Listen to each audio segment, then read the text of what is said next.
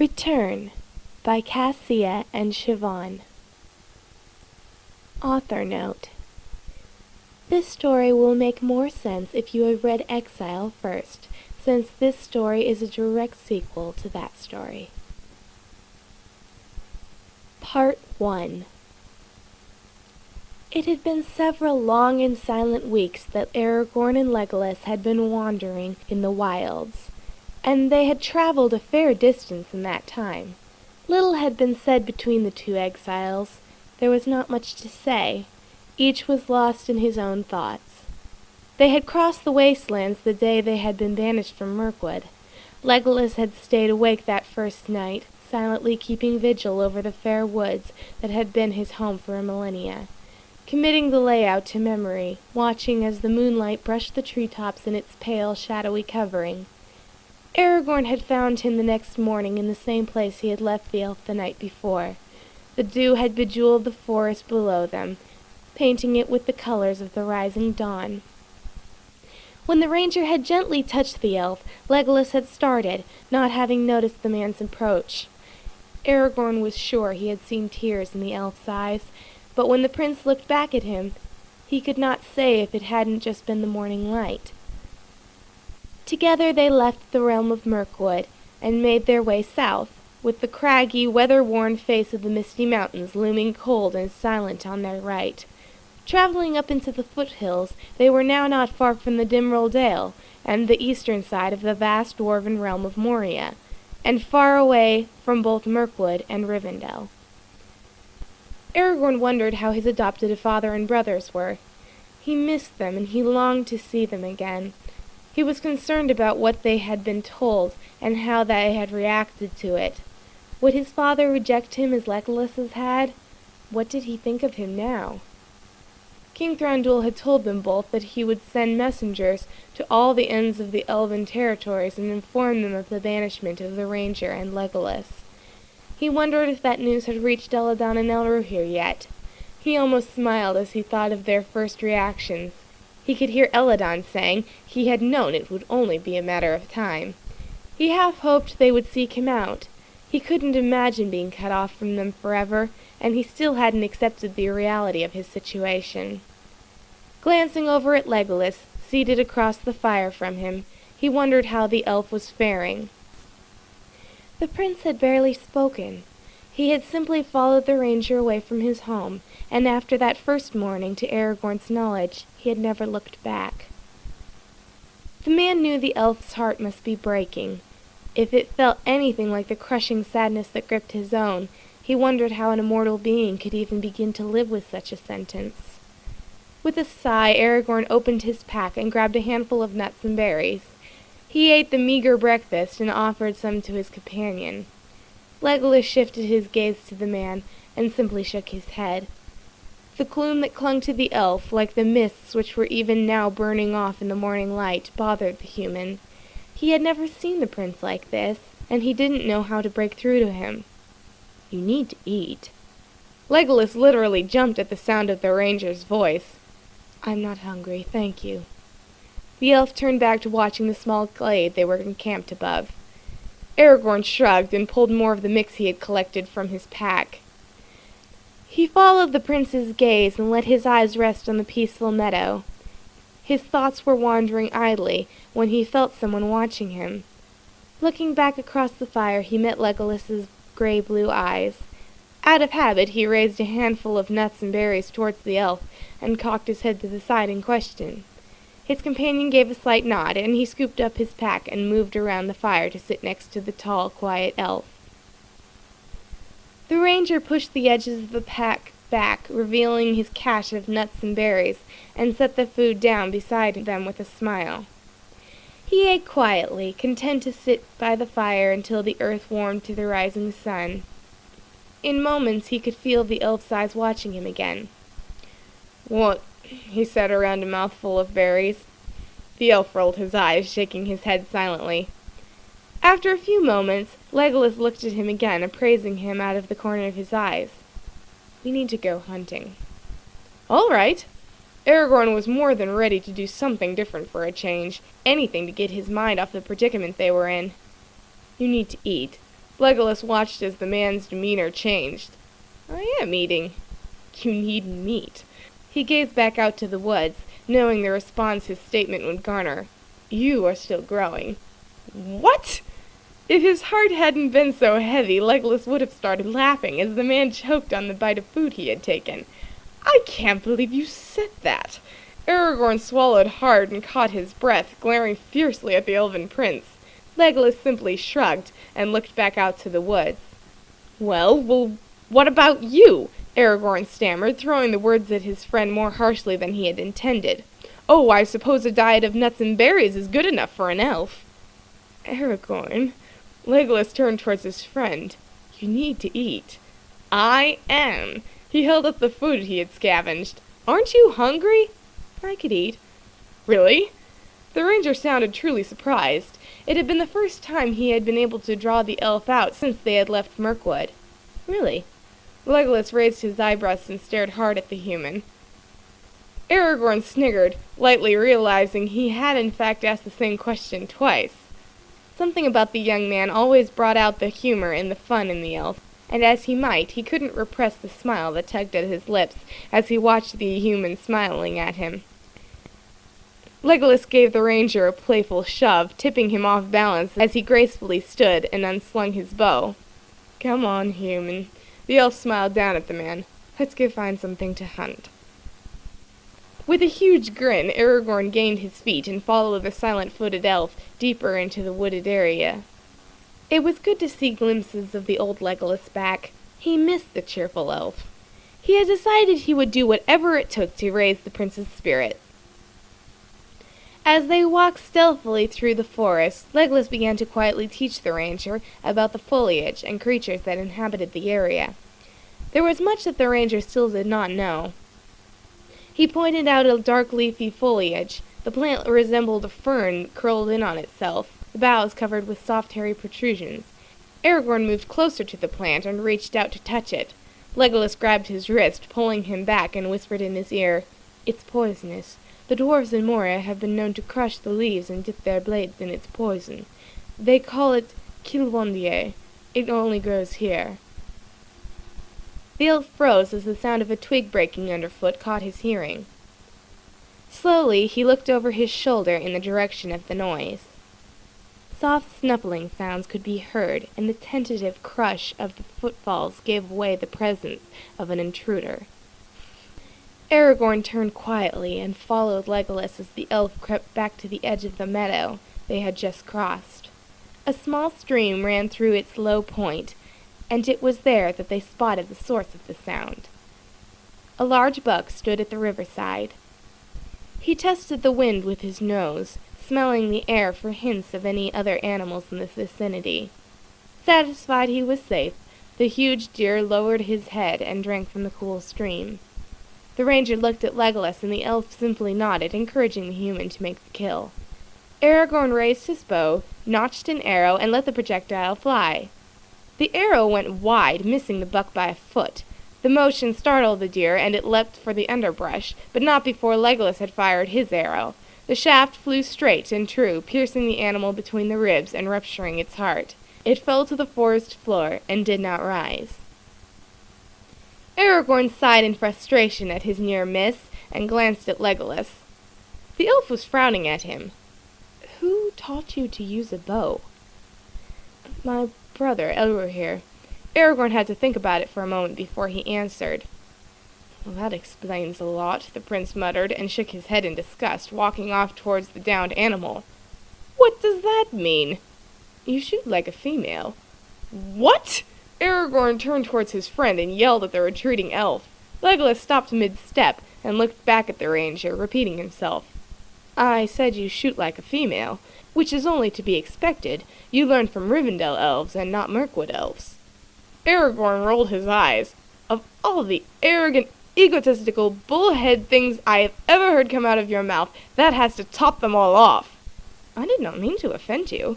Everyone knows that my people... Legolas stopped himself and shook his head, remembering that he had no people.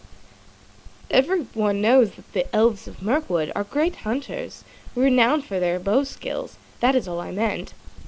He pulled an arrow from the quiver on his back and strung it. "Here, watch." Notching the arrow and pulling the string back, he explained, "Do it like this." The elf grew completely still for a fraction of a second, almost becoming a part of the inanimate objects that surrounded him, as his entire concentration was consumed, focused on his target. His world narrowed as his vision sighted in. Slowly his index finger released the bowstring, and his arrow flew from the bow, deftly beheading a small pine that stood 100 yards across the meadow. Smiling as though he had done the simplest thing in the world, he turned to Strider and stepped back. "You try it." Aragorn stepped up next to the elf. Reaching over his shoulder, he grabbed an arrow shaft, notched the projectile, sighted the tree, and released the arrow, which flew widely past the small pine and ricocheted off a nearby rock, shattering the tip. "I told you, just like an older elf." The ranger threw down his bow and lunged at the elf prince, who was mercilessly laughing at the human. Legolas took a step back, thoroughly enjoying the challenge, and raised his hands palms outward. "Stop!" he yelled at the advancing man. Pointing to the bow on the ground, he spoke evenly and with authority that came with living thousands of years his companion's senior. "Pick it up." To his surprise, Aragorn stopped his forward motion and obeyed the simple command. "Now notch it." The ranger pulled another arrow from his quiver, and without a word, notched the shaft. "Draw it." Legolas's voice dropped slightly, and he nodded at his friend. When Aragorn had complied, he stopped the human again. "Now freeze." The ranger stood absolutely perfectly still, watching the elf with a wide, concentrating stare. The intensity of the man, and the way he had perfectly, if not stiffly, obeyed his every command, caused the elf to start helplessly laughing again. "Legolas!" Aragorn dropped his bow to his side and stared at the elf in complete frustration. Trying to get himself under control, Legolas walked over and placed his hand on the man's shoulder, barely controlling the smile that tugged at the corner of his mouth. "I am truly sorry. It was just so funny. It's like teaching young ones." The glare on the ranger's face did nothing to help the elf's control of his mirth, and he broke out in laughing again. Aragorn tried hard to affect an air of disgust and impatience, but it had been a very long time since Legolas had laughed or smiled, and his joy was contagious. The ranger rolled his eyes and started laughing. "So, would you like to teach this young one to not shoot like a female, or shall we just stand here all day?" Legolas clapped the human on the back and straightened up, wiping his eyes on his tunic and breathing deeply in an attempt to get himself under control. When he could finally speak again, he smiled at Aragorn and said, "Forgive me, let us try again." Aragorn shook his head, unable to hide his own smile. "Thank you." He reset his bow and stopped at the point Legolas had asked him before. "There." The elf moved behind the man and placed his hands on the ranger's shoulder. "That is what's wrong." Gently but firmly, he pulled Aragorn's right shoulder back until his shoulders formed a straight line. The elf placed his hand between the man's shoulder blades and pressed Aragorn's right elbow down until his arm was straight, perpendicular to his body.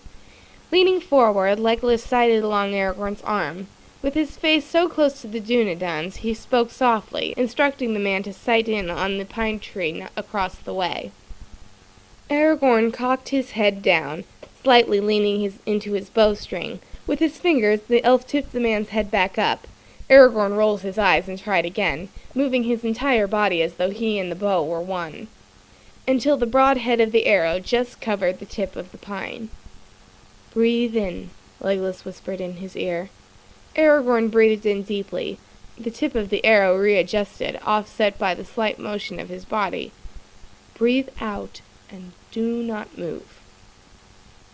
Again the human obeyed, releasing his breath until his lungs were empty. His body grew completely still, and his hands stopped trembling. Legolas leaned forward once more, sighting along the length of the arrow shaft. Seeing the tip of the arrow on the pine, he gently readjusted Aragorn's stance until the arrowhead was just above the pine itself, and whispered his command once more. "The path of an arrow arcs, my friend. Always remember that. Now, release." Aragorn's index finger moved slightly, and the arrow shot from the bow and struck its target true. Aragorn turned in surprise. "See, it is easy. Legolas smiled at him, his eyes twinkling with merriment. The human didn't respond right away, looking from the elf to the tree. "Can I try it again?" "Just like teaching young ones." The elf sighed, looking innocently at the man, before breaking into laughter. Aragorn shoved the elf away from him with his elbow, pushing his friend out of his reach. "Yes," Legolas finally answered him. "Let us try again." Part 2. After they had harvested their catch and put the venison on to cook, Legolas worked with Aragorn several more hours. The young ranger caught on to what the elf was trying to teach him remarkably fast. Somehow during the course of the day the gloom of their banishment had at last begun to lift somewhat, lost like the morning fogs that were receding with the onset of summer, and as the evening beset them, twilight found the two friends enjoying a warm meal and companionship, spending the late night talking about everything and nothing at all. Aragorn had fallen easily to sleep, somewhere near midnight, but Legolas had stayed awake, listening to the night's sounds that were foreign to his ears. Grabbing his bow and quiver, he stole to the far side of the wooded area they had camped in. The glen overlooked the Dimrill Dale and the eastern entrance of the mines of Moria. The elf watched in fascination at the scene unfolding before him. Orcs and dwarves battled each other on the rocky entrance to the underground dwelling. This was exactly the scenario Legolas had witnessed months earlier when he had rescued Aragorn. It surprised him slightly to note that the battles continued. The orcs were better prepared this time, and there appeared to be more of them. The elf kept his vigil into the night, until the sky just barely edged pink with the warning of morning. As was their wont, the orcs noticed the approaching daylight first, and began a slow retreat. They had done serious damage to the dwarves over the course of the night, and had nearly gained entrance to the stone hall. The crack of a twig behind him alerted the prince to Aragorn's presence. The man crouched down beside the seated elf and overlooked the rocky platform. "Been here long?" He cast a sideways glance at the elf. Legolas did not meet his gaze, but nodded out towards the plateau. "They are the same orcs I was tracking when I found you, only I think they have merged with another clan, and they are more numerous. They have dealt the dwarves a serious blow this night." Aragorn turned towards his companion. "You've been here all night and watched them slaughter dwarves, and you have done nothing about it?" Idly the elf met his glance. "They are dwarves." The statement was meant to be an explanation, but the meaning was lost on the human. "Legolas, they are living beings." Aragorn was surprised that his friend could act this way. "Dwarves do not accept help from elves." He looked incredulously at the human. "What did you want me to do, go down there and get into the middle of that?" Legolas pointed at the steps of Moria, where the battle was finally easing, gesturing at the chaos. "What good would it have done?" The dwarves were tending to their wounded and dying companions, and the last of the orcs were heading back to their own hiding place, well out of the reaches of the encroaching light. Aragorn rolled his eyes. "Dwarves, humans, spiders, orcs. You elves have a lot of dislikes, you know that?" Legolas chuckled beside him. "Human. I suppose you can tell me that men are friends of all." He jumped to his feet as the last of the orcs left the plateau, heading west through the wooded lands. "There, see? Come on." The elf started to move off parallel to the creatures. "Legolas, we should go help the dwarves." Aragorn watched as the smaller beings cared for one another, in the midst of the battle carnage. "Trust me." The elf was locked on to the last point the orcs could be seen, his keen eyes and ears tracking their loud retreat through the woods. "This is important." And with that cryptic answer, he ran after the fleeing creatures. It was all Aragorn could do to keep up, as the prince trailed the orcs back to the large sunken cave. The opening to the mouth of the pit lay at 45-degree angles to the ground, half obscured by the twisted and warped pines that grew around the outer edge. Legolas stopped near its perimeter as the sun broke over the mountains and spilled into the forest, lighting the well-trodden path they were on. He crouched in the trail and inspected the dirt, noting that the vegetation had moved far away from the run. Crushed plant life decorated the edges of the large path, proving that Legolas was correct. The orcs had just recently gained new members to their clan. He studied the footprints that had not been obliterated by those who they had come after, noting the difference in the structure. It is as I feared. He glanced up at Aragorn, who was warily watching the forest around them. The sun was too high in the sky for any renegade orcs to be about, but one could never be too sure. 2 clans have merged. The orcs are growing stronger. The cry of a nearby wolf carried to them on the slight breeze, and the elf was on his feet immediately. Let us leave this place. It is an evil place, and the wolves guard it for those foul beasts. He marked the entrance to their lair in his memory, and led Aragorn back out onto the granite plateau that butted up against Moria's entrance. As they approached the scattered remains of the battle, they were met by a company of dwarves. "What business have you on the doorsteps of Moria?" a rotund dwarf asked them gruffly. "We came to see if we could be of help," Aragorn called out in a friendly tone, stepping slightly in front of his companion. "An elf and a human?" A dwarf to their right laughed. "I think not. We can see to our own." "I told you." Legolas leaned forward and whispered quietly in Aragorn's ear. "Let us leave." "Is the elf your pet?" another dwarf taunted. At the jest, Legolas stiffened, his hand tightening on his bow. His gaze was fierce and hard as Aragorn glanced over his shoulder at the prince. "I would watch my tongue, Master Dwarf, if I were you." Aragorn stepped forward and placed himself directly in front of Legolas, blocking the elf momentarily from the small being's line of sight. "It is royalty you address, whether or not you want to. Besides, it looks to me as if you're not faring well. It could be that we might be helpful to each other if you laid your prejudices aside." A red-haired dwarf shoved his way through the small semicircle that had gathered around the newcomers. He stepped right up in front of Aragorn and pressed his finger against the human's chest. "I remember you." His eyes were slitted and his words low. "You're the one who ruined my traps." "Rorin." Aragorn nodded slightly and brushed the dwarf's hand away. "I am the one that saved you and your men from being Mirkwood's latest casualty." He smiled wickedly down at the bearded face that glared at him. The dwarf harumphed and crossed his arms over his chest. "Why be you here now?" Rorin glanced around at the human. "I see you're still keeping company with the likes of them. Come to share that tankard of mead with my men and I, have you? Maybe improve who the companies you keep?" The dwarf laughed at his own joke, and his fellow warriors joined in. Aragorn stepped back next to Legolas, and the laughter immediately stopped. The elf wore a dark expression and grazed the human with it, as Aragorn turned and smiled up at him.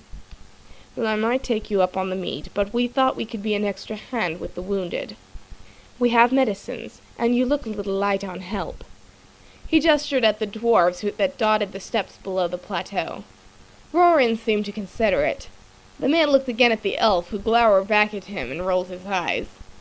After quick discussion amongst them, the dwarves assented, and the elf and the human found themselves trailing the smaller being slowly back towards the entrance of Moria, stopping near the small groups of dwarves and seeing to the wounded. "Why did the orcs attack you?" Aragorn looked up from his kneeling position near a wounded dwarf.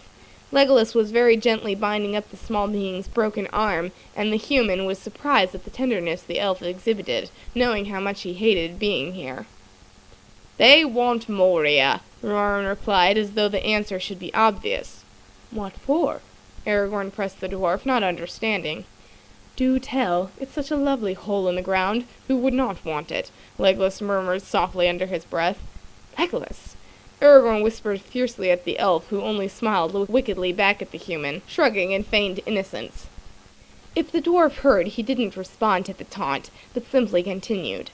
"Why, for the mithril, of course." "Please, orcs care nothing for mithril." This time when Legolas spoke, it was for the ears of all hearers. "It is the tunnels and the living quarters that you have dug out in these hills that they are interested in." "Bah, they have their own caves to inhabit.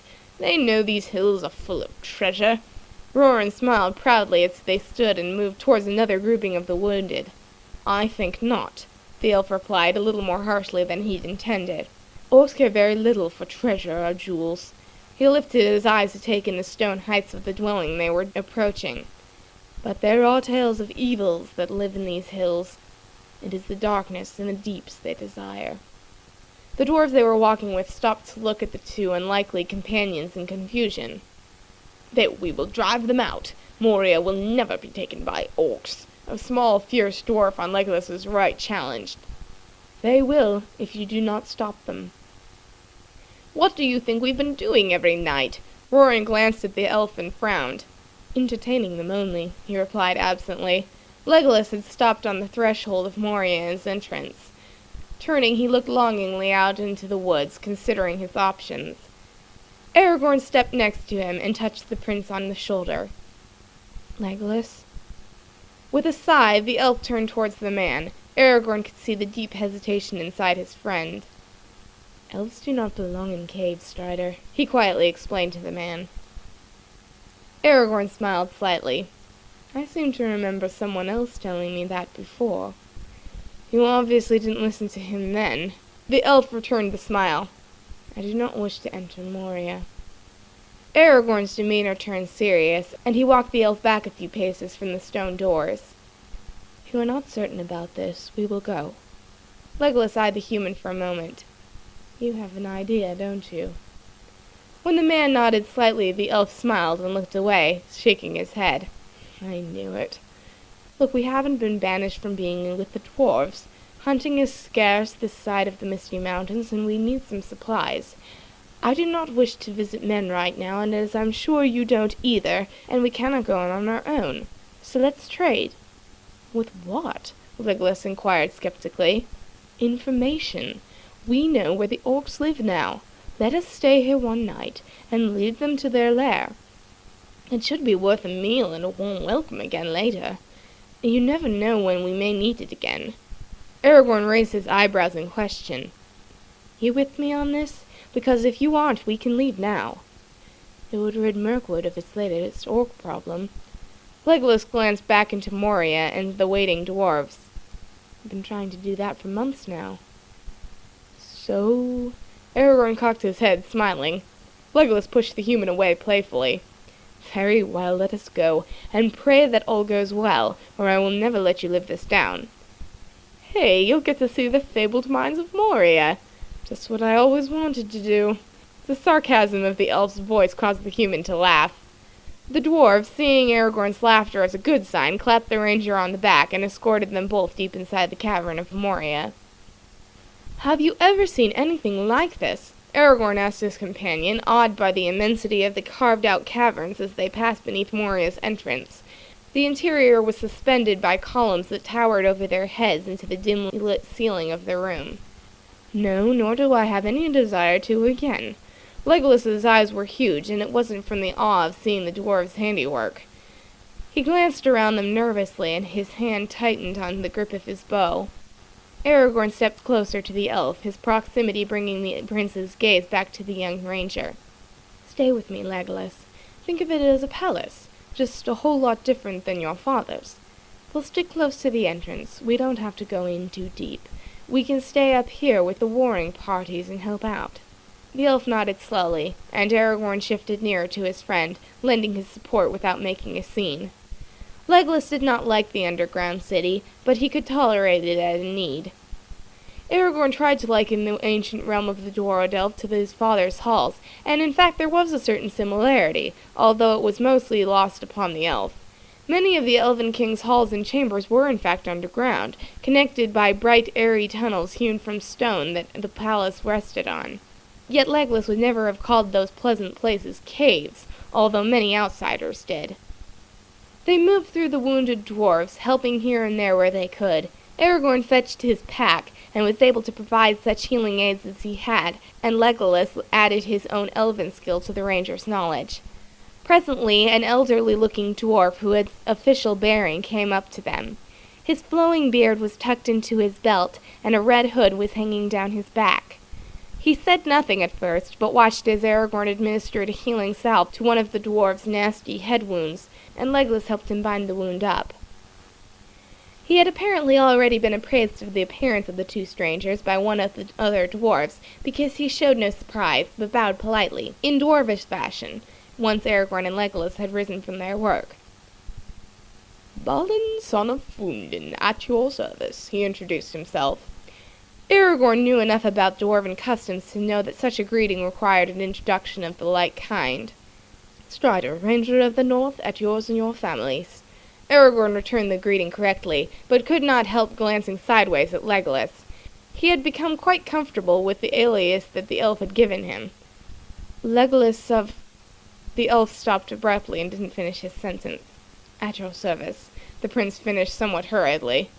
The dwarf was being polite, and he had intended to return it in kind, but the elf had not counted on the stab of pain that passed through him, as he realized that he had no place, no home, no heritage to claim. Aragorn cast a quick, sympathetic glance at his friend, guessing what was going through the elf's mind. Balin appraised them curiously, eyeing Legolas with a measure of not-so-concealed distrust. Yet whatever his feelings, they did not color his words when he spoke to them next. "It is rare that a human and an elf travel together thus, and even rarer that they should stop and aid my people. What brings you to Dimrildale and the courts of Moria?" That was far too long a tale to tell, even had the friends wanted to, so Aragorn opted for the shortest route. "We are wanderers. We observed your battle. You looked like you could use some assistance. But tell me, it has been even a longer time since dwarves inhabited the halls of Moria, is it not? What brings you here now?" The ranger turned the question around on the dwarf, and efficiently evaded answering any further questions about their past at this time. "We have come to claim back what is ours," Balin said, with a fierce glitter in his eye. "My people and I have come from the halls of the King under the Mountain on this quest. Rorin and his clan have been living along the Mercy Mountains, and have come and joined us in this endeavor." Legolas glanced curiously at the dwarf at the mention of the King under the Mountain. That was the title given to Dain, the dwarf king who reigned over the halls of the Lonely Mountain, not far from Lake Town in his father's kingdom. "Do you honestly think that so few of you can accomplish such an undertaking?" Legolas inquired. Balin huffed out his chest. "With fewer than this I have seen more accomplished. 14 of us reclaimed the Lonely Mountain from the evil worm Smog. No thanks to the wood elves, I might add," he put in parenthetically.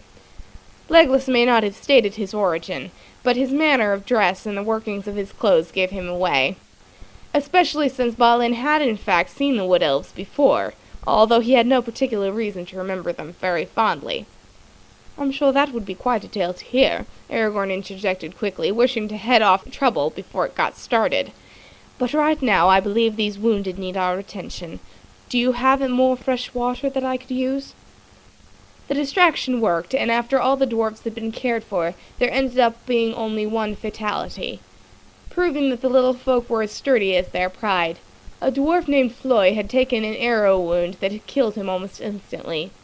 When everyone else was tended to, Balin, Rorin, and the other dwarves buried their comrade under the grass near Miromir. "He fought bravely," Balin said solemnly, but no other words were said over the grave, because dwarves did not often put their griefs into words. When the brief ceremony had ended, the diminutive warriors headed back into the halls, and set about celebrating their good fortune of being dwarves, telling long tales about the orcs they had slew, or were wont to. Aragorn was pulled away from his friend by a swarm of dwarves as the small beings crushed merrily into the hall, pressing towards the fire pits and the barrels of mead that sat nearby. A cup of brew was pressed into his hand, and he was momentarily lost in the whirlpool of bodies about him, as the dwarves gathered in close to fill their skeins with the thick yellow liquid and obtain their portions of meat from the spits that were roasting over the open fires. The human caught sight of the elf from across the hall and slowly made his way back to where the elf prince waited, leaning against the ornately carved wall. His face was tight and tense, and for their part the dwarves had paid him no attention. The oversight bothered Aragorn immensely, and as he made his way back to his friend he grabbed Rorin and pulled the small man with him. "That elf is my friend." He pointed at Legolas, leaning down and talking loudly in the dwarf's ear. The sound was almost deafening, with all the warriors in the hall cheering and singing and making merry over their victory of last. What victory it was! "Yes, well, that's your problem. And now it's yours." Aragorn stopped up short and pulled the dwarf round in front of him out of Legolas's line of view. He has helped all day long with your wounded, and he alone has information that can help your people. He knows where the orcs bed down during the daytime. So if you have any hope of ending these nighttime excursions of yours, then I suggest you start paying him a little attention." The ranger tipped his hand and tapped his Meadfield stein against the stout dwarf's chest plate. "Do I make myself clear?" "And do you think he'd help us?" Roran glared at the man. "Try him." Aragorn glanced over his shoulder at the elf and smiled. Legolas simply locked eyes with the man. He was even now beginning to resent the decision to follow the ranger into the mine. Roran snapped his fingers and two of his companions turned their attention on him. He nodded in the direction of the elf prince and passed them his own stein. Wordlessly they conceded, and approached the elf, pressing the mead into his hands and herding the prince towards where Roran and Aragorn had seated themselves around Balin's table in the middle of the hall. The elf, for his part, was not very willing to follow the smaller beings until he caught glimpse of Aragorn. The human was laughing at the sight of the prince being prodded and pushed towards the circle of dwarves, where he was just sitting down. Stopping mid-step, the elf brushed the small hands away from him, handed back the mug of mead, and glaring at the human, he proceeded to walk unaided into the circle of merry dwarves, and gracefully sat down next to Aragorn, resting his hands lightly on the wooden surface of the circular table. "Will you not share in our celebrations, Legolas?" Balin asked merrily from the other side of the table, politely holding up his sterling stein and offering to the elf. "Thank you, my lord, but I am not thirsty at this time." He bowed his head slightly in deference to the elder dwarf. "It is good to simply share your company." "Liar." Aragorn leaned close to the elf and whispered so that only Legolas could hear him. The elf smiled for the first time since entering the cavern, and his response to the human caused the dwarves to cheer and toast him. The mead was beginning to take its effect as the barrels began to run dry. Roran leaned over and whispered into Balin's ear. The master dwarf sat back and stared incredulously at the warrior seated next to him. Roran only nodded his head, confirming whatever information he had passed on. Balin turned towards his guests, and from the look on his face, Aragorn knew something had transpired. The dwarf's demeanor was serious and set. "Roran says you know where the orcs hide during the day. Is this true, elf?" The dwarf lord stared hard at Legolas, who simply glanced at Aragorn. The ranger held up his hand, halting the prince from answering, and directed the attention back to himself. Balin narrowed his eyes as he focused on the ranger. "You mean to keep this news from us?" "No, Lord Balin, not at all. I would propose something else, though." The rotund dwarf sat back in his chair, appraising the young human. "So now we get to the matter of the issue. What is it that you desire in exchange for this information?" Legolas raised an eyebrow, watching the man as Aragorn slipped into his natural element. A slight smile touched the prince's lips as the human began to trade with the dwarf. "The information was obtained at a high price, but your hospitality and meal now again would be payment enough." His eyes did not waver as he spoke and held the attention of the dwarf lord. Leaning forward, Balin stared the ranger down. "That is all you require?" "That, and—" Roran cut the human off with his loud accusation. "Ah ha! I knew there would be more!" "Quiet, Roran. I would hear his proposal. Now let him speak," Balin roared at the dwarf. "We will take you to the orc lair, and we will help you bring down that hole in the ground they call a dwelling. We do this to aid your people and to protect the elves of Mirkwood. This same band of orcs has tracked from the forest to here. When the orcs are gone, the wastelands will be clear and safe. All we ask in return is that you leave the forests of Mirkwood alone, that your people no longer poach in the vicinity, and give the elves the peace they desire." Balin glared at Legolas, but the request had quite taken the elf by surprise also. He had not expected Aragorn to barter for the peace of his people, and he stared in shock at the man. When the elf finally glanced back across the table, he openly returned the dwarf's dark gaze. All those seated at the table had gone deathly quiet. For his part, Aragorn had not broken eye contact with the dwarf lord, hoping that he had not pushed his fledgling diplomatic skills past their point of expertise. He wanted the elves to be able to roam their woods free without the fear of falling victim to any of the traps, like the one that had wounded his friend not so long ago. "And if I should refuse?" Balin questioned the young human, stalling on his answer. Aragorn shrugged indifferently. Then we will leave your fine company on the morrow, and perhaps by chance you will be fortunate enough to find the Orclair on your own, some day. Slowly, Balin nodded his head as he thought through the request. He desperately wanted to end the night forays that the orcs pressed against them day in and day out. The battle was wearying his men and slowly decimating them, a fact he did not want to openly admit. Reaching across the table, he extended his hand toward the ranger. Roran's mouth dropped open as the man took the open hand and shook it. Then we have a deal? Balin nodded silently again, still trying to think over his options. The hunting grounds in the woods were flourishing with game, and he hated to give up the ability to enter into them and take what they needed, even if it was ill looked upon. Yes, you have a deal, the dwarf finally replied. You will take us to the orc caves and help us seal them up, and in return you shall have our hospitality, and we will leave the elves to the woods. Aragorn nodded and smiled, turning a quick glance upon his companion, who was still regarding him with slight surprise.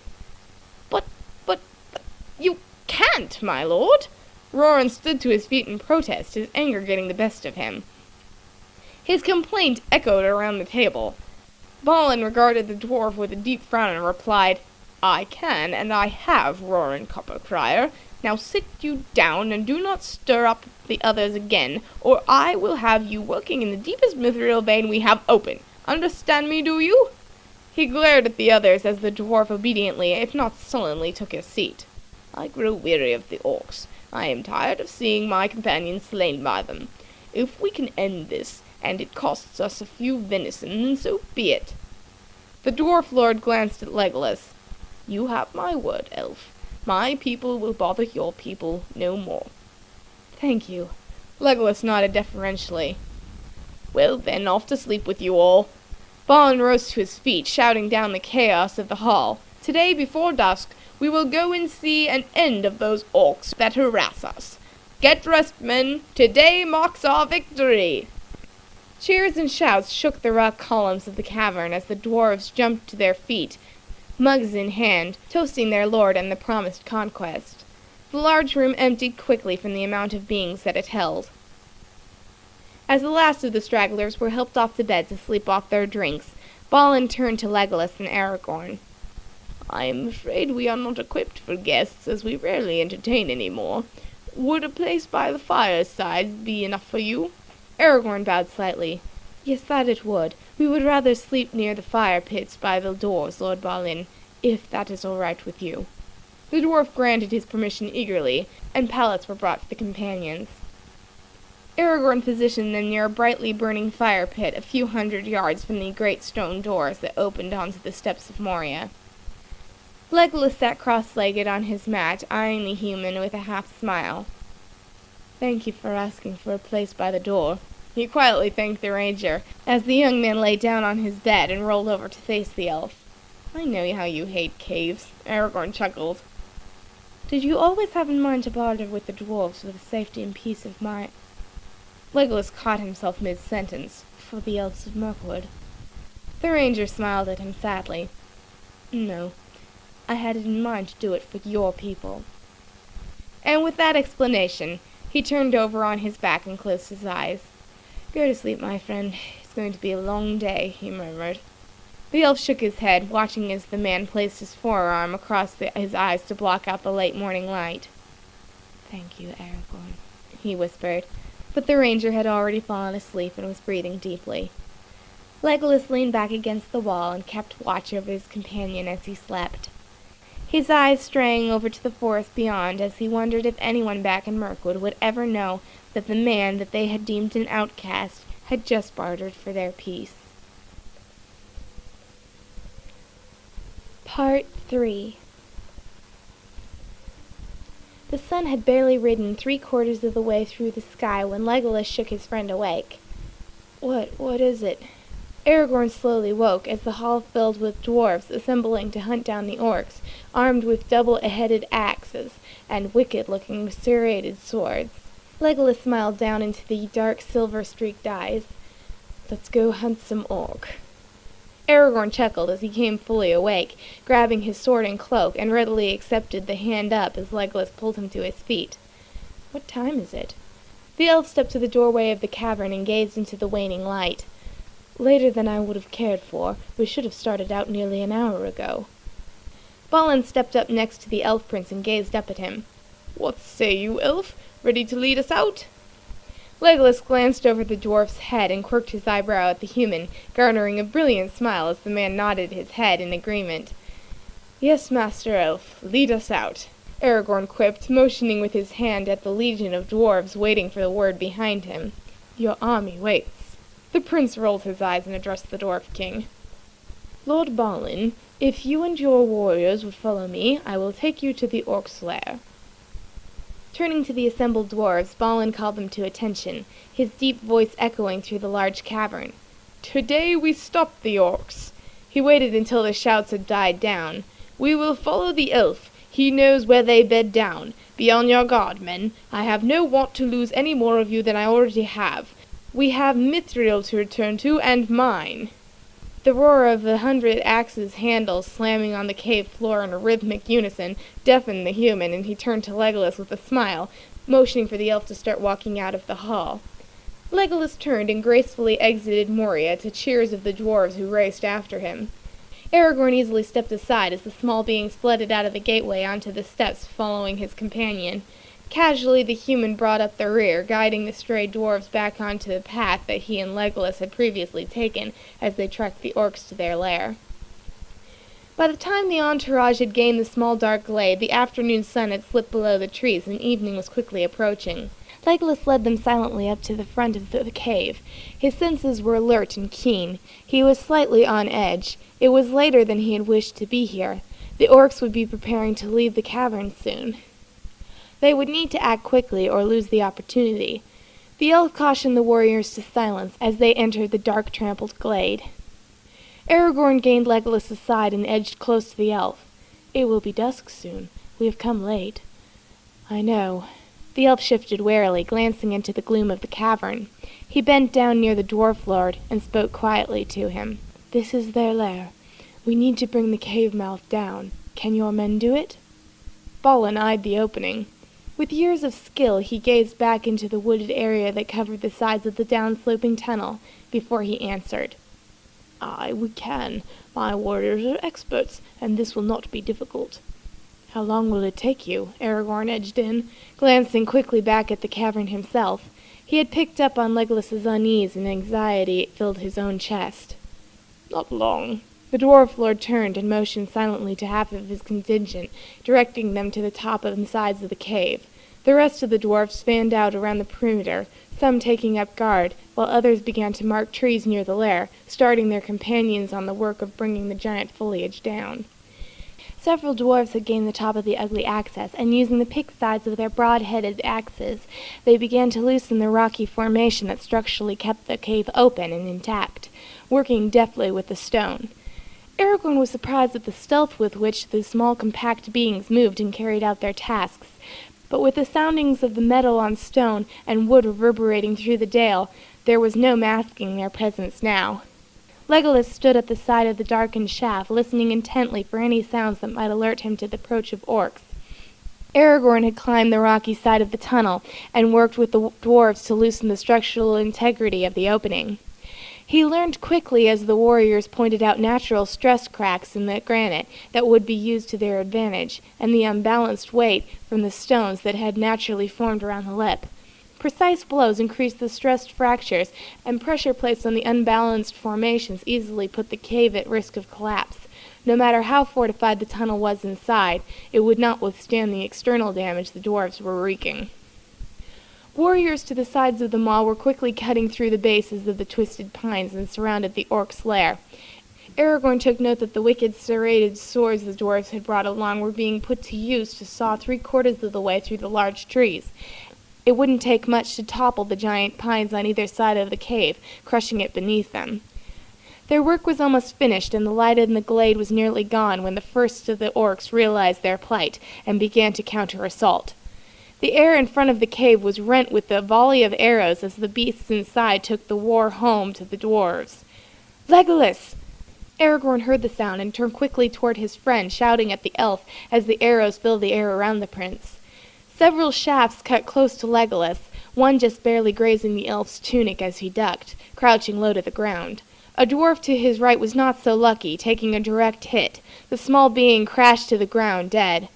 Anger gripped Legolas, and he unleashed his own answering volley, his deadly arrows finding their prey and bringing them down. But the press of orcs was too much. Shouting up to his friend, the elf called for help. "We must prevent them from gaining the mouth of the cave. Are you ready?" Aragorn glanced worriedly at Balin, who shook his head curtly. They would need a few more minutes. "We have not the time to spare," Legolas shouted as he jumped behind the trunk of a large tree, narrowly avoiding a second rain of orc arrows. "All right, roarin'!" Balin braced himself against a secure spot and leaned down, shouting at the dwarves. "Get the front of the cave sealed off. I don't care how you do it." The two warriors glanced at each other for a moment until Rorin grabbed Ori, calling out to the others who raced to the surrounding forest. Legolas panicked. The glade was empty now except for himself. With no resistance, the orcs would overtake them in moments. "Balin!" he shouted up to the dwarf king. "Give them a minute, elf. They'll be right back." "A minute is all I may have," Legolas muttered darkly to himself as he stepped away from the safety of the tree and began rapidly firing back into the darkness of the orc cavern. Just when he was beginning to think he had been abandoned to the orcs, a line of dwarves appeared, dragging the trunks of 3 huge trees they had felled and sheared from the forest. The tops of the pines were left intact, and they began to set the needles aflame. As the fire ripped through the branches, igniting and popping fed by the wood and the sap, they rammed the tops of the trees into the mouth of the cave while Legolas covered their advance. The smoke from the fire grew thick in the glen, and the attack by the orcs was cut off as the air became unbreathable. "Quickly, before they escape out the back! Tell me, Master Dwarf, that you are ready!" Legolas shouted up at the dwarves who were scampering down the rock face. He covered his mouth and nose with the sleeve of his tunic as he breathed the noxious fumes. Balin was running in front of his men, shouting at them to get free of the cave. Aragorn appeared out of the smoke on Legolas's left and grabbed the elf, pulling the prince with him. "They are bringing the cave down now! We have to move!" When the contingent had sufficiently cleared the area and gained the knoll of the nearby small hill, Balin turned towards the orc lair, and cupping his hands around his mouth, he yelled back at the smoke-filled valley. "No!" For seconds there was no sound, no movement, and everyone gathered around the Dwarf King held their breath, waiting to see if their work had been for nothing. "What are they doing?" Legolas whispered into Aragorn's ear. "Shh, wait." The ranger held up a hand, his eyes glued to the small veil. Slowly, the tree on the left of the lair began to bend downward. The creaking tearing of its very fibers split the air as the tree to the right also tilted, wildly angling down, its crown falling beneath the smoke. A roar of wood and stones reverberated through the forest, shaking the ground, and a cloud of debris and smoke exploded upward from the glen as the trees crashed down on the cave, hitting the rocks that had been structurally damaged, and bringing the whole tunnel down on itself as the initial collapse created a chain reaction. The orcs would use this entryway no more. The damage was irreparable. A small team of dwarves ran to them out of the smoke, their clothes and beards white from the dust and shattered rocks, contrasted sharply with the smiles that decorated their round faces. A cheer rose up from the warriors around them, and Legolas turned towards Aragorn, a smile on the elven face. "Mirkwood is safe now."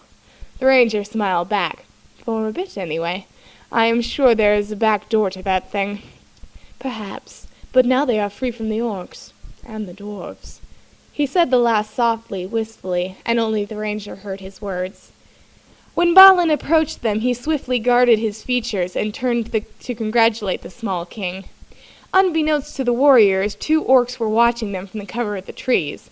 They had been separated from the pack when they had left Moria that morning, and had had to seek shelter elsewhere until night returned, and they could safely rejoin their clan. They had watched silently as the cave was brought down by the dwarves. "We should go help," one of the dark beasts said to the other. But the orc in question simply shook his head no, his yellow eyes memorizing the faces of the enemy. "Then we should go kill the dwarves and their friends." Again the orc resisted. 2 against 100 was folly, and even the dark anger in his heart was not enough to jeopardize their lives for the sake of their dead companions.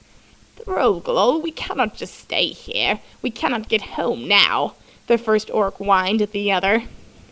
"We will get back to the tunnel and join the others," Throgl answered quietly, turning yellow hatred-filled eyes on the young orc beside him, before he turned and headed out.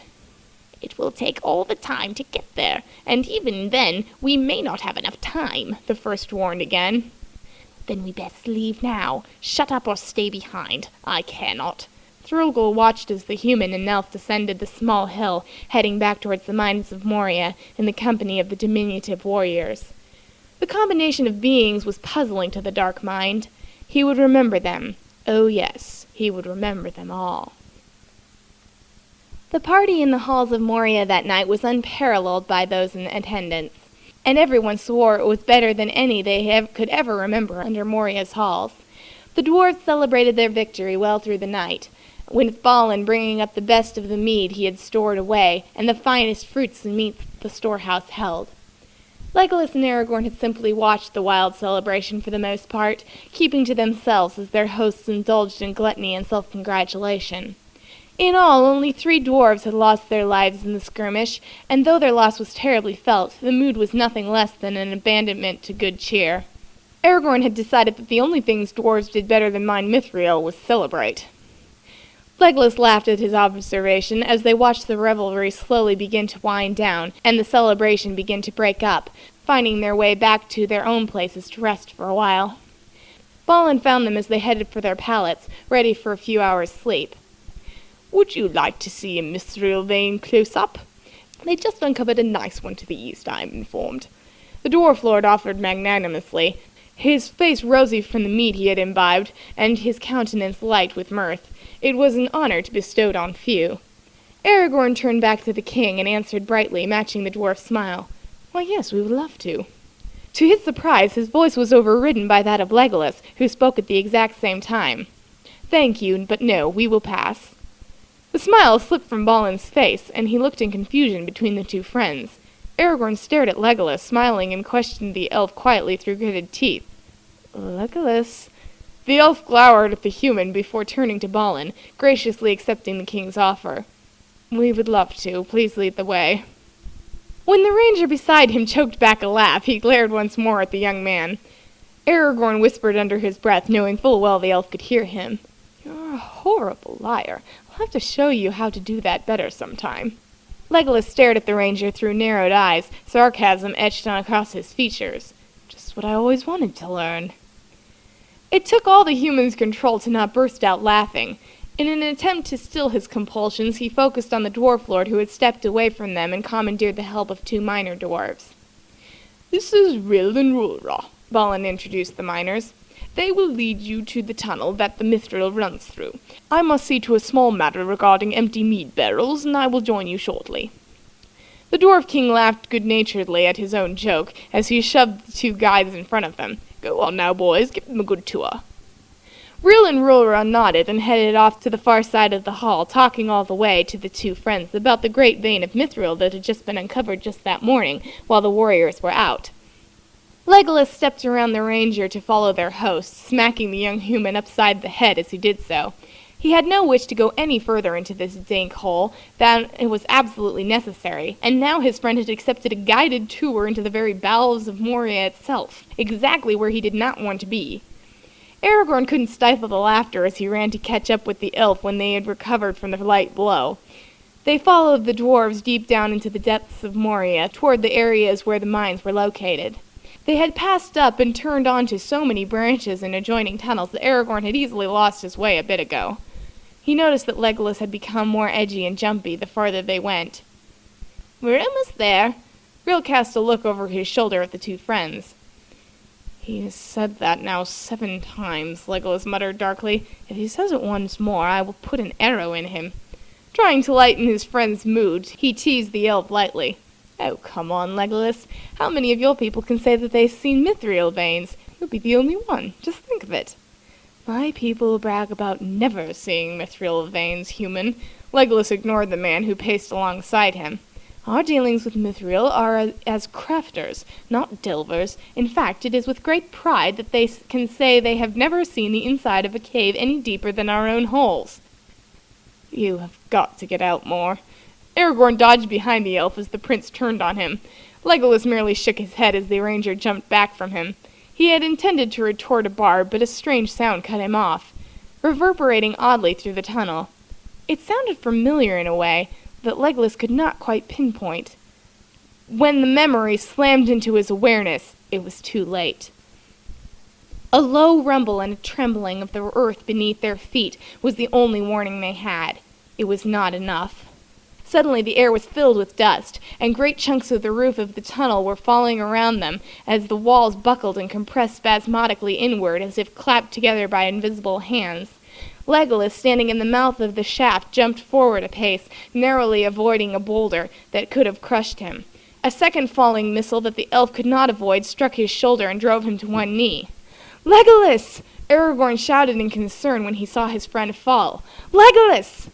But his voice was drowned by the roar of the collapsing passageway.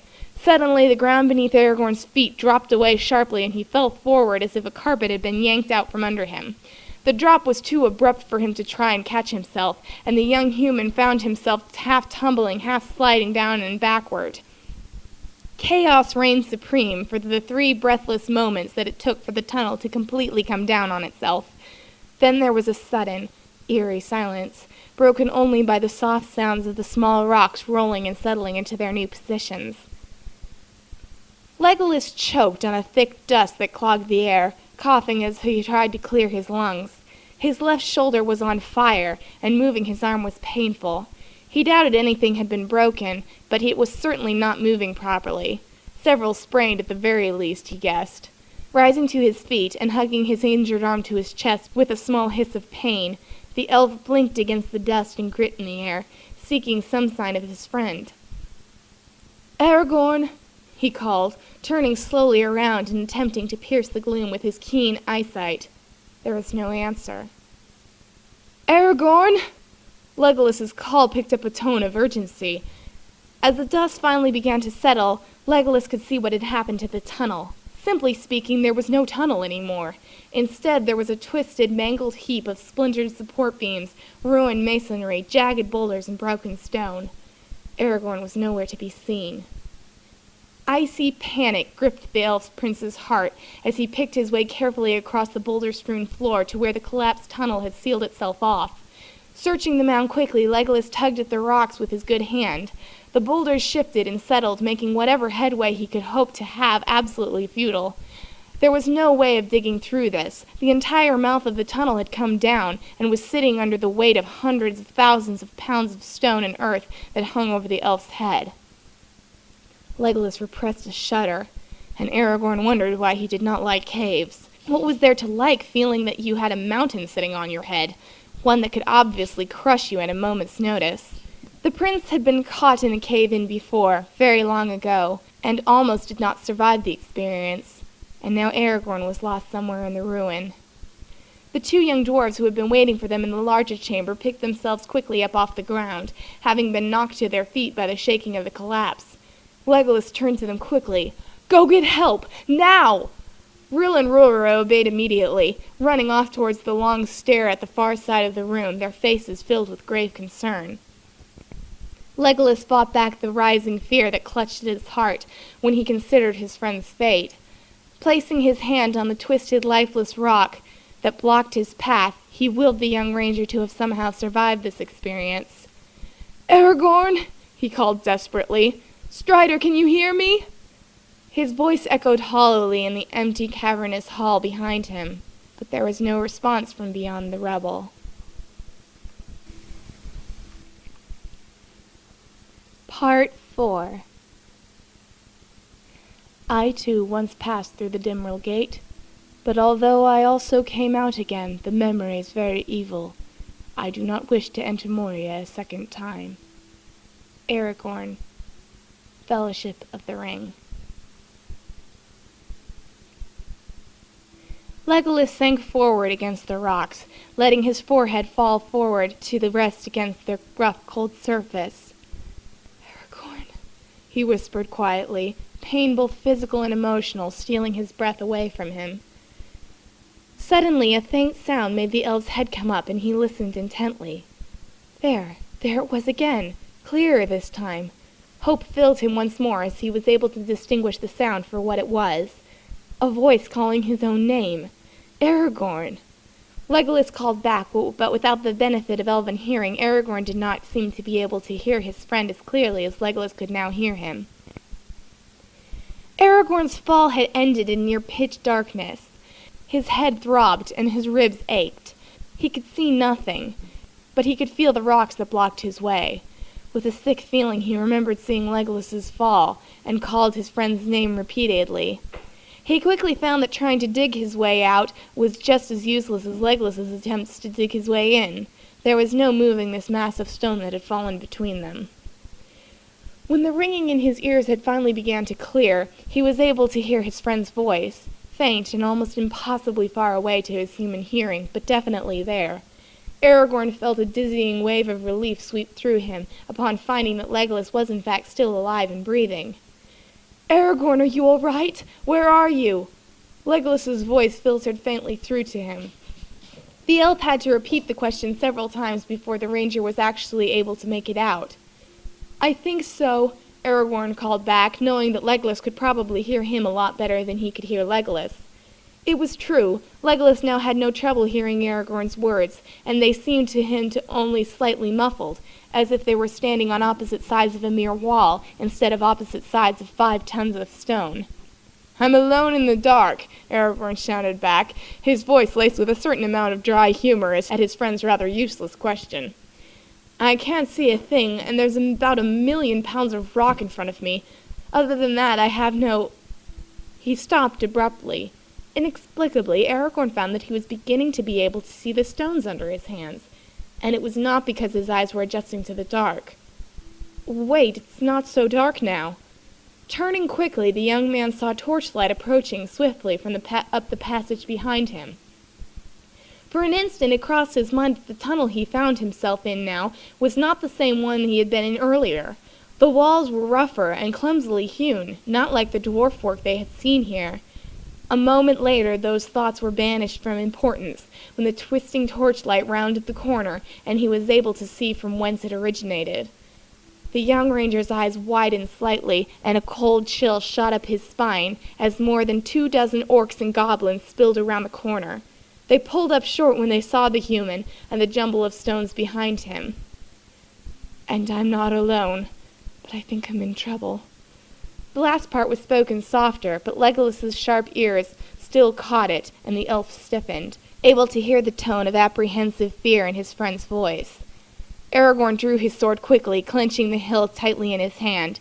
Trapped in this dead-end tunnel, with scores of enemy blocking him the only way out, the young man knew that his chances were very slim, but he was prepared to take as many of them with him as he could. With a cry, the orcs rushed him.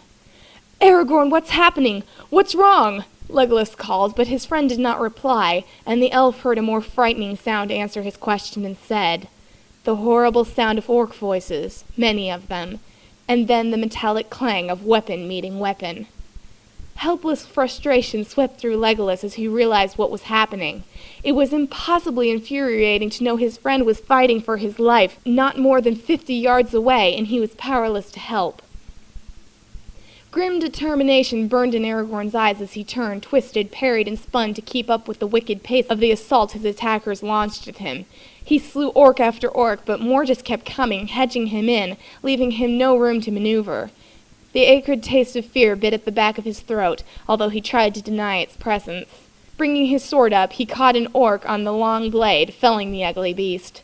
His options were growing slim, and in an attempt to maneuver better in the rapidly decreasing space, he moved back towards the rockslide behind him. His fear escalated as he saw more orcs press into the tunnel. Tales his brothers had told him surfaced to his mind.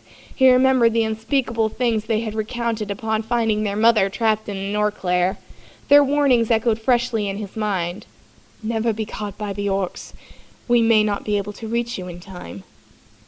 Now he found himself trapped, with no one able to reach him, and his chances for survival were closing in on him like the hordes that pressed him back.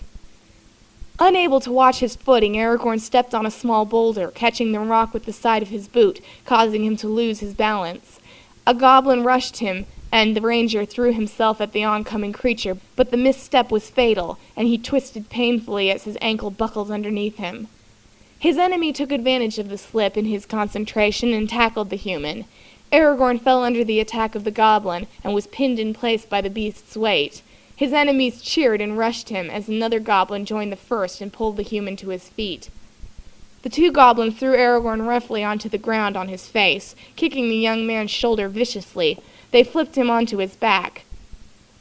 Several wargs had been brought in, and one of them snapped at the prisoner with its long wicked teeth, straining against the end of its chain.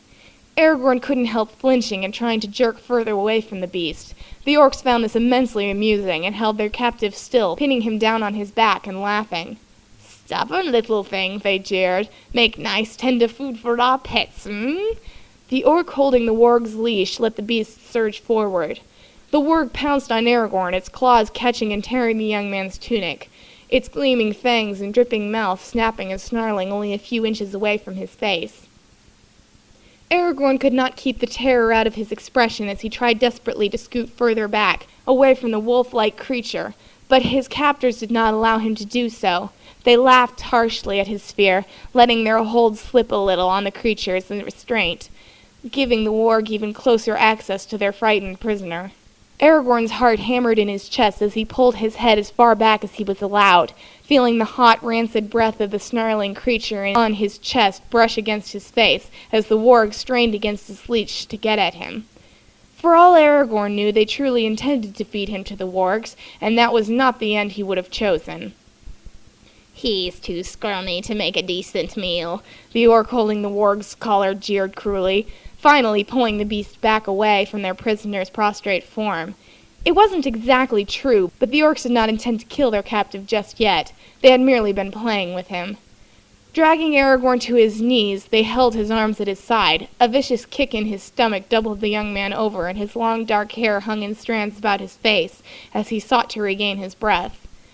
One of the larger orcs, named Belugolf, crouched in front of Aragorn, taking a chunk of the young human's hair in his hand. Yanking the ranger's head upright and tipping it to the side, he cocked his own to match, leering evilly at the prisoner. The orc sniffed in an almost animal fashion, as if he were smelling Aragorn to confirm what his eyes told him. "Now the dwarves are sending us humans to spy on us, and children at that." The evil being grinned wickedly, poking at Aragorn's youthful, soft-edged features that had not fully slimmed out or hardened to the face of an adult man. Aragorn glared angrily at Belugolf, but said nothing. He guessed that at this point silence was probably the best policy.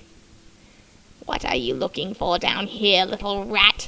Skulking about looking for our passages, trying to thwart us." The orc's voice turned steely as he glanced at the blocked passage which he seemed to hold Aragorn responsible for. "Wait, I recognize him." One of the orcs shoved his way past the others, stooping down to get a good look at Aragorn's face. Flurgol's eyes slitted in recognition, hissing as he pulled it back in anger. "This is the one that was with the elf, the ones I just told you of, who sealed Luzbak and the others in their cave and left them to rot. I saw it with my own eyes." Was he now? Belugolf scowled darkly, fixing Aragorn with a dangerous gaze. "I thought I smelled elf stench about him." It was ironic to hear these foul, reeking creatures talk about ill odors. "Trying to do the same to us, were you?" Belugolf demanded, twisting his hand painfully in Aragorn's hair and giving the prisoner's head a vicious shake. "Busy sealing up our tunnel work, too, are you?" Aragorn winced and pulled his head back a little. He was beginning to understand what had happened, and what had caused the unfortunate cave-in. "It was not my doing. There was a cave-in. Your tunnel work has made the passage above unstable, and it came down." He kept his voice steady, but he could not keep his racing pulse from pounding in his ears. He doubted they would believe him anyway, and he was right. "Liar!" The orc backhanded Aragorn sharply, cutting the ranger's lip with the edge of his hard, spiked glove. "Well, you'll not succeed. We have been working on these tunnels for weeks now. A little obstruction like this will soon be cleared again. But if the dwarfs know we are tunneling under them, then our element of surprise is already lost." The orc who had spoken before snarled unhappily. "Shut up, Throlgol." Belugolf snapped at the other orc. We'll make a new plan. After all, we have one of them now. One who can tell us exactly where the dwarves have their pitiful stronghold. We'll tunnel up from under them and have them all for supper yet." Aragorn really did not like the way this conversation was going, and when Velogulf's eyes turned back to him, he caught his breath at the malicious hatred he saw mirrored in their dark sunken depths. "You'll have no problem telling us whether the dwarves have set up their secret stronghold now, will you, young one?" The orc ran his claw-like fingernails lightly down the young ranger's cheek. Aragorn's mind whirled emptily, and he felt a sick feeling like a cold, sinking stone in his stomach. He wouldn't have told these wicked beings anything they wanted to know anyway, but in this case he honestly had no clue what they were talking about. If the dwarves had a secret stronghold here in Moria that they had fortified and would retreat to if pressed, he had no more notion than his captors did of where it could be found. "I don't know." He shook his head, already knowing they would not believe him any more than they had before. Velogulf grinned maliciously, dropping Aragorn's head and rising from his crouch. "I hoped you'd say that. Come, boys, the little rat won't squeak. Let's loosen his tongue for him." Aragorn tried in vain to battle his rising terror as he was dragged roughly to his feet. The orcs held him firmly between them as they roughly tore his shirt off him, stripping the young ranger to the waist. Slamming him face first against the damp, cold wall of the tunnel, they yanked his arms out to the side. Two of the orcs' crude makeshift tunnel supports stood almost exactly even with his wrists, and they bound him securely to them, staking the young human against the wall and rendering him even more helpless than he already was. Thorgil thrust a cruel-looking, multi-pronged whip in Aragorn's face, fingering the knotted ends of the lash with a wicked grin. "This tickler's got a pretty bite. How about we let it play on you for a while? Tends to make the stubborn ones very talkative." "I told you I don't know anything about a dwarf stronghold," Aragorn ground out between his teeth, his breathing coming quick and fast. "You may not believe me, but it's the truth. I cannot tell you what I do not know." The orcs just laughed. "We'll see about that. We'll see what it takes to make this little birdie sing." In truth, they would have tortured their prisoner anyway, just for the sport and spite, even if they had wanted nothing out of him. The stinging lash raked painfully across his bare shoulders, and Aragorn drew his breath in sharply. Another stroke quickly followed the first, and then another, and another. Aragorn pressed his lips together hard, jerking slightly as the painful blows fell, but refusing to make a sound. On the opposite side of the wall, Legolas's heart wrenched in fear for his friend when he heard the orcs begin their questioning. It was horrible, being able to hear them, to know what was happening, and to be helpless to stop it. The elf heard the brave timbre of Aragorn's voice when he tried to make them see that he did not know what it was they wanted of him. But Legolas knew his friend was afraid. Who wouldn't be? The orcs had a nasty reputation concerning what they did to those unlucky enough to become their prisoners. The prince heard the orcs' cruel threats and taunts, followed by the ugly sound of a whip hissing through the air and finding flesh. He had never felt more powerless in his entire life. The last thing he wanted to do was to have to stand here and listen to this, but his options were sadly limited. The truly aggravating thing was that, while Aragorn and the orcs were close enough for the elf to hear them, they could be miles and miles out of his reach. Moving this pile of stone could be impossible, and it would take days even if it were. Days Aragorn did not have. The only hope Legolas had of getting to him at all would be the hope that when Ril and Rulra got back with help, the dwarves would know of another way to reach the other side of the collapsed passage. He had to hope that there would be some way from there to reach his friend. The hissing snap of the whip wrenched a muffled grunt of pain from Aragorn's throat, and Legolas clenched his teeth until his jaw hurt, raw, bubbling rage seething like a dragon in his chest. Melkor, take it all, where were those dwarves? Legolas was not willing to leave unless he knew that there was some other way he could get to his friend. If standing by and listening was all he could do, he would do it, no matter how badly it hurt him inside. Aragorn could not help the gasps of pain presently. The orcs were cruel and thorough at their work, and the pain that was exploding across his senses was quickly becoming too much for him to handle silently. Pressing his forehead against the wall, screwing his eyes tightly shut, he tried to hold the agony inside him, but it was too much and too searing for him to completely control. His lungs burned from holding his breath in an attempt to stave off the pain, and his back was on fire from the abuse.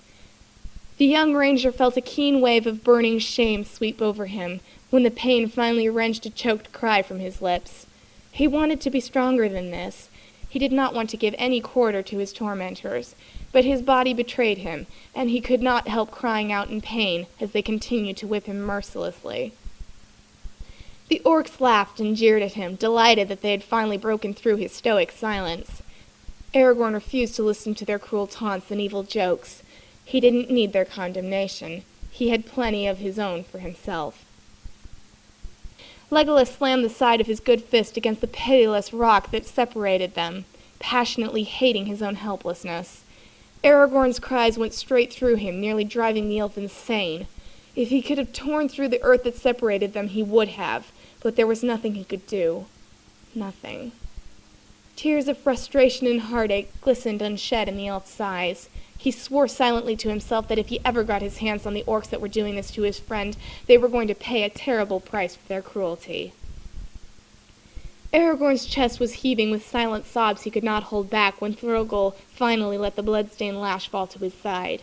But the orcs were far from finished with their prisoner. The young man leaned heavily against the wall for support. When Velogulf cut one of his wrists free, he sagged slightly, until the orc roughly wrenched his arm around, flipping Aragorn around so that he faced his tormentors with his back to the wall. They roughly tied him again, cruelly pressing his bleeding back against the rough stones behind him and eliciting another moan of pain from their captive. The stronghold. Where? Velogulf snapped harshly in the young ranger's pale face. Aragorn closed his eyes, his breathing ragged. "I don't know." His voice was roughened with pain and hopelessness. They would never believe him. It probably wouldn't matter even if they did. Yet he had to wonder how much more of this he could take. Not talking yet. Well, we'll change that. An iron fist slammed into his stomach, doubling him over against his bonds. His head was jerked back up again by the hair, and Velogulf laid a curved, wicked-looking knife against the young man's throat. The orc leered as he ran the tip of the weapon lightly down the side of Aragorn's face before letting it drop down to his chest. Pressing down suddenly so that the knife bit into the young man's flesh, he dragged the knife slowly from Aragorn's shoulder to his collarbone, leaving a thin trail of blood across the young human's damp, clammy skin. The foul creature grinned wickedly as his captive tensed and grit his teeth under the bite of steel. That's all right. We have something special for you.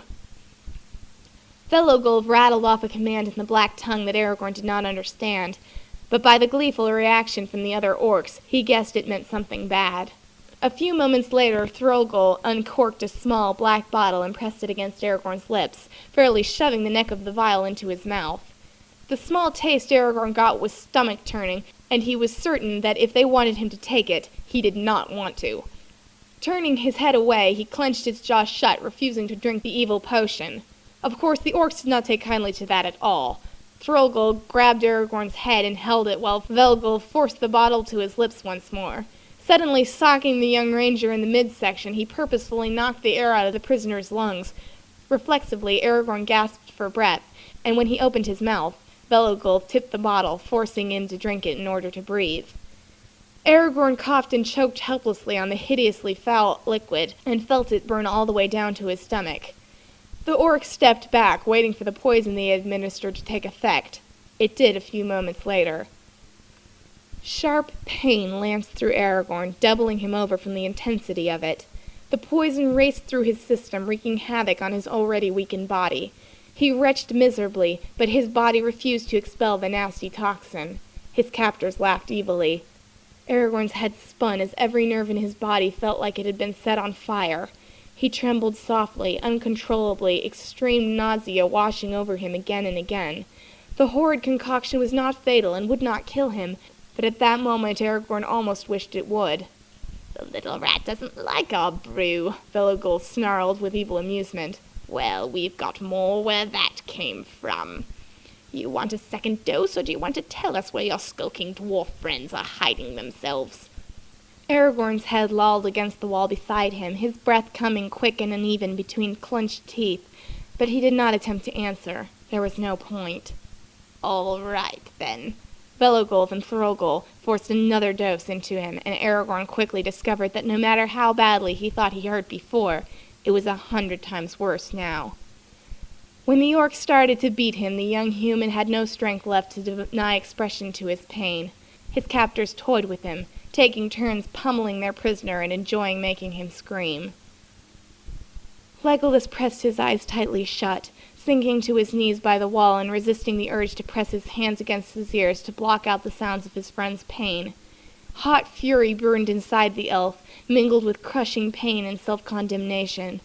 It was true that there was nothing he could do, yet having to stand by helplessly like this made Legolas feel incredibly guilty.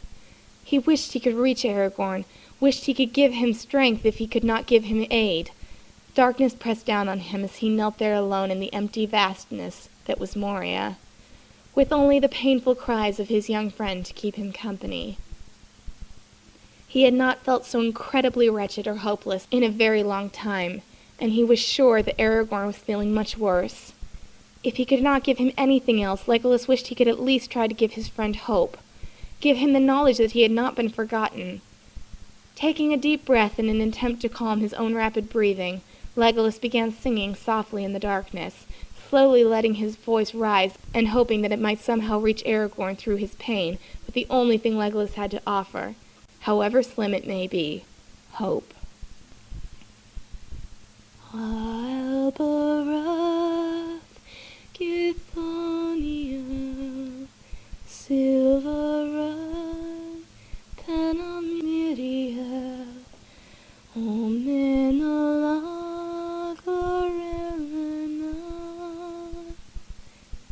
Aragorn hung limply forward against the bonds that held him, his breath ragged, his body shaking. He couldn't ever remember being in this much pain in his entire life. It seemed as if that was all there was, and all there ever would be, and in this evil darkness any light and hope seemed impossibly far away.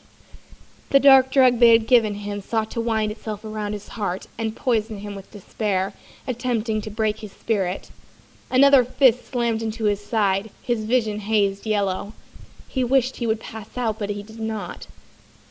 Faint and far away, he suddenly thought he heard something beautiful that reminded him that there was more to life than the pain and darkness. Nazariel, Palandiriel, O Galadriel, and Nurath. The lovely lilting elvish words carried faintly to his ears. It sounded like Legolas's voice, but Aragorn didn't know whether it was, or whether he was hallucinating or imagining them. But he did not care, because the song penetrated the dark haze that had been growing about his mind and his heart, holding at bay the despair that wanted to break him. Thanulas leili naithon, nefersi nefairon. Aragorn knew the song. He had heard it many times in Elrond's house, and it took him back to the bright, happy times, sitting in the Hall of Fire and listening to the elves' merrymaking. He drew in a sharp breath as cruel, punishing orc hands brought him back to the reality of the moment. But they could not chase away the small measure of inner strength that he had regained. Velogolf halted for a moment, his eyes narrowing sharply as he too heard the snatches of the muffled singing. Thorogol and some of the other orcs clapped their hands over their ears, snarling in consternation as the fair tongue assaulted their senses. I don't know what you're doing, but stop it! Velogolf snapped harshly at Aragorn, but the young man just grinned grimly through his pain. It was gratifying to see something irk his captors. Stubborn slug! We'll fix you! Velogolf lost his patience with Aragorn's continued defiance of them and struck him roughly upside the head, slamming the young ranger's skull back into the wall behind him and opening a nasty gash along his temple. For a moment, bright flashes crowded Aragorn's vision, and then the world went dark, as merciful painlessness claimed him at last.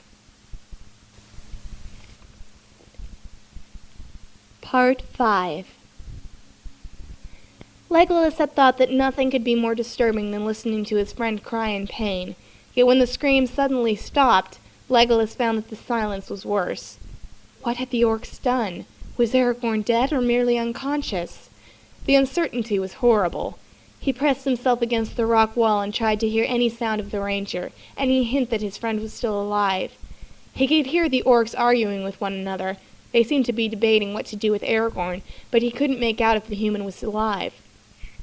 Closing his eyes, Legolas tried to pay better attention to the conversation on the opposite side of the rock slide, but his concentration was broken as Rorin entered the collapsed tunnel, followed hard by 3 young dwarves. "What happened here?" The dwarf was incensed as he scrutinized the jumble of rocks that littered the floor, blocking off the access. Cave-ins were nearly unheard of in Moria. The tunnel collapsed, and Strider was trapped on the opposite side. Legolas pushed himself away from the pile of stone and debris. He grabbed the warrior and turned him back toward the way he had come. "We must find another way into that passageway, and get him out, now!" Rorin brushed the elf's hands away from his tunic, and peered around the prince as though sizing up the situation. The dwarves behind the warrior stepped forward and began talking quietly to each other. Legolas's panic was rising. They were out of time, and he was out of patience. "Rorin!" The dwarves jumped and turned towards him. "Strider is trapped down there, with orcs!" The older dwarf stepped towards the elf, his eyes darting around them, unwilling to meet Legolas's stare. "There's no way we're getting through that mess. It could take days to find another way into that passage. What if he's already dead?" Rorin pointed out. "Not everyone can be spared all at once. There's defenses to think about, and we've just found the tail of Mithril vein in our lower hall. We have to protect that." The dwarf was by no means intending to be callous to the situation. Rather, from his point of view, he was thinking logically. Legolas did not appreciate his point of view. Everyone present was surprised when the tall elf actually grabbed the dwarf by the front of his shirt with his good arm, slamming Rorin roughly back against the wall behind him. Dangerous fire glittered in Legolas's eyes, and his fair face was hard with the anguish of what he had just been forced to allow to happen. "Listen to me, dwarf," he ground between his teeth, his anger fueled by the pain of the horrible ghosts of Aragorn's cries ringing in his ears. "You would not be free to discover anything down here if Strider and I had not come and helped you with the orcs. I am not going to leave him down there with those creatures for any longer than necessary. Now you are going to help me find a way down there, right now, or I swear by all the stars in the heavens and by Ilúvatar himself that I will have your head thrown, Coppercryer, and I will lead every orc ever spawned through your front door." Legolas was not exactly shouting, but his voice was incensed and deadly. Legolas had already been cut off from his people and his father, from everything he had ever loved and ever belonged to. If he failed his friend now, if Aragorn died in this cursed hole at the hands of those foul creatures, then the elf had nothing worth living for left in his life. Rorin scowled darkly at Legolas. He felt badly about Strider, and honestly did want to help get him back if that were possible. But being ordered around by an elf was another thing, and being threatened by this one made the dwarf's stubborn pride rear up to match his anger. "Get your hands off me or lose them, elf," Rorin spat angrily, trying in vain to loosen Legolas's iron grip on him. The other dwarves drew nearer, not sure what direction this confrontation was going to take. Things could have gotten very ugly very quickly had not Mellon entered the room at that moment. "Peace, all of you," he said sharply, his aged face crinkling with displeasure. "Rill, Rulra, Ori, let it go. Master Elf, please put him down. We'll not accomplish anything this way. Rorin, one of these days someone is going to put an arrow in you for your thoughtless words, and you had better not say I didn't warn you." Mellon addressed them each in turn. Legolas dropped Rorin disdainfully and stepped back. Rorin rubbed his neck and divided his glare between the elf and Mellon. "Young Strider helps heal our wounded and fight our foes. That makes him one of us. Of course we are going to make every effort possible to get him back. Certainly we have to think of our own defense, but everyone who can be spared will. Ori, didn't you say you found a passage in the upper hall that seemed to lead off to the east? I suggest we start there." The small group of dwarves ran through the passageway leading the elf back up the hall. They crossed the dimming area and headed for the adjoining tunnel that ran parallel with the one they had just exited. When Mellon gained the large cavernous rooms, he began shouting orders to the dwarves that were resting in the immediate area, calling the warriors to himself. Legolas did not wait to see the outcome, but pelted down the stone hallway after the young dwarves that ran ahead of him, leading the way. A mere 300 yards in, the elf skidded to a stop. Ori called out to the others when they noticed that Legolas was not following them, and they quickly ran back to where the elf stood. Balin and his men gained Legolas's position at the same time. The dwarf lord started to question Legolas, but the elf held his hand up in caution for silence. Moving close to the rock wall, the elf prince pressed himself up against it, listening intently. He could hear the sounds of orcs and their wargs on the opposite side. It seemed their argument about the prisoner had grown, and they were fighting over who could claim the human as his own. Relief and fury swept through the elf as he listened to their crude conversation. Relief that Aragorn was still there somewhere, and fury that they found the human no more than a possession to be toyed with until they grew bored with it. He turned to Balin and tapped the wall gently with his finger, indicating that there was another passage beyond the tunnel. The frown on the dwarf lord's face deepened as he motioned Ori forward. The young warrior hefted his axe and softly tapped it on the side of the passage. The hollow ringing of Mellon stone resounded through the tunnel. Balin nodded and motioned the dwarf to the opposite side of the hallway. Ori tapped the opposite wall with his axe and was rewarded with a dull thunk. The sound of the thick stone rang back at them. Balin scowled at Legolas as the full realization sunk in. The orcs had indeed been tunneling underneath them, and that unfortunate act had brought the tunnel down on the human. Looking up and down the passage at his men, Balin motioned them forward. Some of the warriors hefted wicked double-sided picks, and an axe head was joined to the opposite side of the digging tool, making the pick a fearsome weapon. At his command, the dwarves let out a horrible war cry and attacked the tunnel wall, bringing the rock between the two passages down and allowing free movement into the orc-hewn tunnel. Legolas's arm was almost useless, but his determination outweighed his inability to fight. Unable to use his bow, he pulled both of his elven knives out of their sheaths on his back. Holding one in his left hand, he readied himself, while balancing the other in his right hand.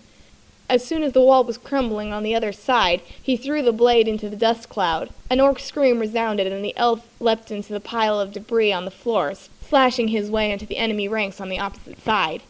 He crouched down and pulled his knife from the body of the orc he had felled, and gripped it as tightly as he could with his left hand.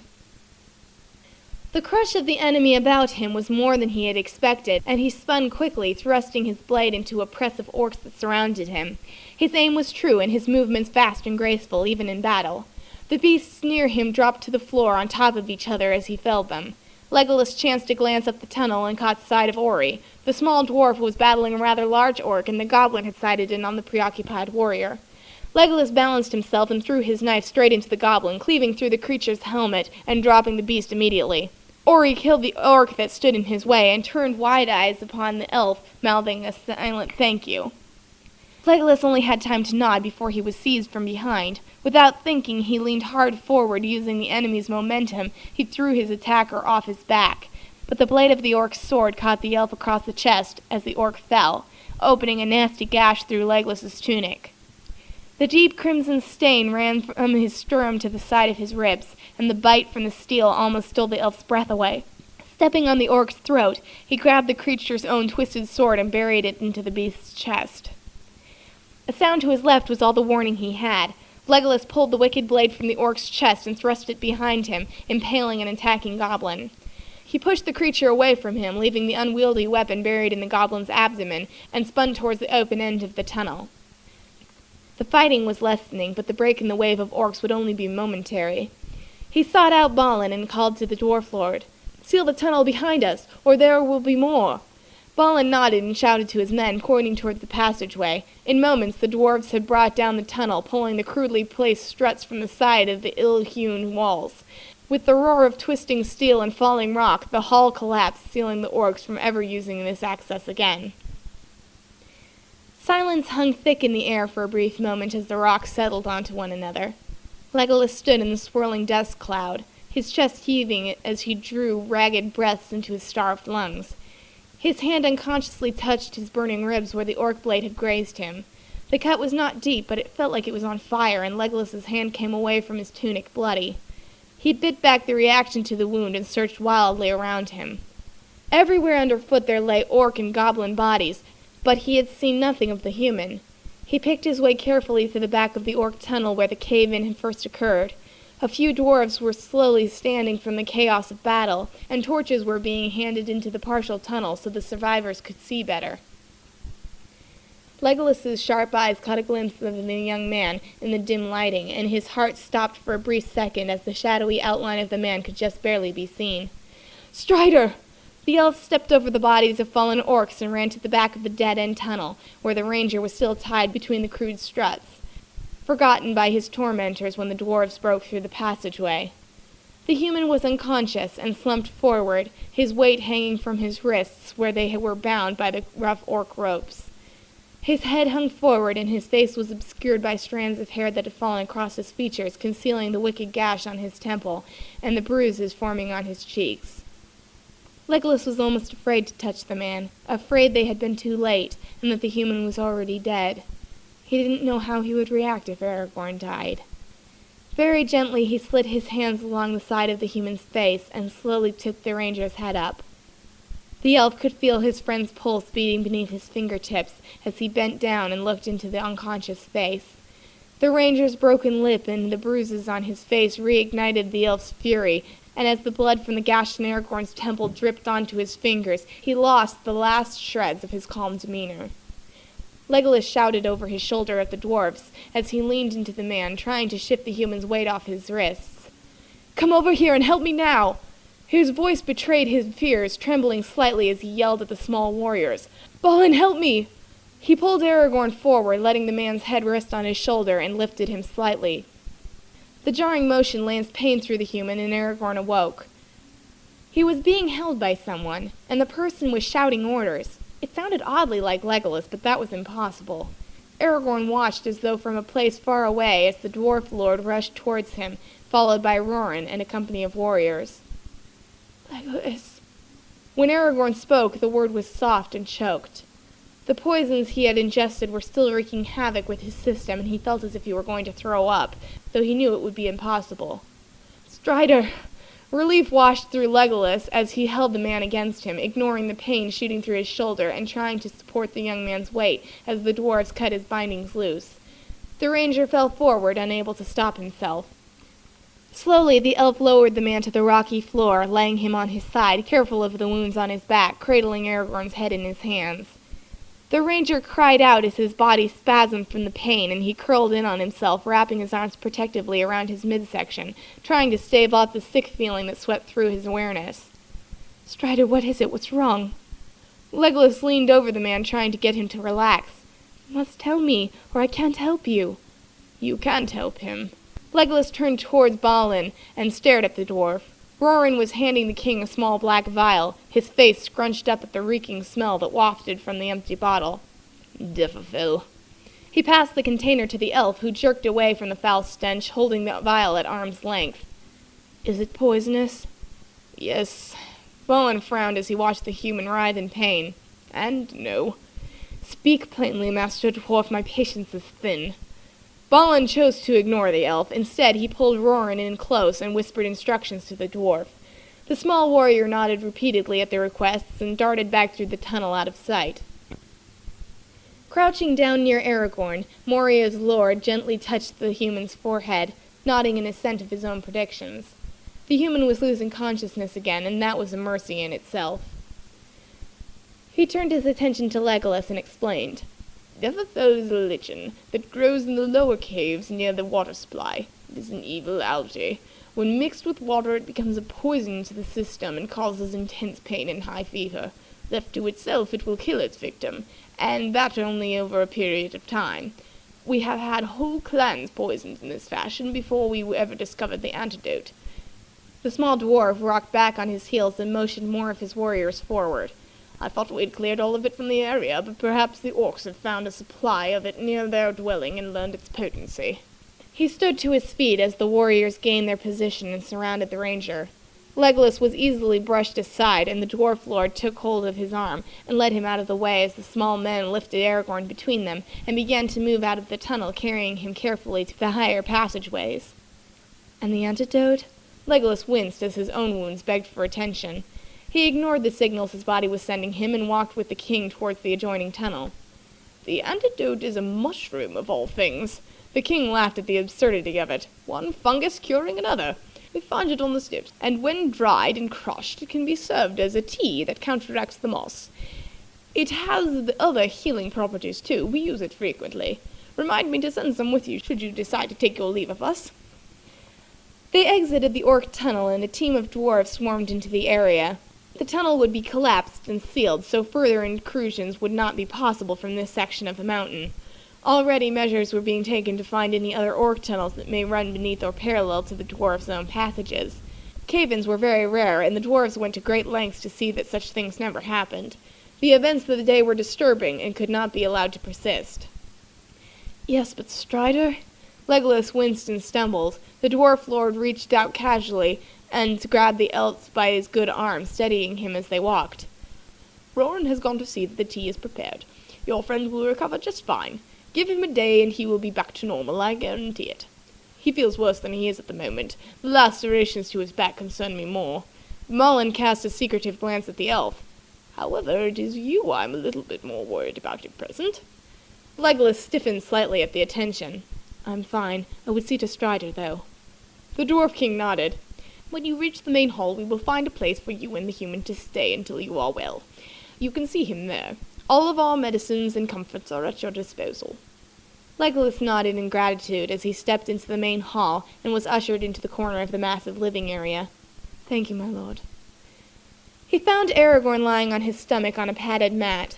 The human was still unconscious, and Ori was gently swathing his back in a healing salve as the other dwarf cleaned the blood from the young man's back and face. His wrists had been bound where the ropes had cut him. Legolas seated himself near Aragorn's head, and taking a clean strip of cloth he wound it around the man's temple, binding up the wound. The ranger pulled away from his hand slightly as the awareness returned to him. "Where?" The word was barely a whisper as Aragorn tried to come to grips with what had happened. He winced, drawing in his breath as Ori completed his task, and carefully spread the ointment over the last of the cuts that marred his back. Legolas touched the back of the ranger's head and whispered softly to him in Elvish. "Strider, you are safe now." "What happened?" The human responded in the Grey tongue. It was easier for him to concentrate on the Elven words. "We did not come to you in time. I'm sorry." Legolas apologized softly, tearing his eyes guiltily away from his young friend's injuries. "Why, what happened?" Aragorn moved his arms beneath him and rolled slightly onto his side to look at the elf as he gained more strength. "What happened?" the elf asked incredulously as he helped the ranger to sit up. "You were taken by orcs, and I could not reach you." "Oh, that." Aragorn looked around him at the hall full of dwarves. "No, was anyone else hurt?" "What, you weren't enough?" Legolas laughed lightly. The man doubled over and moaned as the poison reacted through him savagely. The elf turned serious and scooted closer to his friend. "No, no one else was hurt." Aragorn frowned at him. "No one?" He touched the elf lightly on the gash that crossed his ribs, following the jagged stain from where it started near his chest. The light touch caused Legolas to flinch. "Not hurt, huh?" Another lance of fiery poison shot through the man, and he moaned softly. Legolas searched the immediate cavern looking for Roran. They needed that tea now. "They are bringing you an antidote for the poison you ingested." Legolas caught sight of the dwarf and stood stiffly to his feet, meeting the warrior on his way towards them. "He must drink it all." Roran passed the cup to the elf prince. "He will not want to, but you need to see that he does." When Legolas nodded in understanding, the dwarf released his hold on the cup, and watched as the elf made his way back to their corner in the great hall. Aragorn had laid back down on the mat and was dozing lightly. At the touch from the prince, he started and pushed himself back up into a sitting position. The salve on his back had cooled the pain, and he was able to move more easily than he had when he had first woken. Legolas pressed the mug into his hands. "Drink this, it will counteract the poison." The ranger pressed the cup back towards the elf. "No, I don't want anything in me right now." Switching back to Elvish, Legolas became firm. "Aragorn, you must drink it all. It will stop the sickness in you." When the human made no move to comply, the elf moved forward and spoke in a low voice. "If you don't drink it by yourself, I will force you to drink it, and that will make quite an ugly scene. Would you not agree?" He smiled wickedly at the man. "You wouldn't." "Care to find out?" Legolas offered him the cup of tea once more. Aragorn snatched the mug from the elf and frowned at him. The movement made him wince as he was reminded once more that his temple had been cut open by the orc's sharp glove. He touched the bandage wrapped around his head as though realizing for the first time that it was there. Legolas leaned forward, brushing the human's hands away and checking the cut. "I thought you were dead." The elven words startled Aragorn, who stopped drinking his tea, watching the elf. Legolas glanced at him. "Drink it all." He switched from common back to Elvish. "When you stopped screaming, I thought... I'm sorry. I tried not to scream at all. I knew you could hear it. I wanted to be braver." Aragorn looked down at his hands that were now resting in his lap. He was beginning to feel rather sleepy. The elf noted the change, and hooking his fingers under the almost empty mug, he nudged the human to finish the last bit of tea. Nodding, Aragorn drank it in one last gulp, scrunching up his face so that the nasty taste of the liquid left in his mouth. "I knew you would come in time." His eyes closed, and he slowly fell forward as the antidote did its work, and put him back to sleep. "Eladon always said I was too eager, and one day no one would be there to help me. But he forgot about you." The ranger murmured the words in Elvish before he fell unconscious. Legolas lowered him back to the mat, removing the now empty mug from his hand. He watched the sleeping man for a few moments, glad that he had made it in time, and very aware that Eladon's prediction had almost come true. Relief had taken its toll, and the adrenaline in the elf's system was beginning to fade now that they were safe and things were finally quieted in the great hall. Legolas sat back wearily. Aragorn was mending now, but he felt terrible. Passing his hand in front of his face, he settled back against the wall and tried to battle the odd dizziness that was fighting for control of him. His wound throbbed dully, although it was not very deep, not dangerous in appearance. Adding to his pain was the burning ache in his shoulder that had only gotten worse instead of better. He could barely move the limb at all now, and this concerned the elf greatly. He hadn't realized he had phased out slightly until he came back to reality to find Balin shaking his shoulder.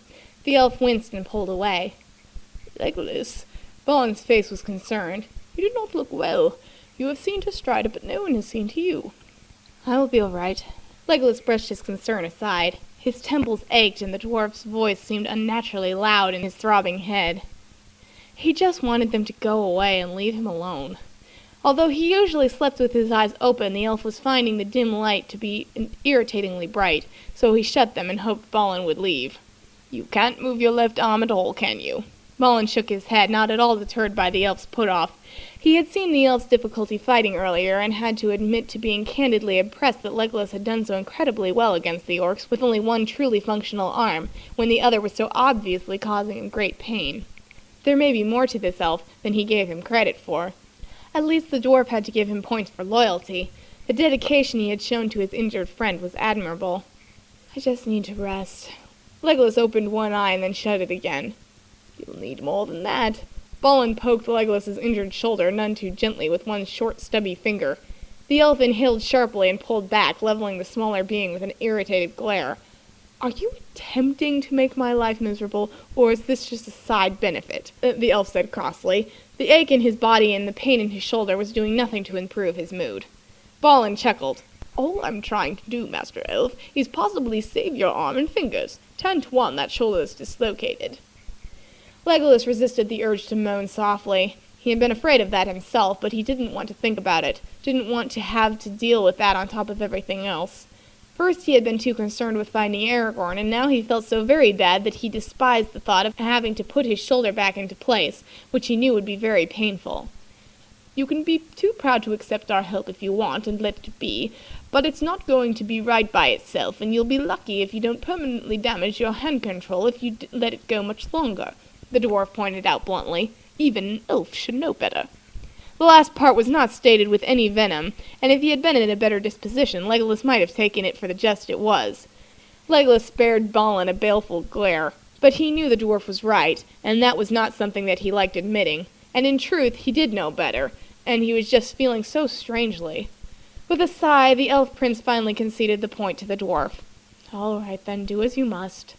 Balin grinned wryly. "That's what I love about your people. They're so polite." Legolas scowled darkly, and the dwarf only laughed. "Ori, Rorin, come over here." Balin called the other 2 dwarves over to assist him. "Our friend here needs a little help with his shoulder." Rorin grinned a little too largely. "I'll do the pulling," he offered quickly. Balin shot him an amused but withering glare. I'll do the pulling. We want him to have some arm left when we're done. You and Ori hold him." Legolas grimaced and wondered what exactly he had gotten himself into. He knew basically what they were going to have to do, and it wasn't pleasant under any circumstances. Ori offered him a swill of potent alcohol to dull the pain and relax his tense muscles, to make the procedure easier, but the elf already felt ill, and the thought of trying to drink anything that strong right now just turned his stomach. "Just get it over with." Legolas shook his head as the dwarves shrugged compliantly. No skin off their nose if the elf wanted to do it the hard way. Ori and Roran stood on either side of the sitting elf, bracing Legolas back against the wall with their hands against his chest and collarbone. Balin took Legolas's left forearm in his thick, stout hands and rotated the elf's arm on the angle he wanted. Legolas winced at the movement. Taking a breath and closing his eyes, he told his body to be calm and to let the injured joint move back into place. It was more difficult than it should have been. "This is going to hurt a mite," Balin said cheerfully. Legolas rolled his eyes. "Just do it," he said through his teeth. Balin took him at his word, braced his foot against the elf's left collarbone, yanking the arm sharply out and down before rotating it up and to the side. Used to working with stout dwarves of his own kind, he unintentionally used a little more force than was necessary for an elven body. Legolas's injured muscles spasmed sharply at the over-vigorous action. Hot pain flashed through his senses, and his shoulders screamed at the motion. He pressed his head back against the wall, unable to stifle the sharp moan of pain that escaped his lips. Roran and Ori had to exert all their strength to hold the elf back against the wall as his body reflexively fought what it mistakenly perceived it to be further injury. The joint popped neatly back into place, and Balin laid Legolas's arm gently across his chest. The elf was very pale, and his breath came quick and fast. Still, now that the worst of it was over, his shoulder did actually feel a bit better, and he felt the tingle of renewed blood flow into his numb fingers, for which he was very glad. An archer could ill afford to lose the precise use of one of his hands. Roran and Ori released Legolas slowly, and the elf resisted the urge to slump forward. He did not wish the dwarves to see his weakness. "You're welcome," Balin said with a dry grin after a few moments' silence. Legolas took a deep, shuddering breath and returned the ironic half-grin. "Thank you," he replied, equally dry, yet he really did mean it, and Balin could see that. The dwarf just shook his head with a chuckle and walked away. "Elves," he muttered to himself with amusement. Legolas rolled his eyes. "Dwarves." Part 6. The drugs in his system had finally worn off, and Aragorn slowly rolled onto his side as consciousness returned to him. He glanced around the large hall. It was quiet tonight, unlike the previous evenings.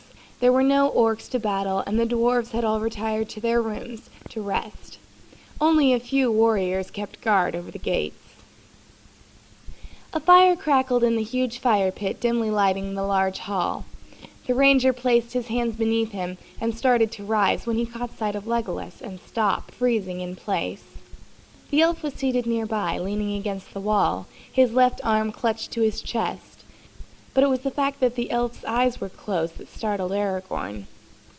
He had never seen an elf sleep with his eyes closed. In his experience, he only remembered seeing them with their eyes closed when they were dead. He lunged to his feet, slipping on the mat beneath him, ignoring the pain in his back and the edges of the dull ache that remained in his stomach, and threw himself next to the seated elf. "Legolas!" The ranger gently shook the still elf. "Legolas!" His fear was rising. The elf prince was caught off guard by the panic in the human's voice and started out of his rest, nearly jumping to his feet. His eyes were huge as he turned towards Aragorn and grabbed the man by the shoulders. "What? What is it?" Aragorn stared at the elf open-mouthed, a look of pure shock on his face. "You're alive." Legolas looked around them in confusion and frowned back at the young man. "Yes, I am," he answered slowly. "You thought elsewise?" "Your eyes were closed." Aragorn still hadn't released the elf. He allowed his head to fall forward for a second as the adrenaline in his system unwound from his heart. The elf, for his part, was thoroughly confused and pushed the man back so he could look into the dark eyes. "What is wrong with you?" "Don't ever do that again," Aragorn sat back and stared at his companion, brushing the stray locks out of his eyes as he glared daggers at the elf. Do what? Legolas was at a loss, trying to follow the human's thinking. Are you all right? I thought we gave you the antidote. Did it not work? He reached forward to touch Aragorn's forehead, checking for fever, only to have his hand brushed away. Aragorn frowned at him. I thought you were dead. He leaned back against the stone wall next to his friend and looked over at him. Why ever would you think that? Legolas's voice rose in disbelief. The ranger rolled his eyes as though speaking to someone very slow and replied, Because elves don't sleep with their eyes closed. Shaking his head, he looked back out across the cavern. They only close their eyes when they are dead. Or resting, Legolas countered. They do not! Aragorn turned back toward his friend, resting his head against the rocks behind him. They have been known to. No, they don't! Aragorn, do you always have to argue with me? Legolas looked away from the human in frustration. I think I would know better than you what an elf would or wouldn't do, and I say they do. When the ranger didn't answer, Legolas looked over at the human. The man's eyes were mere slits, and he regarded the elf cautiously, taking special note of the way his hand never left the right side of his body, protectively lying against his ribs. The edges of a bright stain on the green tunic could just be seen between his fingers. Self-consciously, Legolas moved his hand to conceal the blood. The feigned look of innocence he tried to affect was lost on the human, as Aragorn moved into a kneeling position and scooted closer to the elf. You are wounded. Legolas averted his gaze. I only need rest. Don't try that self-sufficient, I'm an elf, I'm just fine line with me. The ranger moved the prince's hand from where it covered his side and drew in a breath as he inspected the cut. This looks bad, Legolas. Have you had someone see to it? When his question garnered no response, he stopped his inspection and glanced up at the elf, who was not meeting the ranger's questioning gaze. Legolas? Aragorn's voice held a warning tone. He was positive the prince had not allowed the dwarves to treat him. Stubborn elf, let me take a look at it, he murmured as he undid the buttons on Legolas's tunic to get a better look at the gash. The elf jumped at his friend's gentle administrations, grabbing the ranger's hands and quickly pushing them away, the look on his face a momentary combination of fear and distress. Aragorn's eyes widened as he sat back. Many times he had seen to his brother's wounds, cutting off a legging to get to an embedded arrow, or removing a tunic to better tend a gash wound, and many times they had found him and taken care of him in much the same way. It had never dawned on him that this was out of the ordinary, which it wasn't, but he had forgotten that Legolas was not his brother. He had meant no offense and was unsure how to proceed. Legolas, for his part, would not look the man in the eyes. His hand protectively resopped the wound and covered it once more. I only meant to help you. Aragorn spoke the words softly in Elvish. I did not think... I am sorry. No, it's not you. Legolas did not look up, highly frustrated with himself. He would not have had this reaction to another elf trying to remove his tunic, and he knew it. Aragorn was a good friend. Right now, in fact, he was his only friend. What did it matter that he was human? Why couldn't his body let go of the old fears? The young Dunedain had just wanted to help. He was nothing like the last men that had undressed him. Memories. Aragorn realized he might have accidentally triggered a response that came from the elf's past. He had to keep reminding himself that he was not an elf, and Legolas was not a man. Yes. Legolas's voice was a mere whisper, and he faltered slightly. He hated coming across these long-forgotten and deeply buried reactions. Yet it seemed that being with Aragorn was destined to forever keep bringing them up. It was all so ridiculously long ago, he couldn't believe he still had any reactions at all to those long-distant shadows of the past. Aragorn dropped his gaze and nodded. All right, I understand. He drew back near to his friend as the elf slowly raised his eyes to meet the others. But that tunic has to come off. I need to see you to your wound. It's not good, and you're not well, I can tell. Or you would not be resting with your eyes closed. He smiled softly at the elf, trying to lighten the seriousness that had settled about them. Help me out here, all right? Legolas nodded and undid the buttons on his tunic. He groaned slightly as he tried to remove his overshirt, and Aragorn came to his aid. Moving slowly and carefully, the human gently pulled the side of the tunic back and looked at the cut that ran the length of the elf's ribs. He pressed his hand softly against the hot flesh, feeling for broken bones. The touch caused the elf to moan and double over. "All right, that's it." Aragorn rocked back on his feet and motioned towards the mat. "I need you to lie down, and I need that shirt off you." When his friend started to protest, the ranger glared at the elf. It was true, Legolas really wasn't feeling that well. His head hurt, and he was slightly dizzy, and the elf really did just want to lie down for a bit. He nodded and let the human help him gingerly out of his tunic. Although his dislocated shoulder had been seen to, it was tender and did not move well when Aragorn removed the shirt, and the elf bit his lip to keep from crying out even at the gentle movement. Aragorn saw the way his friend winced and moved even more carefully as he helped the elf lay down. Moving Legolas's arm out of the way, he washed and cleaned the cut, keeping up a steady stream of small talk, using the grey tongue to busy the elf with something other than the work the human was doing on him. The gash was jagged, and the flesh around it was red and hot to the touch. Aragorn looked up from his ministrations and focused on the elf's eyes. Legolas smiled softly and raised an eyebrow in question. Without answering, Aragorn pressed his hand to the prince's forehead. As he suspected, the elf was running a fever. "You were poisoned," he spoke softly, staring down into the silver-blue eyes. No infections could be working that fast, nor would it have caused such a wide, glazed dilation of the elf's pupils. There was no doubt that it had been a poisoned blade that had wounded Legolas. Just how serious the poison would turn out to be he had no way of knowing yet. Sometimes one might just get very ill. Sometimes they died.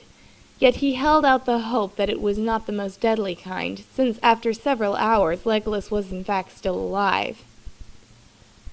The elf only nodded. He had already surmised as much about his injury. Aragorn shook his head.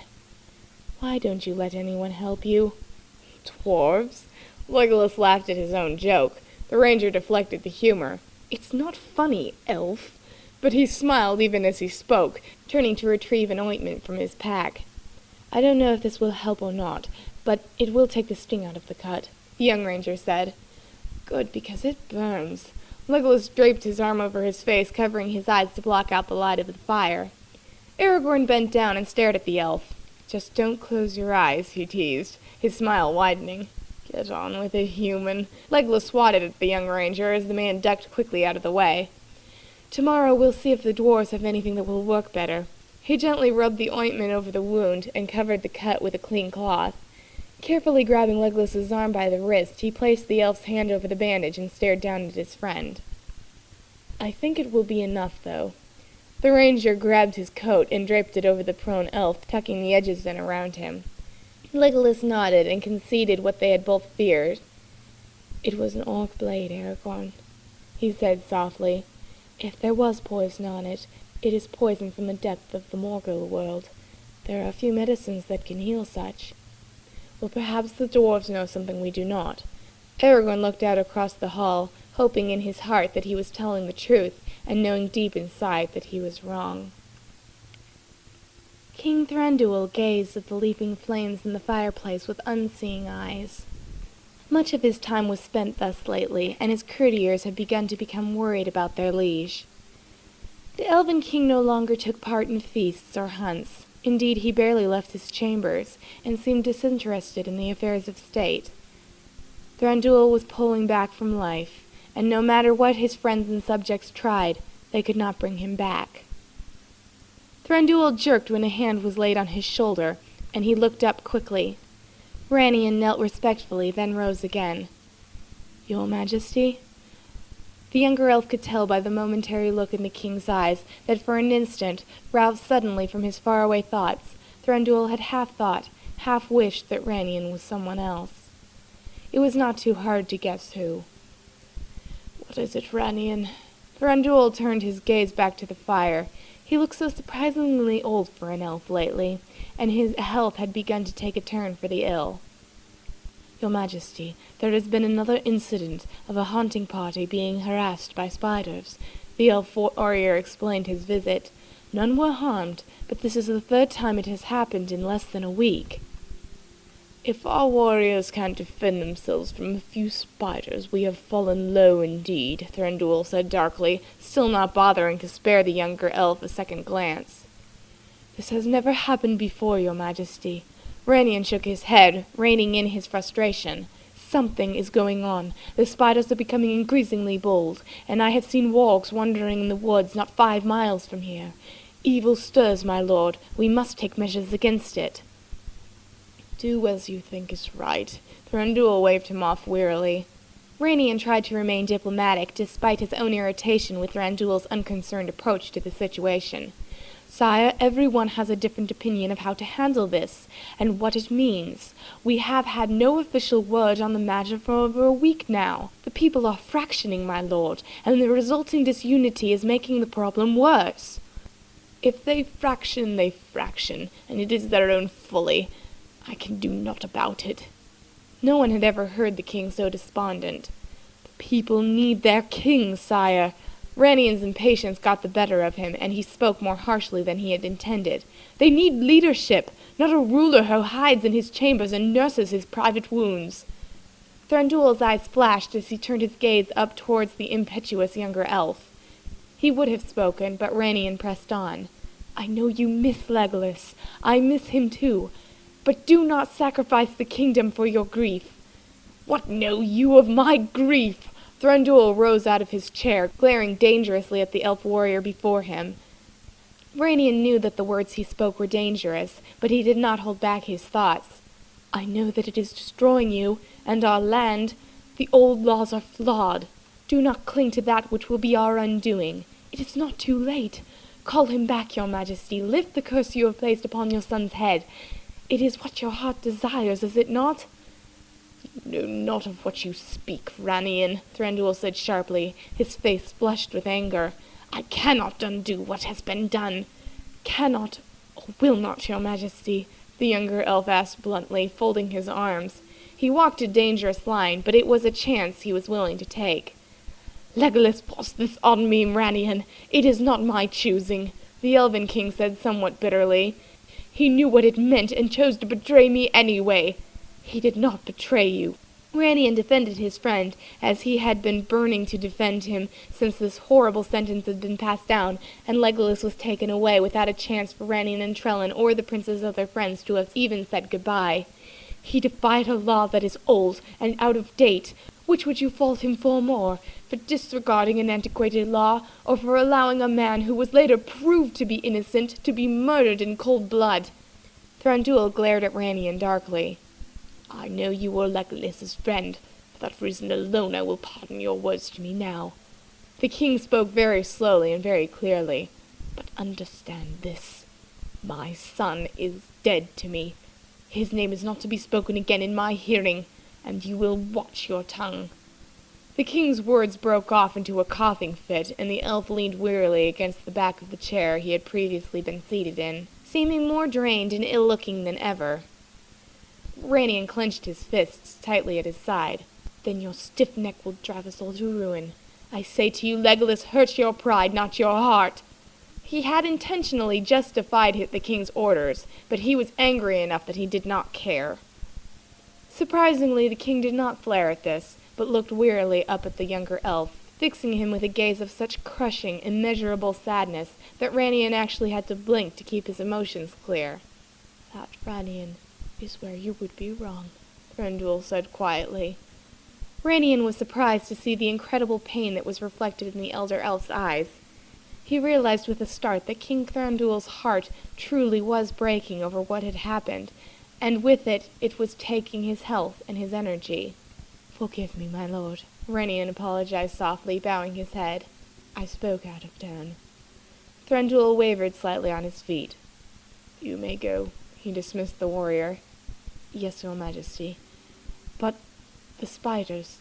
The original reason for Ranian's visit was still unaddressed. Yes, the spiders. Thranduil passed his hand before his eyes as if trying to clear his head enough to think. The faintness that had been growing in him the past couple of days took hold of the Elven King, and Thranduil was forced to sit abruptly back down in his chair to keep from falling. My lord? Ranian asked with concern, for the king's face had become very pale. Leave me, Ranian. Thranduil waved the other elf away, leaning his forehead upon his hand. I do not feel well. I will summon a healer. No. The king shook his head wearily, his voice drained. They can do nothing for me. Just go and leave me to my memories. They are all I seem to have lately. Aragorn and Legolas left the halls of Moria behind and stepped out into the bright sun.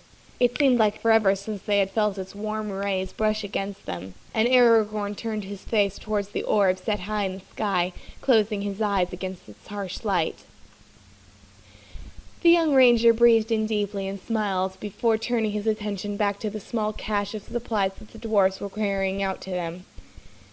It seems that I am not the only one who is not made for caves, the elf whispered with a conspiratorial smile. He felt weak and ill, but he was hiding it very well. He nodded his thanks to Roran as the dwarf handed him a soft bedroll tied with dwarvish rope, the strongest in Moria. More than you know, my friend, Aragorn replied, his eyes tired and haunted by the recent past. His own injuries were far from fully healed, and the horror of their memory was still a shadow on his spirit. When they had sorted through the dwarves' gifts and dried food and packed their treasures away, Aragorn and Legolas bid the dwarves farewell and headed back out into the wooded lands that hedged the steps of Moria's eastern gate. It had been decided that there was no help to be had inside the mines of Moria for the kind of poison that was working on Legolas. Aragorn had gone back to the scene of the battle to test what was on the blades of the felled orcs, so he knew what they were dealing with. Fortunately, the dwarves had not disposed of the bodies. It was hard for the young ranger to go back into the place where he had suffered so much, but he had set his jaw and just done it. He did not like what he found when he tested the twisted weapon that had injured Legolas. The poison was indeed of mortal origin. It was slow, but deadly. Untreated and uncountered, it would continue to slowly drain Legolas's life away, bit by bit, until it killed him. A slow and horrible kind of way to die. But although Aragorn could recognize it for what it was, he had no notion of how to treat it, neither did the dwarves, and so the two friends had opted to leave the dwarves' palace and seek help from an outside source. Just whom that source might be had never been discussed. The only persons capable of healing Legolas's wounds were Lord Thranduil and Lord Elrond, both of which were no longer options, and the third, Gandalf, of whom no one knew his present whereabouts. Aragorn knew the outlook was grim, but he wouldn't stay and allow Legolas to die in the mines. He had an idea forming in the back of his mind, but he was loath to discuss it with the elf, for fear Legolas would reject it outright. He would know when the time was right, and he would press his option then. After walking over a day, the time to present his thoughts grew dangerously nearer. Legolas walked slowly behind Aragorn, and as they traveled deeper into the woods, he stumbled more frequently now. After several hours, the ranger stopped them and waited for the elf to catch up. Legolas stumbled on a tree root that had broken through the surface of the forest floor. He fell hard down onto one knee, and did not rise, resting in that position while he caught his breath, hugging his bruised knee to his chest. Aragorn ran back and knelt beside his friend, brushing away the dirt from the torn legging and gently inspecting the knee. Legolas winced at the smarting sting the human's touch caused. "And where do you suppose to go from here?" The elf tried to remove the attention from himself, glancing idly about them as Aragorn dipped a cloth into his water pouch and cleaned the cut the elf had just sustained. The ranger looked up at his friend through worried eyes, noting the sweat beading on the prince's fair face and the quick, shallow breathing. He shook his head and muttered, "You need proper attention, and I cannot give it to you here." "We will be fine," Legolas smiled at him. "I merely need to rest." "You need more than rest, and you know it. Do not try to pass your wound off as something less than it is." He glared at the elf. "I told you what I found. We both know what it means." Legolas did not reply, but stared hard back at the human who crouched next to him. He knew what the man was going to say, and dreaded it. Getting up his courage, Aragorn dropped his gaze while he gathered his thoughts. Turning his attention back to the gray eyes that watched him, he made his appeal. "We need to turn home. It is out of the question." The elf cut him off before he could complete his thought. Legolas, my father, Aragorn, we cannot go either to my home or to yours. Do you not remember? We do not have homes anymore. You know the edict my father passed against us? He angrily gestured about them. Every elf in Middle-earth knows that helping us would bring the same fate we suffer down upon their heads. Yes, but if... No! Legolas stopped the ranger, trying to end the conversation. Aragorn stood swiftly and turned his back on the elf, his anger just below the surface of his calm demeanor. He had reached the end of his patience, and his fear had given way to frustration. Strider. Legolas softly called the young man's name, hoping to diffuse the tension. Listen to me. No. Aragorn whirled on the elf, cutting him off and holding up a hand to silence some further argument.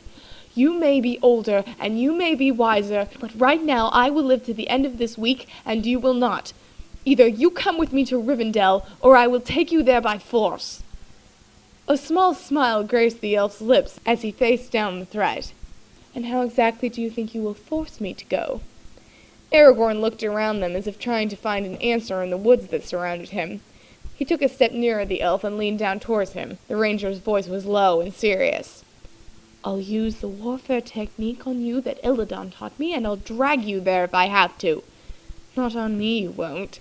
Legolas arched his eyebrows and defiantly stood to his feet. The ranger's demeanor changed to desperation. Then don't make me. Please, come with me. This is outside my area of expertise. I can't heal you. We cannot go and endanger Lord Elrond like that. Legolas spoke slowly, as though talking to someone who was having difficulty understanding, and shook his head sadly. Don't you realize the position you would be placing him in? Do you really want to force him to make that kind of choice? Listen to me, you sylvan elf. Aragorn spat the slur at his companion. Asking nicely hadn't worked, and neither had threats, so it was time to follow through. I don't know about you, but I really don't intend to live like this forever, if I can help it. I don't believe there is no way for this sentence we are under to ever be changed. There's always a way somewhere, and if there's any chance we can reverse that stupid law that your father instituted, then I will do everything I can to help you get home. But you cannot return if you are dead. It's not a stupid law, the elf stated simply, ignoring the rising anger in his friend, although he was beginning to believe otherwise. It is a stupid law. It is not, Strider. His own frustration at the human was beginning to wear on him. It is, and you know it, or we wouldn't be standing here having this conversation while you're dying. Stop arguing with me. He stepped in close to the elf, and was pleased to see Legolas took a step back. Now decide. Follow me, or so help me, prince or no, I will drag you there by your pointed ears if I have to. The look on the man's face, and the threat of being dragged by his ears, a punishment he hadn't heard threatened in millennia, caused the elf to burst out laughing. Stubborn human. I will follow you, he friendly assented. As he spoke, he wavered on his feet and leaned against the tree next to him, trying to deal with the pain that swept through his body. He had been trying to deny it for a long time now, but it was having him slowly, eating away at his strength. The nausea he had first felt was coming back with a vengeance, and the lightheadedness he had been battling was swelling into an almost full-fledged vertigo. Aragorn saw the elf react to the poisons in his system, and jumped to steady him. Only because you can hardly do anything else. Here, lean on me. Hooking his arm around Legolas's waist, he steered the prince towards the sheltered section of the forest where the trees created a natural barrier and the foliage was thick and concealing. Here the ground was covered in pine needles, only because the light could not penetrate the leafy canopy above them. It was the perfect spot to bed down for the night and start a fire. When he had gently lowered the elf to the forest floor, Aragorn set about unrolling their mats and kindling a small fire to warm the area. Part 7. You've had your taste of all that's sweet. Now it's gone, and what does it mean? You've sought the truth, found a lie. You've given up, but that doesn't make it right. Want to go, I know you want to leave. Got to go, farther than you see. If you just look past your scars, you will see it's not that far. Don't close your eyes, let hope inside. Begin to breathe, start to fly. Start to fly. By +1. Legolas relaxed slowly next to the campfire that Aragorn had started. The ranger watched the wounded elf out of the corner of his eyes. His friend was moving more slowly, and nothing the man had done had been effective in stopping the poison. Legolas was doing much worse than he was letting on. Closing his eyes, the prince concentrated on breathing. It had become more difficult lately, and he could feel the poison in his system like an icy fire slowly shutting down his body and taking over. He breathed in deeply, holding his breath inside of him and willing the ache in his bones to cease. When he opened his eyes, Aragorn was watching him worriedly. The human had been a good friend. If given the chance to repeat everything over, he would have done nothing differently. He smiled sadly at the man as his thoughts turned homeward. Pain spiked through his awareness and momentarily cut him off from reality. He turned inward and homeward, thinking of the great fair woods, his father, his own room bathed in the starlight of Eärendil. And as he focused on the things he loved the most, the things he would never see again in this life, the pain lost its battle for his thoughts. Aragorn was beside him, talking softly to the elf when Legolas once again allowed reality to seep back into focus. His body still hurt, but he was at peace with it now. He wasn't sure if the poison had advanced too far, or if he had simply finally given up. But when he turned to speak to the human, Aragorn noticed the change, and his heart dropped. "Aragorn." Legolas smiled up at the worried human. "Perhaps it is better this way." "What is this you speak of?" the ranger whispered, fearing the elf's next words. Legolas looked up into the sky, watching as the stars twinkled into existence. When he spoke, his voice was soft and sad. "Do you know why the elves banish their people for judgment? For an elf there is nothing closer to death than to be exiled, to be cut off from the fair lands and her people, to never hear the songs they sing in the night, to never be able to walk in the lands again. To be cut off is to be eternally dead." Aragorn held his breath, watching the elf. He could tell that Legolas was seeing things that he could not, remembering places the human had never walked and now never would. A faint smile touched Legolas's lips as he continued. "I have so wanted to see the Undying Land some day and reunite with my mother. I miss her sometimes, you know." He glanced at the ranger as though seeing him for the first time. "She was truly beautiful." "You will. You'll see them both, I promise you that." Aragorn brushed the back of his hand along the elf's face, sensing the unnatural heat of fever, and wiping away the perspiration that beaded on the prince's forehead. Legolas's smile grew large, and he shook his head slowly, carefully. "Human, always so sure." He closed his eyes as a wave of pain broke over him. Aragorn was at a loss. He knew the risk they would take, returning to Rivendell, but the poison in the elf was truly beyond his expertise to heal. If they did not venture into elven territory and find help, Legolas would surely die. And that would be one more thing on the human's conscience that he could not live with. Legolas was speaking again. His voice was so soft, Aragorn had to lean down to hear him. "It has been good." "What?" "Life." "Legolas."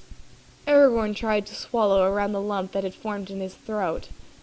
"I have seen many things, and met many people, you among them. We have aided dwarfs, hunted orc. I have seen the fair forests in the early morning light like a jewel on the horizon. My life has been a good one." His voice was barely audible now. "Thank you for your friendship, heir of Asulur."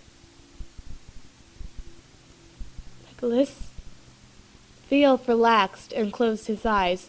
His breathing slowed as he gave in to the inevitable. "No, I will not let you. Listen to me." Aragorn was desperate now and afraid, and he had no alternatives. "We are one day from my father's house. He can heal you. You're going to make it, Legolas." A small, almost imperceptible laugh escaped Legolas's lips. "Estelle." He took a breath and opened his eyes. "Elrond named you well. I won't let you die." Ignoring his young friend, Legolas cast his eyes once more to the sky. Rivendell is very beautiful tonight, is it not? Not hearing Aragorn's protests, he passed out. Aragorn jumped forward, pressing his hands against the elf's throat, feeling for a pulse. The beat was weak and erratic. He had no choice. If they killed him for entering an elven land, then so be it. He would accept his fate if that meant that Legolas had a chance to live. He had nothing to lose now. The elf was in this position because of him in the first place. He would not see him die. Quickly he scuffed the fire out and collected only what was absolutely necessary. It would be a long, hard day of travel, but if they left right now, they could make it to Rivendell by nightfall on the morrow. Dropping to one knee next to the unconscious elf, he broke open a small vial of wicked-smelling potence and passed it under the prince's nose. Legolas moved slightly, trying to escape the noxious fumes, but Aragorn held him still. "That's it. Wake up. Come on, Legolas." The elf's eyes snapped open and locked onto the human in confusion. "Strider?" "Yes, we are going home." He pulled the elf into a standing position. He knew he was pushing the prince past what he could endure, but he had also heard tales that an elf could be pressed past imaginable limits, and he was willing to test them now. When Legolas tried to protest, Aragorn shushed him. "Do not argue with me, you stubborn-hearted creature. We are going home. And if they want to, they can kill me for it later. Now save your strength." He ducked under the elf's arm and supported Legolas's weight on his shoulder. Wrapping his free arm around his friend's waist, he started them into the darkened forest toward home. He knew these woods like the back of his hand and could easily travel them in the dark. Aragorn shifted Legolas's weight against him as he half carried, half walked the almost unconscious elf towards the darkened palace of Rivendell. It had taken them all night to steal down into the deep gorge that the city had been built into. The starlight had been their only guide as the new moon had cast the valley into near darkness. The ranger was partially glad for the cover of darkness, but his eyes, unable to compensate for the lack of light, often missed the obstacles in their path, making their trip down the cliff face perilous. He was worn out himself, but the ragged, shallow breathing of his friend spurred him on. Stopping to catch his breath, the ranger gently lowered Legolas to the cool stone path, pulling them both off the immediate walkway in case there was traffic on the crude road, even at this time of night. "Hold on." He brushed the wayward strands of hair out of Legolas's face, pressing his hand against the prince's forehead. The elf was running a fever and his skin was clammy. Aragorn's heart clenched inside him. They didn't have much time left. He hoped it wasn't too late already. Slipping his arms around Legolas's waist, he pulled them both into a standing position. "We are almost there, almost home. Don't give up on me now." He whispered the words of encouragement into the elf's ear as Legolas allowed his head to fall against the man's shoulder. As they moved back onto the path, an arrow thunked into the tree next to Aragorn's face. The man froze, his every sense alert and screaming at him. They had come too far to be discovered and sent away now. Legolas would never make it without Elrond's help. Aragorn wasn't even sure the elf would make it until morning, and he panicked. An arrow touched his ear from behind, sliding along the left side of his face. He felt the curve of a bow press against his back. The sharp-edged triangle bit into his cheek, leaving a thin red line as it tracked across his skin, cutting him slightly. Moving very slowly, he gently lowered Legolas back onto the path, and stood, his hands spread out from his sides so the warrior could see he carried no weapon. "Intruders are not welcome in the house of Rivendell." A soft, lethal voice spoke behind him. "What is your business traveling under the cover of night?" A sob broke from the man's lips as he recognized the voice, and stumbled as he turned towards the elf who had caught him unaware. "Oh, for the love of Valar, Eladon, it is I, Aragorn!" Eladon dropped his bow to his side, the fierce look on his face fading to one of surprise and joy. "Estelle?" The arrow he had strung clattered to the rocky path as he crushed the man against him and held him tight. A second arrow cut through the night, dangerously close to Eladon. The elf pushed the human to the forest floor and ducked, spinning on his heels to glare in the direction the arrow had come from. "Elrohir!" The twin whispered harshly towards the thick-wooded area that edged the path. "Eladon?" A disembodied voice questioned him. "Yes, stop it!" the elf growled under his breath. "Who is it with you?" the question came back. "It's Estelle." "Aragorn!" Elrohir burst from the foliage and brushed past his brother, pulling the human into a warm embrace. "Father's been looking all over for you." "Elrohir!" Eladon cuffed the twin upside the head. "Keep it down. You know Aragorn is not allowed to be here." "Oh, and you think father is going to abide by some silly ancient ruling?" Elrohir glowered at his brother. Eladon rolled his eyes and impatiently explained. "Father will not know, but there are others about who may," he whispered fiercely. The elven brother looked behind him into the forest and called out to the small band of elves that they were patrolling this area of Rivendell with. 3 elves stepped out onto the path and curiously watched the reunion. "Oh, Estelle, you do not know how father is worried about you. Eladon and I have searched for you everywhere. Where have you been?" Elrohir placed his hand on the man's shoulder and drew close, talking softly and watching the human's response. The ranger couldn't help the tears that streamed down his face. He had missed his family so much, and relief at seeing them alive again and having help so near for his friend overwhelmed him. "Are you well?" Eladon stepped in front of his twin and grabbed the human by the shoulder, holding him at arm's length and letting his eyes fall on the young man. The ranger nodded, trying to control himself. When he spoke, the words came out in a sob. "It is Legolas." He dropped next to his fallen friend and gently touched the elf. The prince was unconscious, his breathing was shallow, and he didn't respond when Aragorn called his name. He looked back up to the small ring of elves that stood watching him. "You know we are not allowed to give them refuge," an elf to the right of Elrohir spoke. The twins glared at the warrior. Eladon kneeled next to Aragorn and gently pressed his fingers against Legolas's throat, searching for a pulse. The beat was barely perceptible and erratic. His eyes snapped up to lock onto the ranger's. What happened to him? Morgul poisoning. Aragorn swallowed, trying to get his emotions under control. He was weary beyond anything he could remember. Fear and joy at being home warred inside him, and the thought that his friend might not live beat at his heart with every breath the man took. "We were near Moria helping the dwarves, and he was cut down. The wound did not seem deep, but the poison was already in his system by the time we were able to get to safety and see to the wound." His eyes dropped to the prone elf. "I did all I could. I've traveled 3 days without stopping, and he has steadily gotten worse. The dwarves had no horses. There was no one to help us." Eladon and Elrohir exchanged worried looks as the other twin dropped next to his human brother. He laid his hand on the young man's back in gentle support. "Please." Aragorn grabbed Eladon's sleeve. He didn't care if he was begging. "Please, get father. He will know what to do. He will help us. I know he will. Please, Eladon, go get him." The elf gently removed the human's hand from his arm and stood, addressing the 3 elves that had joined them on patrol. "You heard?" he asked them. When they nodded, he continued. "You know the penalty for helping these 2. If you do not wish to be involved, leave now." The warriors glanced quickly among themselves, silently agreeing to join the brothers. None of them left. Eladon nodded his unspoken thanks and continued. "Go quickly, then. Wake Lord Elrond. Tell him what has transpired, and tell him we are bringing Estelle and Legolas. Do whatever he asks of you." He held the elves' eyes for a fraction of a second, knowing what he was asking of them, giving them one more chance to back out of helping his brother and the elfin prince.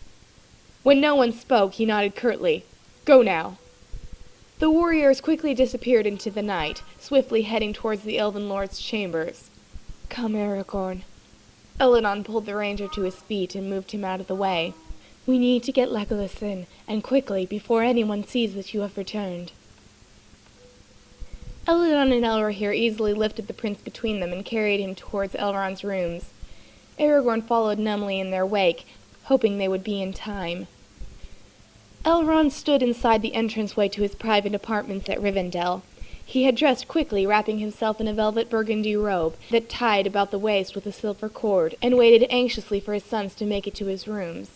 His hair was slightly tousled, and his eyes were still sleep-weary and edged in worry, his brow creased in a frown. He had had several of his warriors out searching for the ranger and the elf prince for months now. When word had reached them of their banishment, the grief that had touched his heart brought back memories that he had never wanted to relive. The lives of humans were so short, and the thought that he may never see his adopted son tore at him deeply. He had vowed to himself that if he ever had a second chance, he would let Aragorn know that he would gladly violate the mandate. He could not live with himself if he abandoned the boy now. The warriors that had woken him ran out of the doorway as the ranger and the elves came into view. They helped carry Legolas to a room that the elf lord had had them quickly prepare. They laid the wounded elf on the soft bed and waited, giving Aragorn and the Elven King a moment of privacy. Elrond allowed the elves to pass him by, his eyes worriedly glancing over the young prince as they brought him in. He could instantly see the severity of the situation, but it was his human son that caught his attention. Aragorn was miserable. He was dirty, disheveled, and his boots scraped the ornamental rock steps as he approached his father. The tears he had shed earlier had left streaks on his dirty cheeks, and his red-rimmed eyes were bright with the threat of more. Though at first sure that his father would not deny him sanctuary, now faced by the elf lord himself, the ranger lost his resolve, and the fear showed in his eyes. He wiped his face off on the sleeve of his worn overcoat and tried to get his breathing under control. At the top of the steps he simply stopped and stared at the man he had always known as father. His breathing hitched as he bowed slightly and waited for the elder elf to speak. Elrond saw the way Aragorn trembled slightly, and his heart broke at the sight of his adopted son. Without a word, Elrond gathered the young man in his arms. The human winced, tensing in pain as the elf wrapped his arms around the ranger's back. Hidden wounds that would need to be tended later. Elrond gently eased up the pressure on the young man's back, and Aragorn fell against him, unable to control the tears that fell unbidden from his eyes. "I'm sorry, Father. I had nowhere to turn. Legolas is dying, and it's my fault." He spoke through his sobs. Elrond let the boy cry, shaking his head. What kind of law, elven or not, separated families and kept them from the ones that needed them most? His anger flared momentarily. He knew Thranduil himself was even now dying of a broken heart. If the elf lord discovered the state of his son, Elrond feared it would be enough to send him to the halls of Mandos. That day was not far from the future as it was. Sometimes he truly believed the old laws had outlived their usefulness. "Worry not, my son. Things will work out just fine." He whispered the words in the young man's ear. Aragorn pulled away, shaking his head in denial.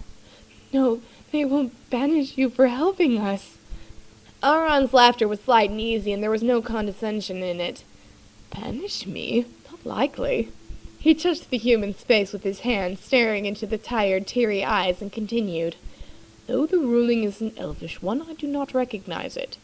You are aware, Aragorn, that I am only half-elven." He smiled at the surprise on the young man's face. "I cannot abide by such a law, not when it means losing Legolas and turning you away in your time of need. You are my son, and Legolas is the prince, heir of Mirkwood, and your friend. You are both welcome here.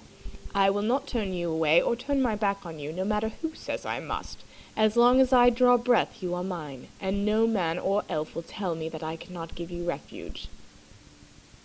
He placed his arm around the young man's shoulder and walked him into the house. "Rivendell is your home. We will see to it that Legolas lives. I will go care for him now. We will keep your presence here a secret for as long as is necessary, for your safety only. There are many things I need to discuss with the two of you, but now I'm going to take care of your friend first, and you need rest." "I'll sleep when I know he is better." Aragorn's weary voice was resolute. "My son, Father, please, I need to know that Legolas will be all right." Elrond nodded knowingly. He had seen that stubbornness in the young man's eyes before, and simply led the human down a hallway and into a dimly lit room. Glow globes sat around the room, casting warm shadows around the spacious quarters. Aragorn stepped next to the bed and looked down at his friend. The elf was even more pale in the candlelight. His skin held a translucent quality to it that frightened the ranger. Elrond was speaking quietly to the twins and the two elves that accompanied them. Nodding silently, the warriors left the room. Eladon and Elrohir returned in moments with a large, overstuffed chair. They set the piece of furniture in the corner, and Aragorn was pressed down into it. "Stay out of the way, my son," Elrond cautioned the ranger. "Eladon and Elrohir will assist me. You are too wary to be useful. If you stay out of the way, you may remain in the room with us."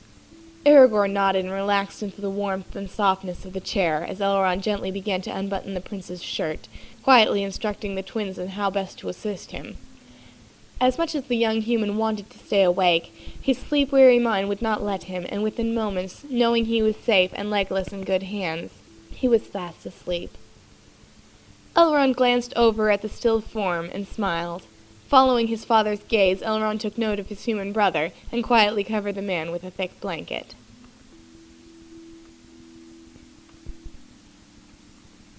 Soft, warm light spilled into the room. He was warm, and he was safe. Aragorn lay in the chair he had fallen asleep in last night, unable to fully wake up. He could hear the soft steps of someone coming into the room, the footfalls lightly crushing the thick carpet. Shifting slightly, the ranger gave in to his weariness and let his body relax back into the chair and blankets that were tucked in about him. He sighed with the peace that flooded through him, and had almost fallen back to sleep when a hand gently touched his forehead, brushing the long strands of hair away from his face. A smile touched his lips as he vaguely recognized the gentle brush. "You are awake." It was a statement, not a question. The voice of the elf was soft and deep, and Aragorn slowly opened his eyes to look up at his father standing over him. The elder elf smiled down at the human and removed his hand from the ranger's forehead. He glanced back at the bed beside him, where Legolas lay, before returning his attention to Aragorn. Memory slammed into Aragorn as his mind woke fully from his slumber, and he lurched forward, throwing the blankets off of himself and stumbling for the bed. "Legolas!" Elrond caught his arm and forcefully pressed him back down. "Slowly, Estelle. You are not well yourself." When the boy started to protest, the elf continued. "Legolas will be fine. The poison has been neutralized. He is simply sleeping now." Aragorn allowed himself to be pressed back into the chair as his father knelt beside him, explaining the prince's condition. Elrond was right. The ranger wasn't feeling so well. He swallowed hard against the dizziness that caught at the edges of his awareness and threatened to throw the room into a nice spin. Elrond noted the change in the human and touched Aragorn's arm, redirecting the man's attention to himself. "You are dehydrated, my son." He smiled kindly into the dark eyes. "How long have you gone without food and rest?" 3 days. Aragorn's eyes strayed back to Legolas asleep on the bed. "It's been 3 days. We traveled without stopping because Legolas was doing so badly. I was afraid he wouldn't survive the trip here." "He almost didn't." Aragorn stared hard into the elf's eyes, seeing all his father was not saying. "Thank you." Elrond smiled. "I would like to see them try to enforce that banishment rule here under my roof." He laughed softly. "I think Eladon and Elrohir would have taken you in even if I had expressly forbid it." He stood and reached his hand back down towards the man, gently pulling the young ranger to his standing position. "They have been looking for you everywhere, for months now." "Everywhere?" Aragorn's tone was teasing. Elrond turned back towards him and raised an eyebrow in question. "We were in Moria." The elf lord appraised the young man curiously. "That is a story I should very much like to hear." He placed his arm around the ranger's shoulders and turned the human around, lightly touching the boy's back. Aragorn suppressed a groan, but couldn't stop his body from tightening against the touch. "But first, I would see to your wounds." When the young man began to protest, the elf lord simply raised his hand and continued. "And then you will eat, and you will wash, and then we will talk. If I can keep your brothers away from you for a bit." Aragorn consented and slipped his shirt stiffly over his head, allowing his father to see the still healing scars that striped his back. Elrond frowned as he gently ran his hand across the whip marks, touching the sensitive skin, looking for any signs of heat or infection. Aragorn winced and moved slightly, catching his breath as the elf noted a particularly nasty welt across the shoulder that was not healing properly. "Sit." The elderly elf pressed the human back down onto a chair and moved off to a small adjoining room. His voice came back to the ranger quiet and muffled from where he was searching for the medicines. "Tell me, Estelle, what cut you in this fashion?" He didn't have to ask, the elf already knew. The fact that his adoptive son had been treated in this manner bothered him greatly. Aragorn slumped forward and rested his face in his hands. "Orcs, father." Elrond walked back into the room, his gaze darkened. "What?" The young man glanced up at the elf. He knew that his father had heard him the first time, but he repeated himself. "Orcs. I was in a tunnel, and there was a cave-in, which just happened to be because the orcs were tunneling under us." He watched as the elf appraised him, wishing that his father would speak. More than anything, he hated the silence. "It wasn't my fault. We didn't even know they were there." Elrond looked wordlessly out the huge picture window behind the young man. How did one impress upon youth the impermanence of their lives, especially human ones? It was bad enough the boy had grown up among an immortal race, thinking he was one of them, but to lose him to youthful folly or a careless moment. Aragorn's touch on his arm brought Elrond's attention back to him. "It was an accident."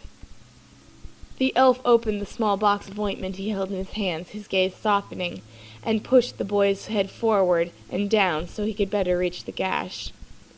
"I know it was, my son. One does not go looking for orcs, just because they are bored."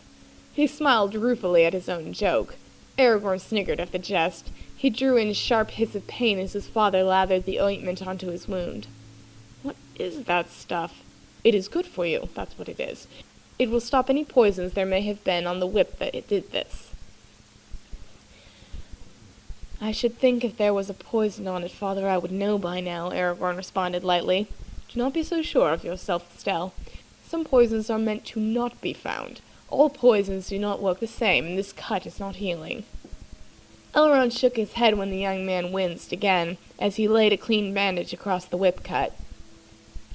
He crouched down in front of the human and stared into the dark eyes. "Is there anything else I should know about, or that you would care to tell me now, or should I wait until your brothers fill me in on the details later?" He frowned at the quirky smile his youngest son gave him. "There is nothing I care to tell you now, no." His feigned innocence did not fool the older elf, and he pushed himself into a standing position with a sigh. "Of course not." Shaking his head, he handed Aragorn back his shirt and watched as the man gingerly slid into his tunic and buttoned it up. "Aragorn, you must learn to be more careful with yourself." He glanced sideways at the youth as he stepped towards the doorway. "Or at least to fight better so you don't get hurt." The ranger rolled his eyes. Arguing was out of the question. "Yes, father." "I'll want to see that wound again before you go to bed tonight." Aragorn nodded and followed Elrond through the door.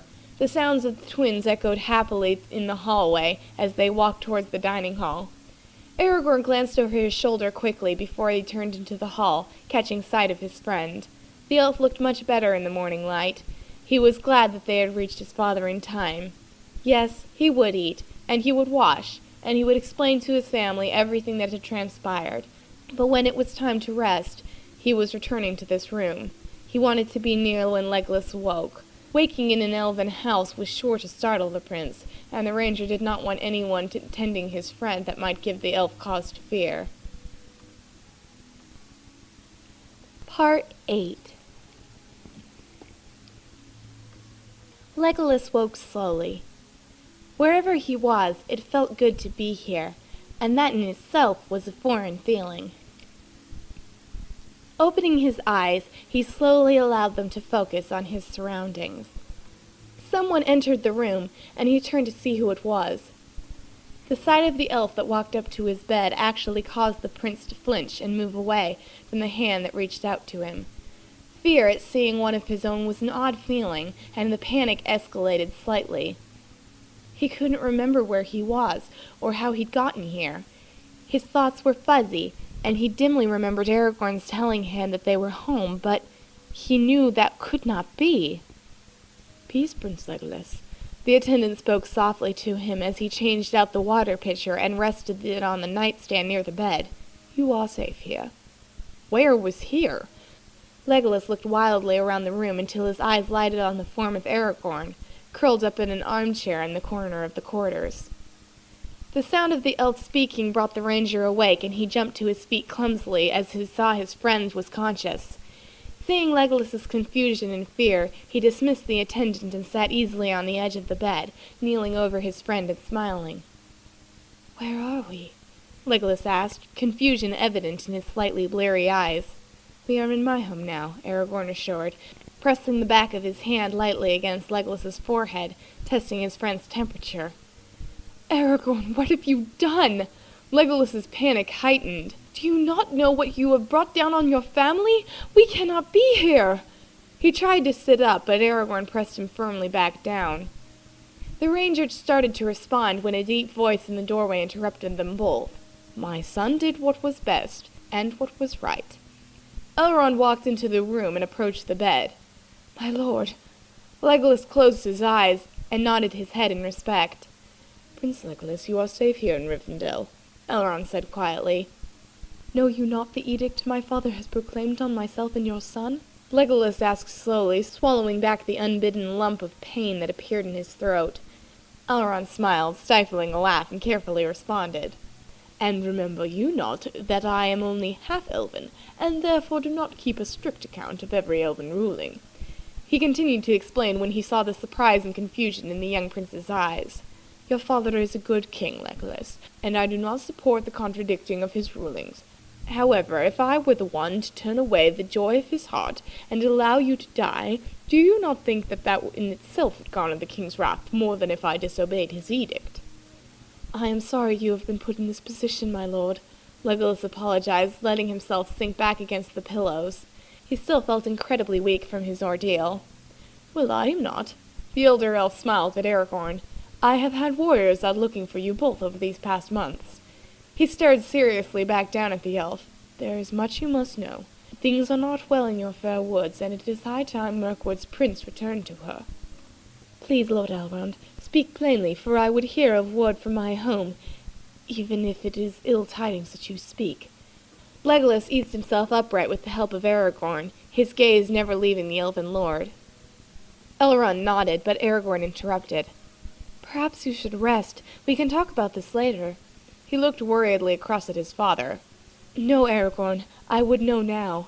His eyes were still locked on Elrond's. "Very well, then." Elrond pulled up a chair and seated himself in it before continuing. "About a week or so after you left Mirkwood, the wood elves began experiencing unusual difficulty and increased aggravation from the spiders that inhabit the woods.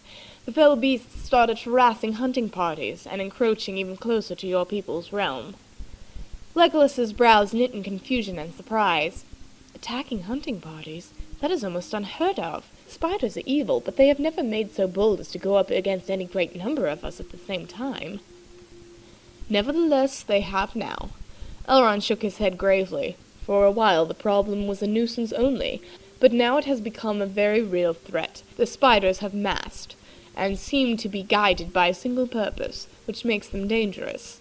It is believed that it is because there is a leader, a matriarchal spider, who is guiding the intentions of all the others, uniting them and making them a terrible force to reckon with. They have a secret hiding place somewhere that the elves have not been able to uncover. They have inflicted grave damage upon your people, Legolas, and ventured deep into the protected realm. There are even rumors that they have taken elves prisoner. And you know what they do to their prisoners, Legolas." The elf lord's face was very grim. Aragorn repressed a shudder, remembering his own brief nasty encounter with the loathsome creatures. Legolas's eyes were wide with shock and horror at the things Elrond was telling him. But this is impossible!" The elf prince sat up straight, ignoring the ache ignited in his ribs. "How could they possibly venture so far in our realm and live? Our warriors would never suffer such an intrusion unchecked." "Your people were caught unaware and leaderless," Elrond said quietly. "They fractionated and fractured, became 2, 5, 6, a dozen groups fighting individually, following their own different leaders and not pulling together as would have saved them. They need their prince, Legolas." Legolas looked stricken at the news, but dropped his eyes, staring down at his hands. go back," he whispered brokenly. Then suddenly another thought crossed the prince's mind, pushing all else away as fear awakened inside him. "Why leaderless? They have always listened to my father. Why would they not do so now?" Elrond's eyes turned sad, and he looked compassionately at the young elf. That in itself was enough to make Legolas's blood run cold. "Please, my lord, tell me," Legolas begged breathlessly, leaning forward earnestly. "Has something happened to my father?" Elrond sighed. "Thranduil is dying, Legolas," he said quietly. Legolas's face went very pale. Aragorn put a comforting hand on his friend's shoulder, as the elf sank numbly back against the headboard of his bed behind him. "Why? How?" Legolas managed to force out between faltering lips. If he were hearing this from anyone else, he would have demanded to know how they were so sure of their information, but he knew that Lord Elrond would not lie to him. He respected the elder elf highly, and there was a trust between them that went back to their first meeting centuries ago, when Legolas was quite young.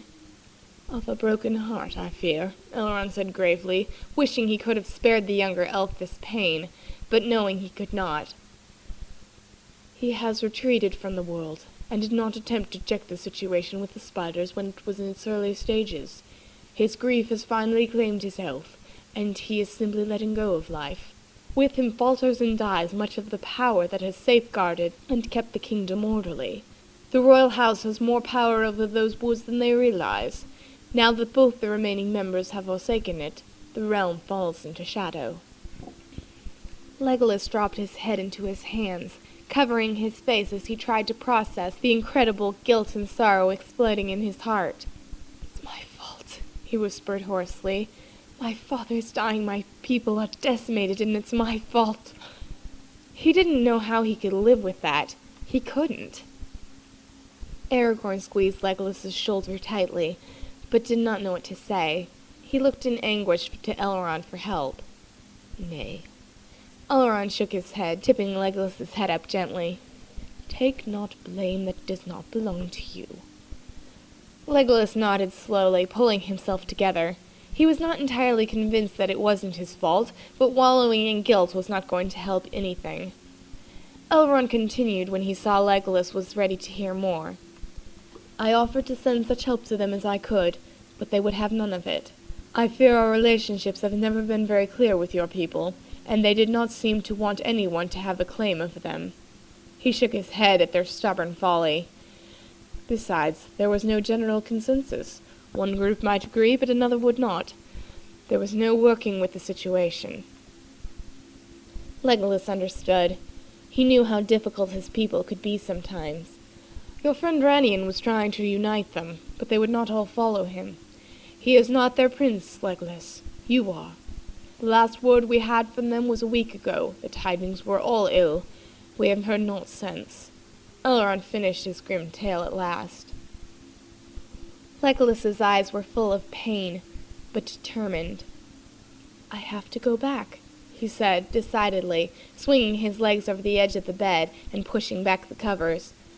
"Not so fast," Aragorn gently restrained his friend, pushing the elf back down to a seated position. "You nearly died last night. Take it easy." "I cannot."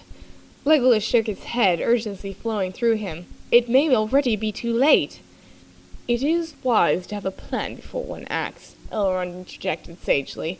"But I do," Legolas said, a thoughtful look crossing his face. "You say the spiders have a secret lair that my people cannot find?" The prince glanced sideways at Aragorn. "Well, I think I know where that is." "Of course!" Aragorn suddenly understood what his friend was thinking. "In the ravine, where we stumbled on that nest and you got bit right before Ranian and Trellin found us." Legolas nodded. "If we strike them at their source, we have a chance to wipe them all out. If we use that little path down the north ridge, we could come upon them unawares, just like we did last time, only this time we would know they were there." Aragorn nodded, already thinking ahead. Suddenly Legolas stopped, realizing that, without thinking about it, they were both talking about we. Aragorn was safe here, with Elrond, who would obviously not reject him. Legolas could not ask him to go back to the danger that waited for them on all sides in Mirkwood.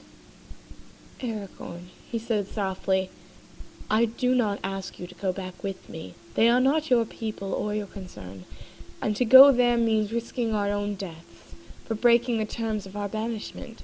I would not willingly place you in that kind of danger." Elrond quietly watched the scene unfolding between the two friends before him. He knew his adopted son's answer even before Aragorn spoke. He could read it in the boy's eyes. "Too bad." Aragorn smiled lopsidedly at his friend. "Because you didn't ask. I offered." "Aragorn." Legolas caught his friend's eyes. Elrond said nothing. Part of his heart wanted him to interject, to not let Aragorn place himself so readily in danger. But he knew that Estelle was becoming a man, and it was not his place to protect him all his life. Indeed, if he saw things aright, Aragorn had a hard life and many dangers ahead of him that he would have to walk alone. Besides, something told him that this was right. The two of them were meant to go back to Mirkwood in her hour of need, yet that did not entirely still the concern and worry in his father's heart. Many things could be right and still end tragically. He knew that very well. "No." Aragorn held his friend's eyes as he shook his head. "Legolas, there's no way I'm letting you go back there alone. We're in this together." Legolas smiled his gratitude and clasped his friend's hand. "All right then, together." The great vast expanse of the forest spread out before them, looking strangely ominous and foreboding. Legolas had insisted on leaving as soon as he was able to stand without wavering, and Elrond did not waste futile words trying to convince him to tarry longer, even though he usually would have recommended such. "Watch over him, Estelle," Elrond had quietly charged the young man, as they prepared to set out. "He is not yet as healed as he thinks. Do not let him push himself too quickly." Early dawn was just beginning to creep across the horizon as the two exiles readied to leave under the cover of the weak morning light. Aragorn nodded, shouldering his pack, but Elrond took hold of his arm gently, catching his eyes one last time. "Take care of yourself as well, Estelle." The Elf Lord's eyes were intense. "You walk into danger greater than I think you can imagine, and I would not lose you yet." The young ranger nodded seriously, but then smiled, giving his adoptive father a quick parting hug. "Don't worry, father. We'll be all right," he assured confidently. Elrond smiled wistfully as he watched the two friends leave. He doubted Aragorn really realized what he was getting himself into. "Are men always so sure of themselves?" Eladon asked quietly from his father's right as he watched Aragorn and Legolas depart. "Perhaps," Elrond answered with a small smile. "Or perhaps it is merely Estelle, who is so eager to rush in where Valar fear to tread." "We should not let them go alone," Eladon said, concern etched on across his face. "Elrohir and I should go with them." "No," Elrond sighed heavily. "Estelle has his own road and his own destiny. We cannot shelter him forever. Those two were meant to do this together, but their future is shrouded in mist, and to what end this will come I cannot see." "It is to what end this will come that I fear," Eladon said softly. The trip across the misty mountains had been uneventful for the most part, and true to his word, and much to Legolas's annoyance, Aragorn had watched over the prince like a hawk. At first it had seemed obvious that the elf was weaker than usual, and their progress had slowed a bit, but by the time the mountains were crossed and they were passing through the lands of the Bjornings, Legolas seemed to be fully up to par once more. His strength had returned, and Aragorn began to relax a little and worry less about his friend's well-being.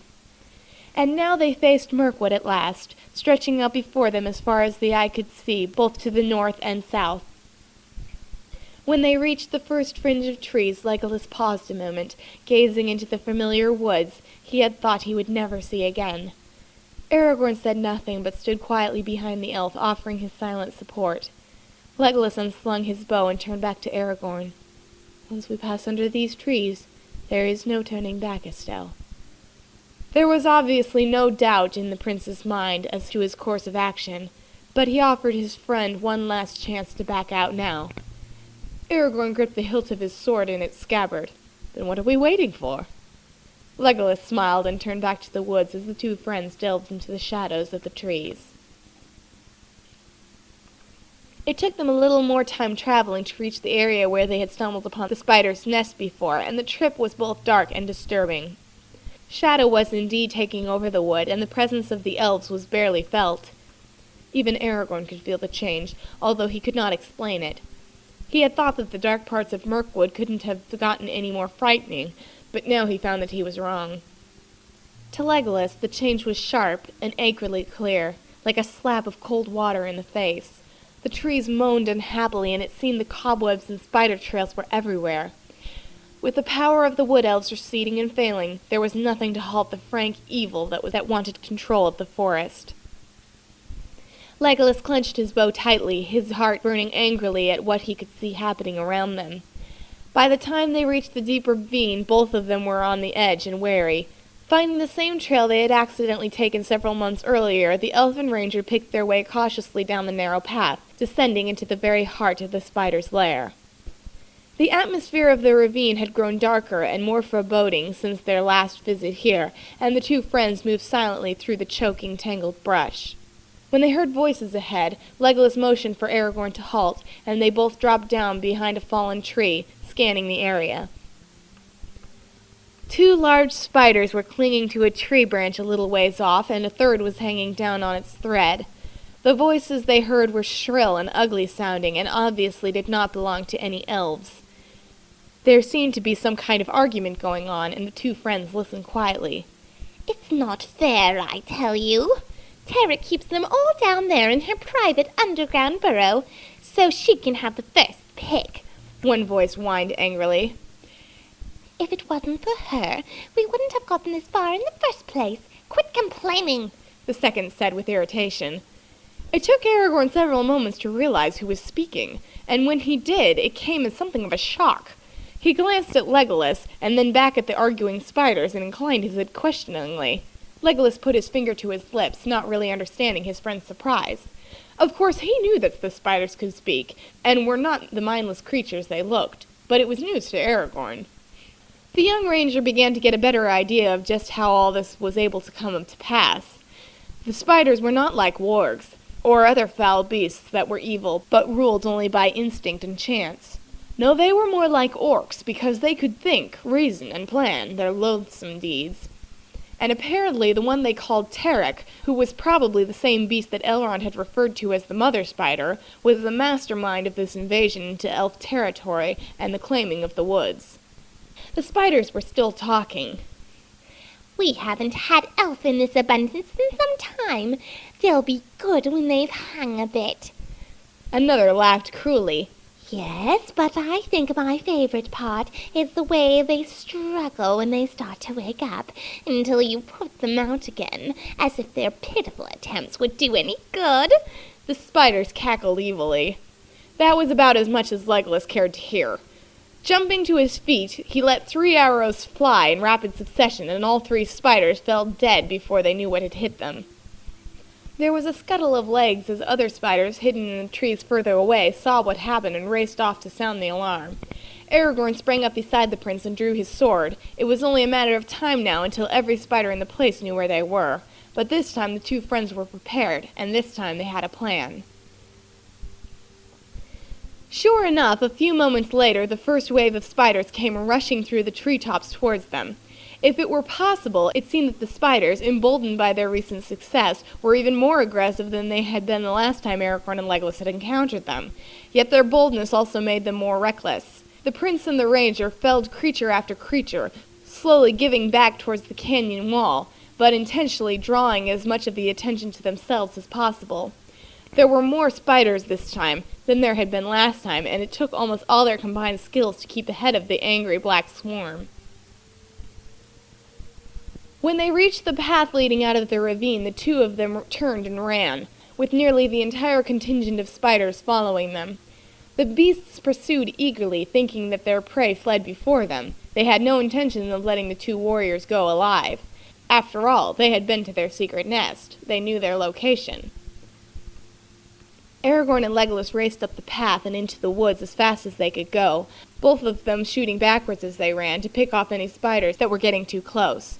When they reached the ugly gaping maw of the cave by Shellon's Follow, they knew what they were going to do. what they had already set up before going into the ravine.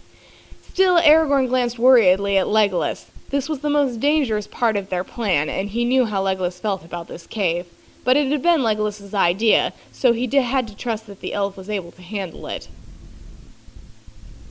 Aragorn scrambled up into the rocks above the cave, hiding amid the crags. Legolas paused at the mouth of the cave entrance, waiting for the spiders.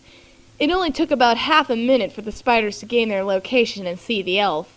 Legolas had his bow drawn and dropped 4 or 5 of them before they reached him. Aragorn tensed in his hiding place, wishing Legolas wouldn't let them get quite so close. He didn't like his friend using himself as bait, no matter how much they had planned ahead. At the last possible moment, Legolas turned and retreated into the cave. The cavern was deep, and he made for the back of it as swiftly as he could, shooting as he went. The spiders followed him, thinking their prey was trapped for certain now. Aragorn watched as the swarming black horde rushed heedlessly into the cavern and held his breath. The sheer number of the beasts was truly breathtaking. Legolas retreated swiftly, but the spiders were too close for his bow to do much good now, so he abandoned it in favor of his knives. The creatures poured into the cave, on the floor, the walls, the ceiling. Truly they were all around him now. Legolas repressed his slight wave of claustrophobia as he weaved his way through the towering stalagmites, slashing and hacking at the spiders as he did. Once all the spiders were inside the cave, Aragorn scrambled forward until he was overlooking the mouth of the cavern. When they had examined this place and formed their plan, they found that the rocks up here were particularly unstable. Aragorn had remembered some of the things that he had learned about stonework from Balin and Roran during their time in Moria, and together Aragorn and Legolas had made sure the whole area became a lot more unstable. Now all Aragorn had to do was dislodge the beam they had put in place to keep the rock slide they had ready to start from happening before they wanted it to. And, if all went as it should, they would effectively trap the spiders in the cave. If all went as it should. Of course, there had been no way to test their plan, and Aragorn only hoped that nothing would go wrong. Just as Aragorn reached the beam supporting the rocks, he discovered that not all the spiders had gone into the cave. One sprang out at him from the rocks, while another dropped down and to land on his back. Aragorn threw the one off his shoulders, knowing how dangerous a spider bite would be at this point, and slashed at the one before him. Another sprang from the rocks, hissing and throwing webs. Inside the cave, Legolas nearly had his back to the wall. He had an escape route planned, but could not use it until Aragorn had started the rock slide. One of the spiders caught his hair, trying to get at his neck, and Legolas only just ripped the beast free before it could treat him to another unpleasant bout of spider poison. "Any time now, Aragorn," he muttered under his breath as he stabbed backwards, skewering a spider without turning and hacking the legs off another. "Any time now would be good." On the rocks above, Aragorn finally put an end to the last of his attackers and launched his weight against the beam, hoping the delay had not cost Legolas too dearly. It took 3 good shoves, with all Aragorn's force and weight behind them, to dislodge the support strut, but when it finally came loose, the young ranger had to scramble to get out of the way of the powerful rock slide he had set loose. Legolas heard the rumble and felt the ground quiver beneath his feet as the first stones fell across the entry of the cave. He took a deep breath, trying not to remember any of his previous bad experiences with cave-ins. The spiders halted and looked around, realizing something was wrong. In the moment of confusion, Legolas made his move. Breaking sideways, he fought free of the spiders long enough to reach a small hidden grotto that had a small shaft leading sharply up to the surface. It was the discovery of this unexpected passageway that had actually started this entire plan in the first place. The rumble started into a roar as the rock slide picked up speed and the cave went dark as the buried entrance blocked out the light. The spiders panicked and their shouts and curses added to the noise. Legolas climbed swiftly through the narrow, slanting shaft, heading for the daylight above. Suddenly he was tugged sharply back and felt something sticky and strong twining about his ankles. The spiders had found him and were trying to pull him back, or trap him where he was. There was no room to maneuver in the tiny shaft, and the elf couldn't even turn around to get at his attackers. Legolas kicked backwards sharply, repeatedly, trying to shake them off. Claustrophobia and his own fear of being trapped in the stone gripped at him, but he refused to let it own him. Scrabbling forward, he tried to pull free, and that's when he heard the familiar sound of rending, groaning stone that no longer wishes to support its own weight.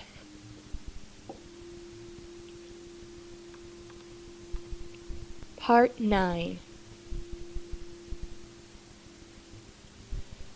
Above, Aragorn felt the stones beneath him trembling, which he did not understand because the rock slide had already stopped, fully blocked the entrance just as they'd planned. It took him about a half a minute to realize that perhaps they had done more than merely seal off the cave. Apparently they had made it unstable enough that the whole thing was about to come down on itself. "Legolas!" Aragorn shouted his friend's name aloud in concern as he scrabbled across the rumbling, shaking outcropping towards where the secret entrance they had found opened up to the outside world. Legolas felt the earth trembling around him and tried to move faster, fighting with the spider's webbing that was trying to entangle his ankles and trap his legs.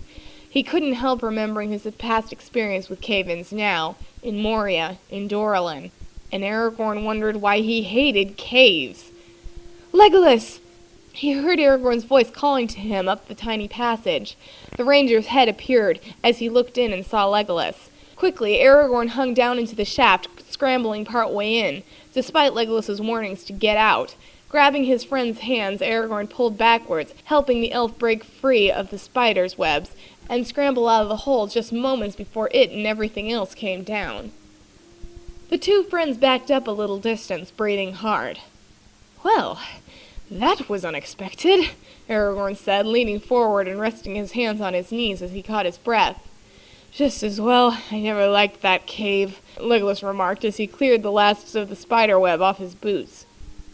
He glanced sideways at Aragorn. The last time he had been pulled out of a collapsing cave like that, it had been Elrond who had saved him. It was somewhat ironic that something similar had happened again, this time with Aragorn by his side. "Why don't you wait a little longer next time?" he added with a dry grin. "You may be able to age me before my time yet." "It wasn't my fault," Aragorn protested, actually a little remorseful. "I was held up." "I noticed." Legolas grinned to let him know he was jesting only. "Well," he unslung his bow once more. "Our work is not yet done." Aragorn nodded, and they headed back into the ravine. There were more spiders yet down there, but it was down to more manageable levels, and for the better part of a half an hour they did battle with the remainder until most of the spiders were either dead or had retreated away and no longer pressed them. The battles had brought them deep into the ravine as the spiders retreated, until they were in the very heart of the nest, and close to where the mother spider herself lurked. They had yet to see hide or hair of her, and they knew their job here would not be done until that menace was taken care of once and for all. They had separated slightly in their search for the hidden lair, and Legolas turned when he heard Aragorn calling his name nearby. "Legolas, over here!" Aragorn called out. "I think I found it!" The elf followed his friend's voice until he stood beside Aragorn, regarding the dark imposing mouth that yawned at them from the ground on their right. The spiders they had heard arguing earlier had spoken of Tarek's underground lair, and the instant that Aragorn saw this place, he felt sure that they were getting close. Legolas sighed inwardly. More caves. Why did it always have to be caves? There were still spiders scattered here and there in the trees, but after the decimation that had wrought upon their numbers, they hung back now, afraid to venture too close. As a warning, Aragorn and Legolas heaped a number of the dead spider carcasses and set them afire. The remaining spiders pulled back even further. Lighting 2 torches from the pyre they had created, Legolas handed one to Aragorn and motioned to the dark, gaping maw. Tarek's nesting chambers was no more than a dank hole dug into the earth itself. The sides of the cave were layered with spider webs. The silken threads that ran the length of the short passage were stiff and hard to the touch, and they did not give when pressed. Their structure gave integrity to the walls and kept the burrow from collapsing in on itself. The small entry opened up into a large main chamber that adjoined Tarek's personal nesting room. There was a rank odor in the air, a musky, moldy scent that marked the spiders. The younger arachnids lived in the surrounding forest, choosing to make their home in nests in the far trees above the ground or strung between the firs near the center of the southern forest. But this was Tarek's home, and she was the matriarchal spider. She had lived as long as Legolas could remember, but never had she nor her spawn ever ventured as far into the northern woods, or become as aggressive as they had since the elf prince had left Mirkwood's borders, and the king's despondency had caused the protection of the realm to falter. The audacity of the creatures incensed the young lord, and he determined to end the spiders' forays in the northern woods once and for all.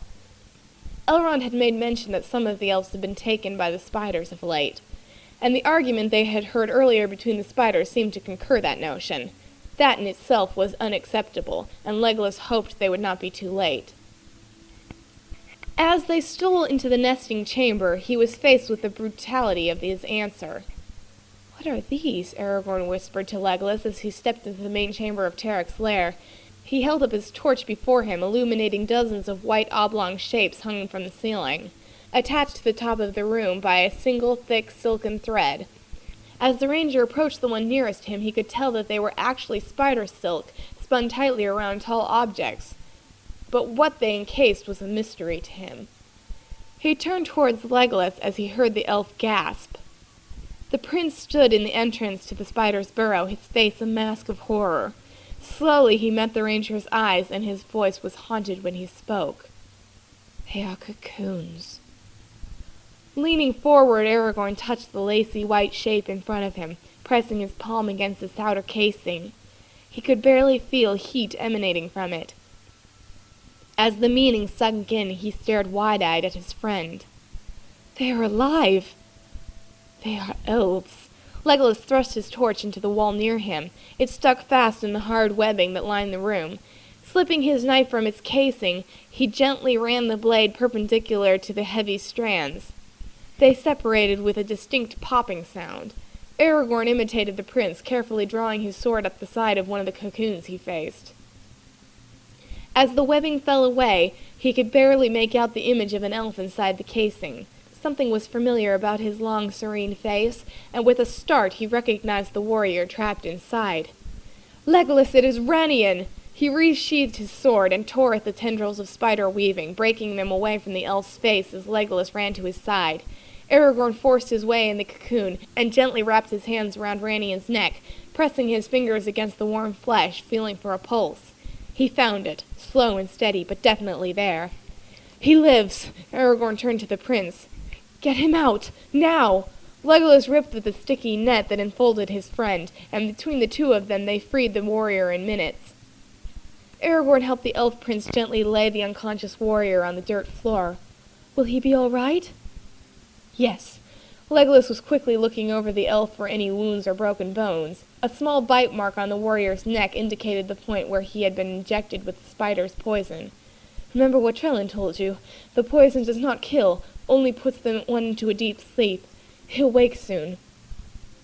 Legolas glanced around the room at the remaining cocoons. "Tarek is obviously not here. We have to free them all before she returns. Quickly, help me!" They had freed nearly half of the imprisoned elves before Tarek returned. Ranian's whole troop of warriors had been overcome by the spiders. Those that had been released were regaining consciousness and had begun to help the two friends free the others, when a soft, sticky tapping sounded up the passageway. It was the sound of a many-legged creature walking towards them, down the earthen hall. Aragorn froze and looked towards Legolas. The elf crouched low in the dark room and quietly reached for his bow, unslinging it and notching an arrow against its string. The rest of the elves flattened themselves down close to the ground and watched the entry. The quietly scratching sounds of the spider's descent stopped.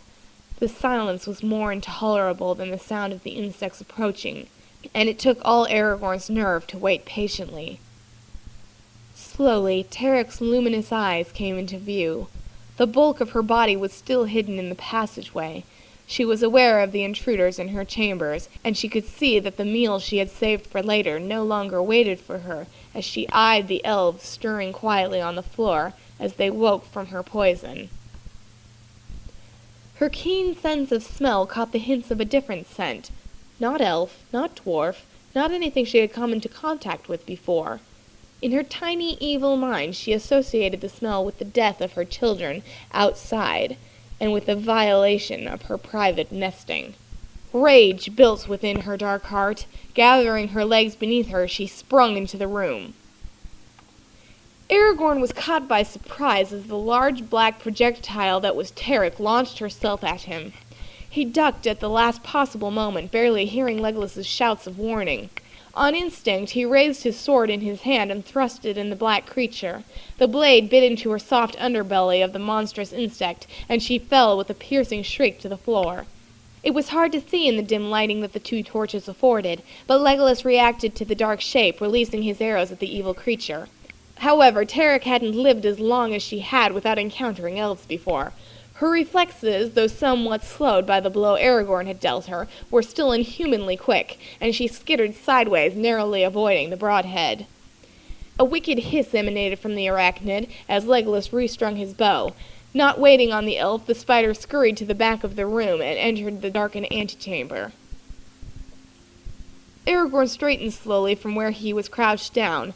Black, thick ichor dripped from his sword, and he grimaced as he cleaned his blade, wiping it off with a scrap of cloth he found on the floor. Legolas was running towards the remaining cocoons. With Tarek in the lair, they were out of time. He needed to get the elves to their feet and out of the nest quickly. He only hoped that her brood was still too frightened by their latest losses to come to her defense. "Go!" Legolas turned and yelled at the ranger.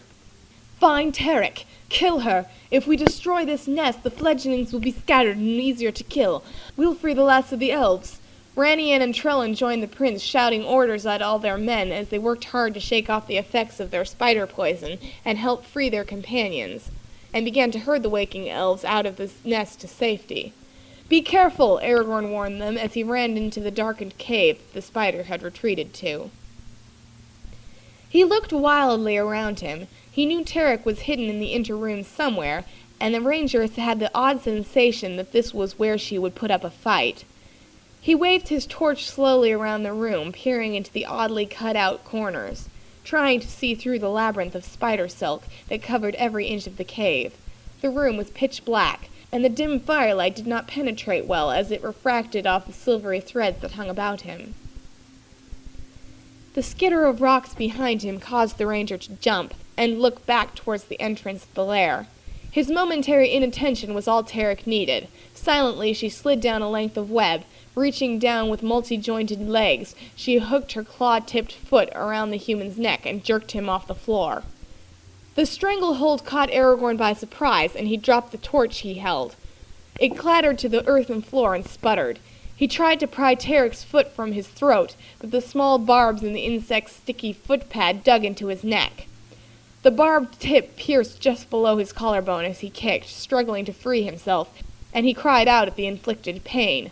"Legolas!" The ranger knew he was in trouble as the second appendage wrapped around his waist, digging into his hip. "Legolas!" His words were choked off as Tarek pulled him closer to her, tightening the hold she had on her prey. As his breath was cut off, Aragorn lost his grip on his sword, and it fell to the floor with a clang, out of reach as Tarek scuttled towards the ceiling of her lair, dragging the human with her. The elf prince heard Aragorn's strangled cries from the inner room. He quickly lowered the last cocoon to the floor and handed his knife to Morfwyn, who was just reviving and gaining his feet. Pressing the handle into the warrior's hand, he motioned to the still trapped elf and instructed the dazed warrior, "Cut him free." He motioned to the remaining cocoon. "I'll be right back."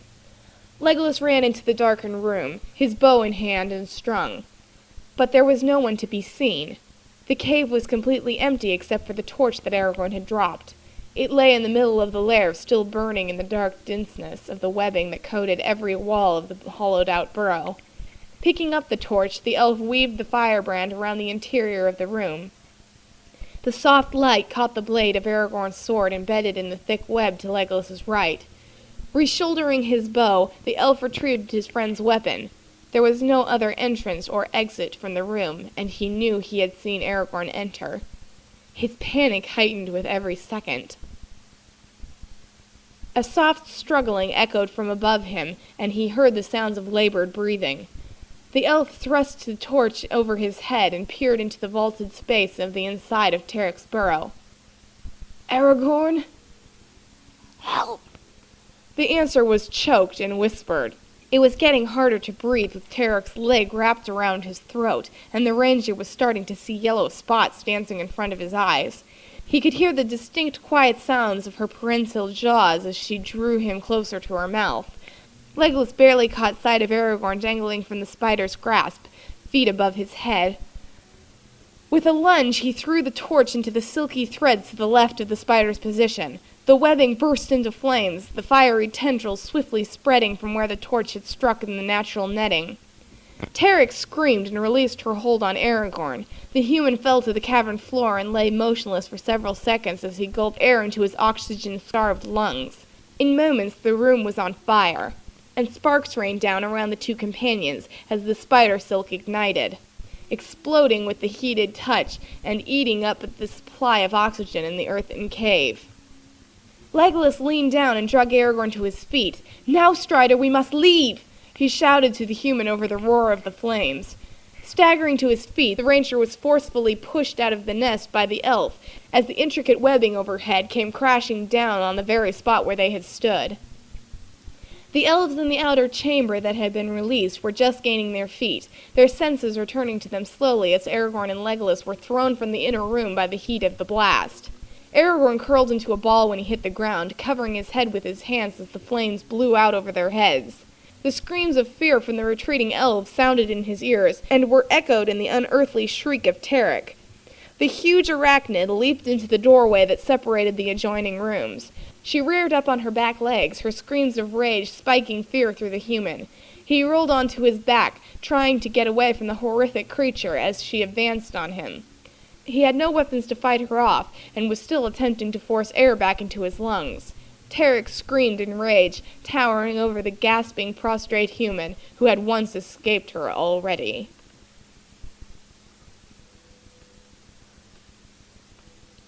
Part 10. Legolas had been thrown to the side of the cavern, away from his friend. He watched spellbound as the insect dropped into the main room, and for a brief second was frozen in fear. Tarek was huge. He had never seen one of the evil creatures grow to her size before. She easily stood as tall as an elf, when she raised herself up on all 8 legs, and her body was as thick as the trees that grew in the southern woods. When she advanced on the human, Legolas sprang into action. He rolled up into a crouched position, unslung his bow, and stringing 2 arrows simultaneously, he let the projectiles fly. The shafts flew true and struck the spider through her thorax as she raised herself up over the form of the cowering human. Faster than the eye could follow, the elf re-notched his bow. The second volley pierced the spider's small head, and she toppled sideways, rolling over onto her back, her ugly black legs contracting slightly in the last throes of death. Legolas ran forward and pulled Aragorn away from the hideous creature.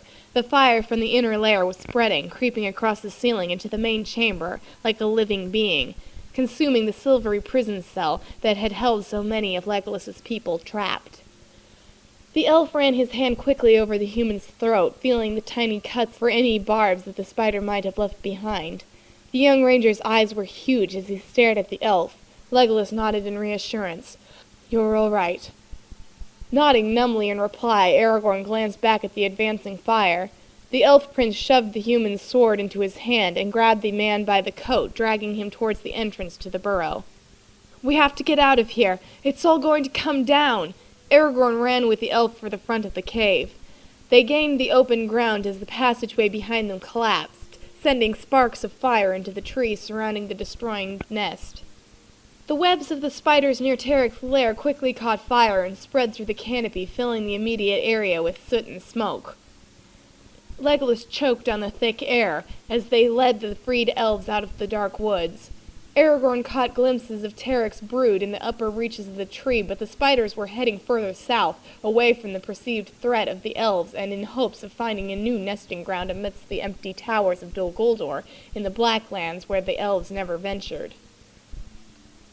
Near the border of the northern woods, Aragorn and Legolas quietly stole away, separating from the returning elves, and sought the safety of the mountain hills on the perimeter of the forbidden elven territory. The refugees were so dazed and wearied that not even the elf warriors noticed the passing of the two friends.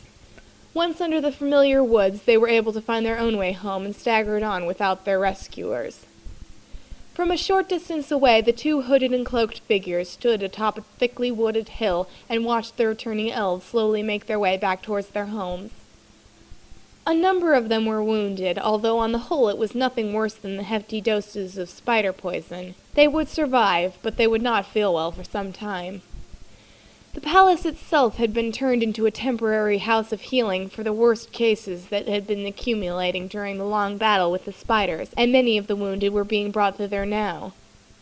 The great gates stood open to allow their passage, and Legolas followed them with his keen eyes, a terrible longing pulling at his heart as he gazed upon his home. It was strange and painful to view it as an outsider looking in.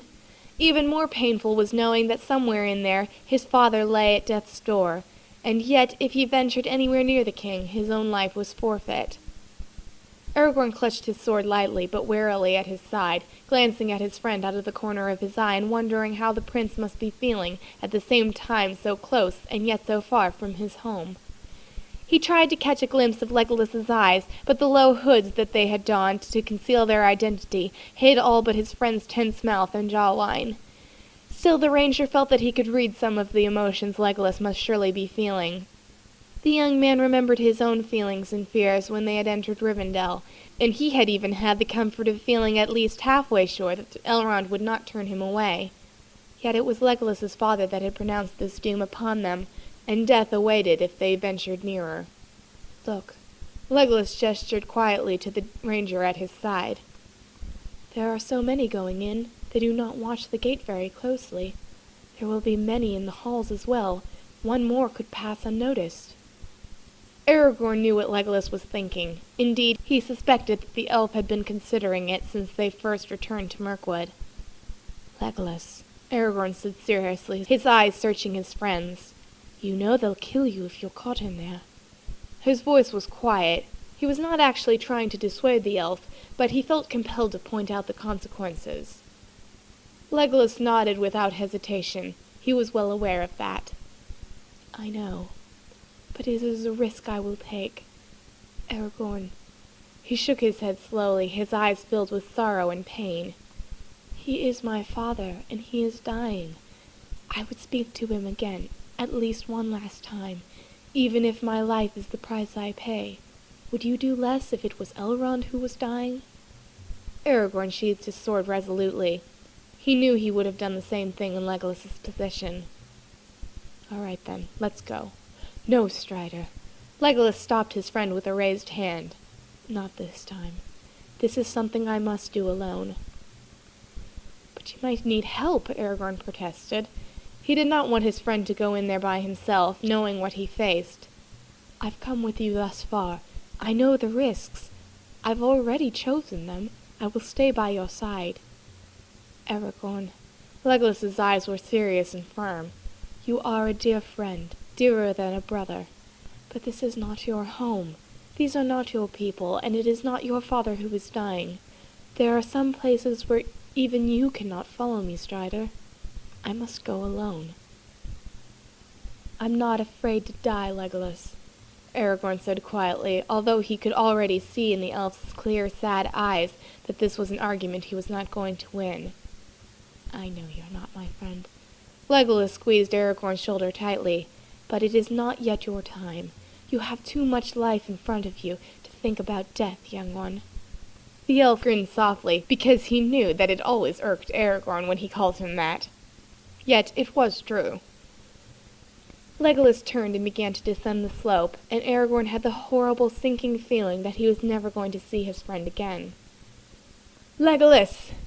His voice halted the elf, and Legolas turned back for a moment.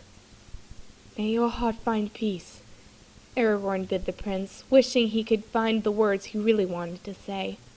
He started to clasp his friend's hand in parting, but then he pulled the elf close instead.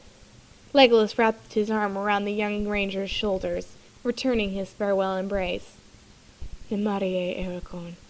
May the stars always shine on your path, Legolas whispered softly in his friend's ear before they were separated again. His hood had fallen back, and they were able to meet eyes one more time. And if I do not see you again under these heavens, know that I consider myself blessed to have counted you my friend. And I you, Aragorn returned gravely, realizing for the first time that Legolas was not really expecting to return from this foray, which was probably why he did not want his friend to go with him. Legolas lightly flipped his hood back up into place and started down the hill again, leaving Aragorn standing alone on the slope. Aragorn watched the elf blend effortlessly in with the others in the distance. He followed his friend's form until Legolas passed beneath the shadow of the great gates and was lost to his view. Legolas slid silently through the familiar passages of his home. He had been right about the number of people in the halls, and since he carried himself as one who was well acquainted with the place, no one took any notice of him. Still, the elf kept his hood up and his face down, because he knew that here of all places the danger of being recognized was most high. Several winding hallways finally led him to a familiar door of his father's chamber. Here Legolas finally hesitated. How many times had he passed through these doors in his long lifetime? And yet now he stood outside them, afraid to enter, a fugitive in his own house. A sharp pain wrapped itself around Legolas's heart and squeezed tightly. He was not afraid to face the consequences of this visit. If he had to die, he would accept that. What he was afraid of was that he would go in to his father and the older elf would reject him, that the king would keep his vow, and even on the verge of death refuse to look upon the son that had defied him. That Legolas did not think he could bear. Yet this was something he had to do, whatever the outcome. Slowly the elf prince pushed the door open and let himself silently into his father's chambers. There was no one in the lush, beautiful antechamber where Thranduil entertained his guests, and where Legolas had spent so many restful evenings simply talking and laughing with the older elf about everything and nothing at all. The place held too many memories for Legolas, and he padded quickly over the thick rugs without making a sound. Ahead to the left there was a doorway to his father's sleeping chambers, and he could hear soft muted voices within. One of the voices approached the partially open bedroom door, and Legolas quickly pressed himself back against the shadow of the draping curtains as the door was pushed open from the inside. Elrond, one of Thranduil's faithful servants who Legolas knew well, exited the room, and Legolas read there all the things about his father's condition that he did not want to fully accept. The young prince waited until Elrond left on whatever errand he had been sent before making his way towards the bedchamber. The door stood ajar, and through the crack Legolas could see that there was no one else present save the sad figure of his father on the bed. The Elven King lay with his back to the door. Silently admitting himself into the room, Legolas's heart pounded loudly in his ears as he approached his father's bed. He was perhaps more frightened of this meeting than he had ever been of anything else he had yet encountered in his life. Thranduil lay motionless against the pillows, and a deadly pallor like the frost lay upon him. His ageless features looked infinitely older, and sorrow creased every line of his careworn face. It broke Legolas's heart to see his father in such a state. "Elrond?" Thranduil asked weakly when he sensed that someone had entered. His voice slurred slightly. There was nothing physically wrong with him, but his own feelings of despair had eaten away at him until he was literally letting go of life altogether, his body wasting away with his spirit. Legolas froze, momentarily unable to speak. Thranduil rolled over with an effort, his eyes lighting on the cloaked, hooded form of the stranger at his bedside. The king blinked hazily as he attempted to focus on the newcomer, his brows furrowed in confusion. "Elrond?" Legolas swallowed hard. "Nay, not Elrond." With a flick of his wrist, the elf prince let his hood fall back. "Father." Part 11. Thranduil's glazed eyes widened with shock and surprise. "Legolas?" He breathed his son's name unbelievingly. "My son, you shouldn't be here, my son," the king whispered weakly, his face filled with unbearable pain. Legolas dropped to his knees by the bed, forbidding his body to tremble. "Forgive me, father. I had to come. Legolas."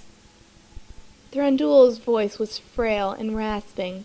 his eyes searching blearily for his son's face. "I know what it means, father. I'm sorry." Legolas's words tumbled swiftly out on top of one another. "But I had to see you again." His voice choked slightly. "Legolas." Thranduil cut him off, holding his arms out weakly.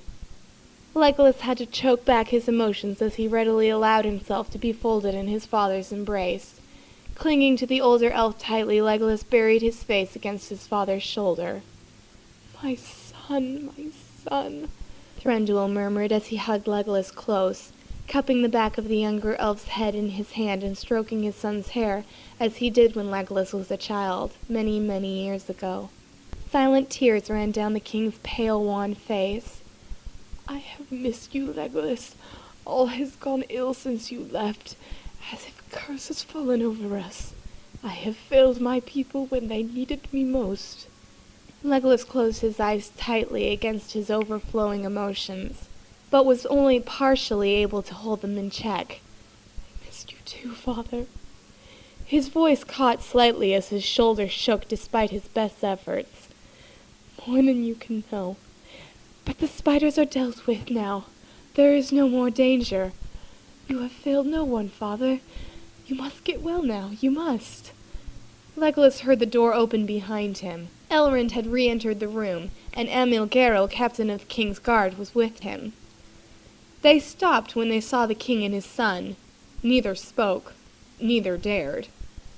Legolas tensed when he sensed their presence behind him, but did not move, lingering his father's warm embrace for as long as he could, savoring every last touch of his father's love before having to face what he knew waited for him.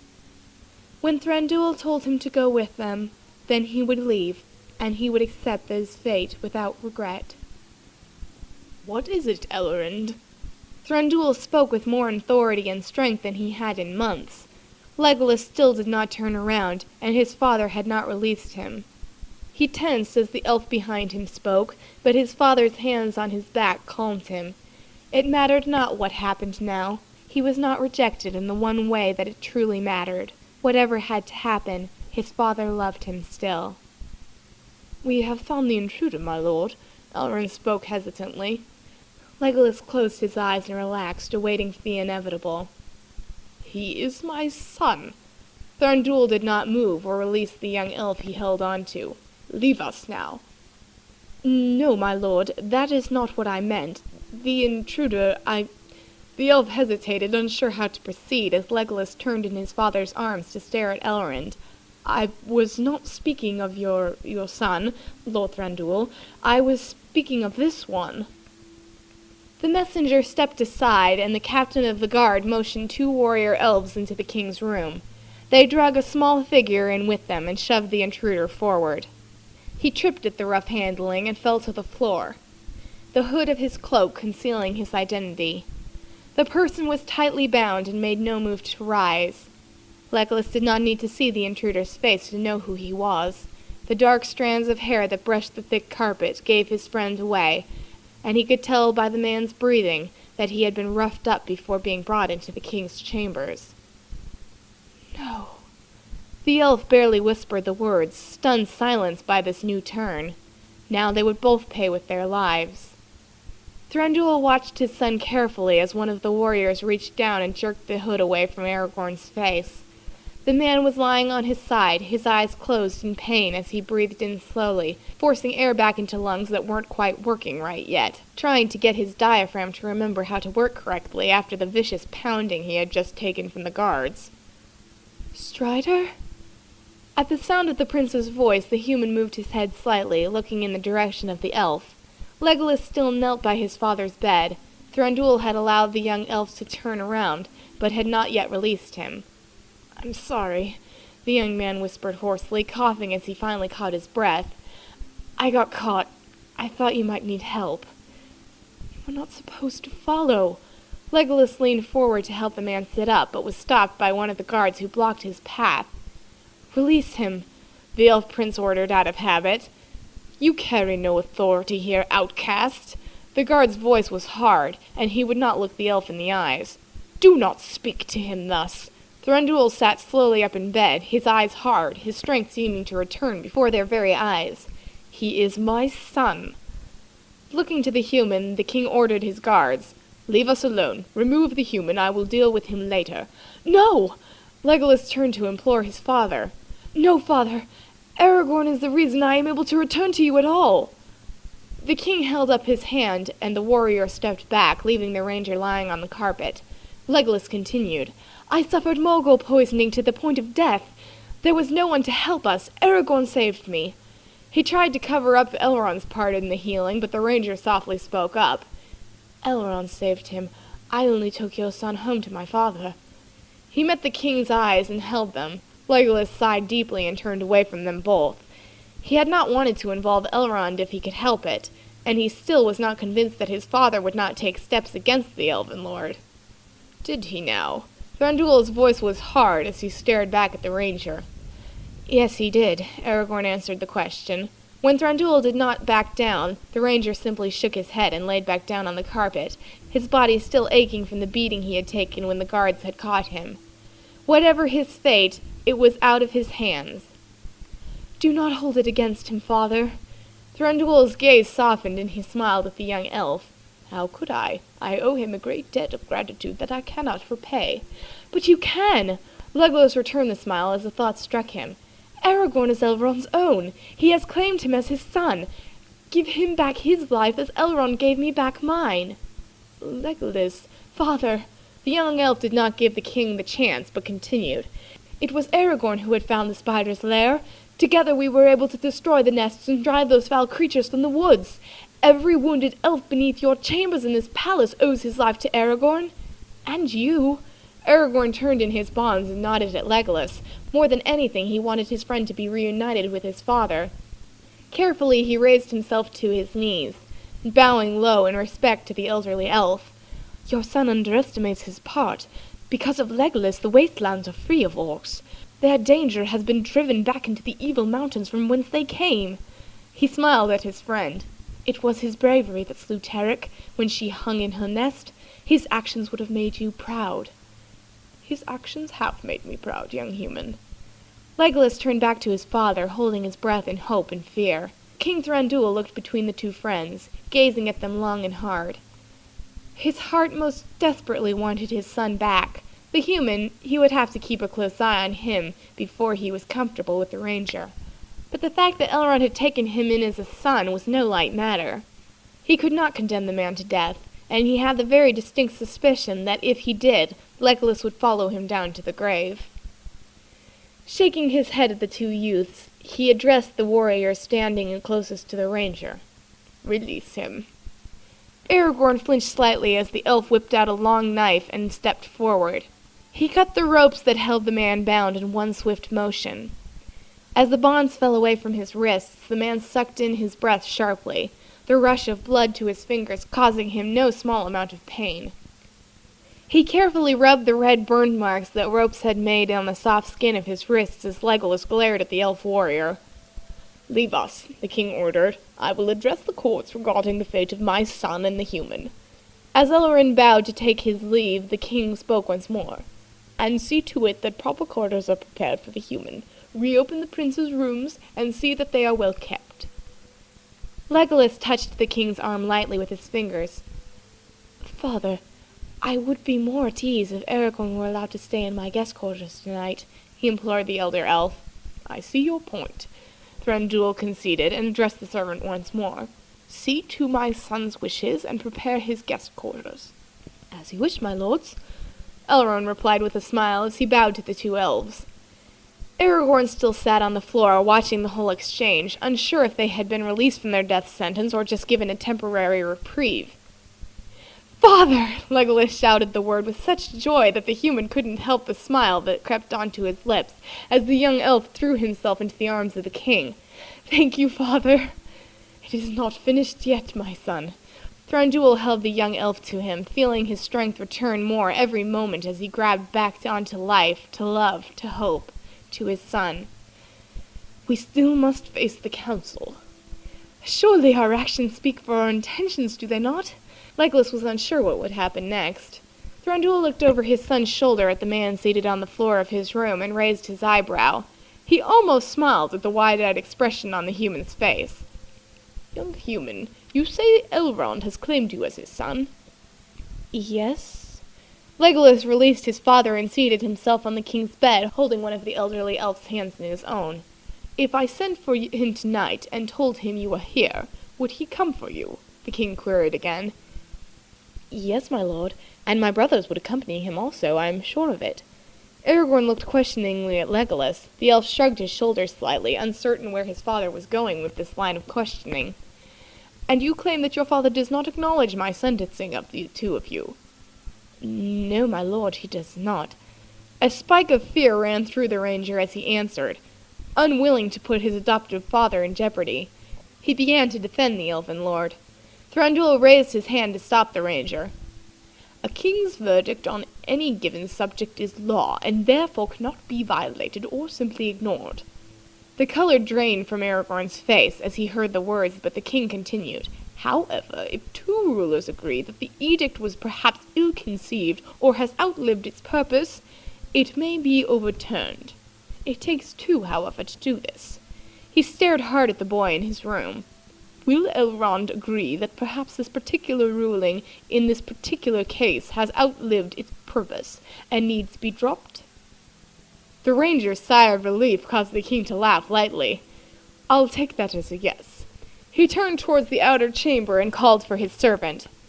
When Elrond opened the door and stepped in, he was surprised to find the king standing near the fire, stoking the dying embers. Just how fast Thranduil was recovering was truly remarkable. Almost unbelievable, if Elrond had not been witnessing it with his own eyes. Legolas reached down to his friend and pulled Aragorn up into a warm embrace, checking the human out to make sure that he was okay after the abuse he had taken when he had been caught. He was quietly chiding the man about being more careful and disappearing into his surroundings better. The whole scene shocked the servant, who only months ago had been tending a dying king. "My lord, you called me?" the servant asked. "Yes, Elrond." The king approached the elf. "I need you to send an envoy to Rivendell tonight to request that Lord Elrond attend a council that I will be convening in 2 days." The elf king glanced at his son and Aragorn. "That should give him enough time?" "Yes, my lord," Aragorn replied respectfully. "Tell him it involves his son." Thranduil turned back to Elrond, continuing to instruct him. He was interrupted as Aragorn spoke up. "Begging your pardon, my lord, but please make sure to tell him, and especially his sons, that Aragorn is well and lives." He smiled a lopsided grin at the questioning glance from the king.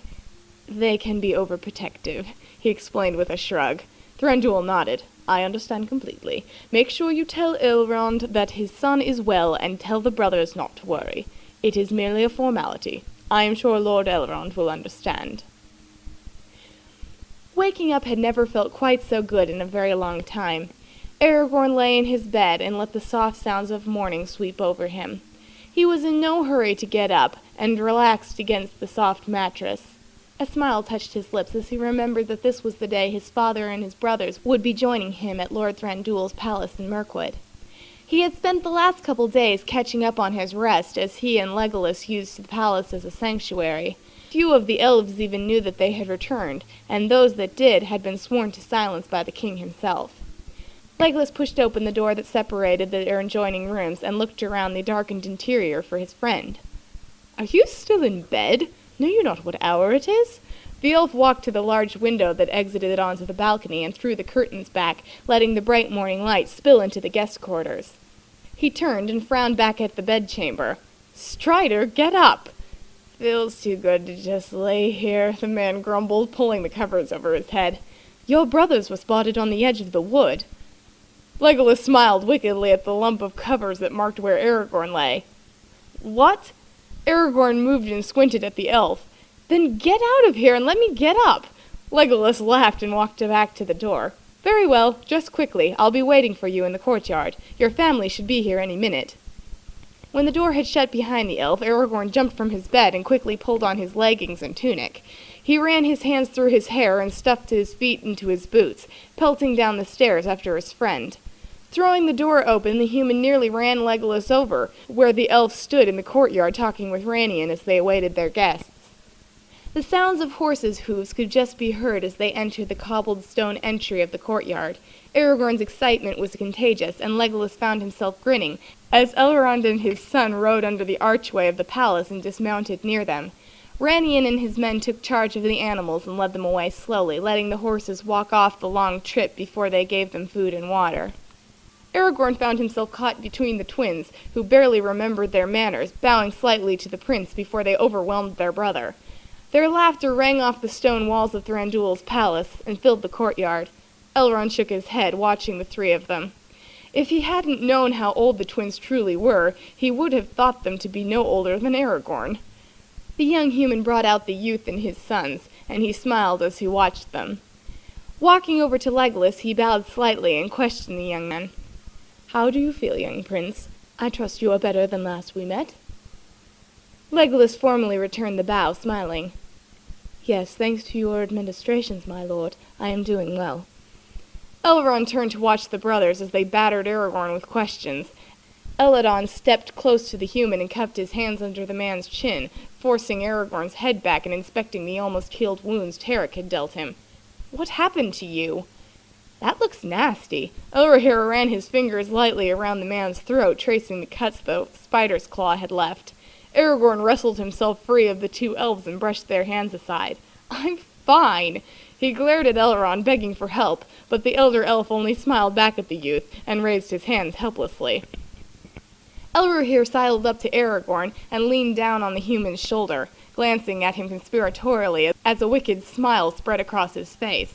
He threw a quick look at his twin before confiding in the human. "When Thranduil's men came and requested our presence, Elladan wasn't there. So when he got back, I told him that they had killed you." The elf started laughing at his own joke. Aragorn turned wide eyes on his brother. "Elrohir, you didn't!" Through his laughter, the elf continued. "I did. Elladan didn't take it very well, but father ruined it and told him the truth." Elladan glowered at his brother. "That was the cruelest thing you've ever done, Elrohir. I was only getting back at you for that time that you said the white deer were running through the vale, and then you left me there without a horse." Elrohir stepped away from Aragorn and challenged his brother. Legolas laughed and joined the conversation. "The white deer run through your woods?" Elrond left the young elves to their hunting tales as Thranduil's attendant Elrond entered the courtyard. He bowed low to the Noldor elf. "My lord, King Thranduil has requested your company. Would you follow me?" Elrond turned his gaze back to the companions, watching as Elrohir held their attention, expounding on one of the twins' recent hunting forays. "They are safe here, my lord. Few know that they are in the castle, and those that do have been sworn to secrecy," Elrond offered, mistaking the elf's attention for worry. Elrond nodded and motioned for the twins to follow him as he caught Elladan's eye. "We'd like to stay with Aragorn and Legolas," his son called back. "As you wish." His eyes cautioned the younger elf, and Elladan nodded back knowingly. They were with Sylvan elves in territory that had been declared off-limits under penalty of death to their human brother. Until the entire proceedings were over, he was not out of danger, and Elrond wanted his sons to be wary. Noldor and Sylvan elves were not always known to get along. The day's events would prove very interesting. Turning back to Elrond, he gestured for the servant to lead the way. Legolas stilled his laughter long enough to catch his breath. He touched Elladan's shoulder, lightly drawing the twins' attention. "The assembly will begin soon. We need to prepare." He glanced at Aragorn and looked the human up and down, taking note of the dark, rumpled clothing. You aren't wearing that, are you?" Elladan turned toward the human and praised him. "No, he's not," he answered for the man. Aragorn looked from Legolas to his brother in surprise. "Yes, I am. I am a ranger. This is how rangers dress." "You at least need a shower," his eldest brother frowned at him. "It's all right, Aragorn," Elrohir interrupted them. "I brought you your formal wear." He smiled at the man, noting the way the human had suddenly become highly self-conscious.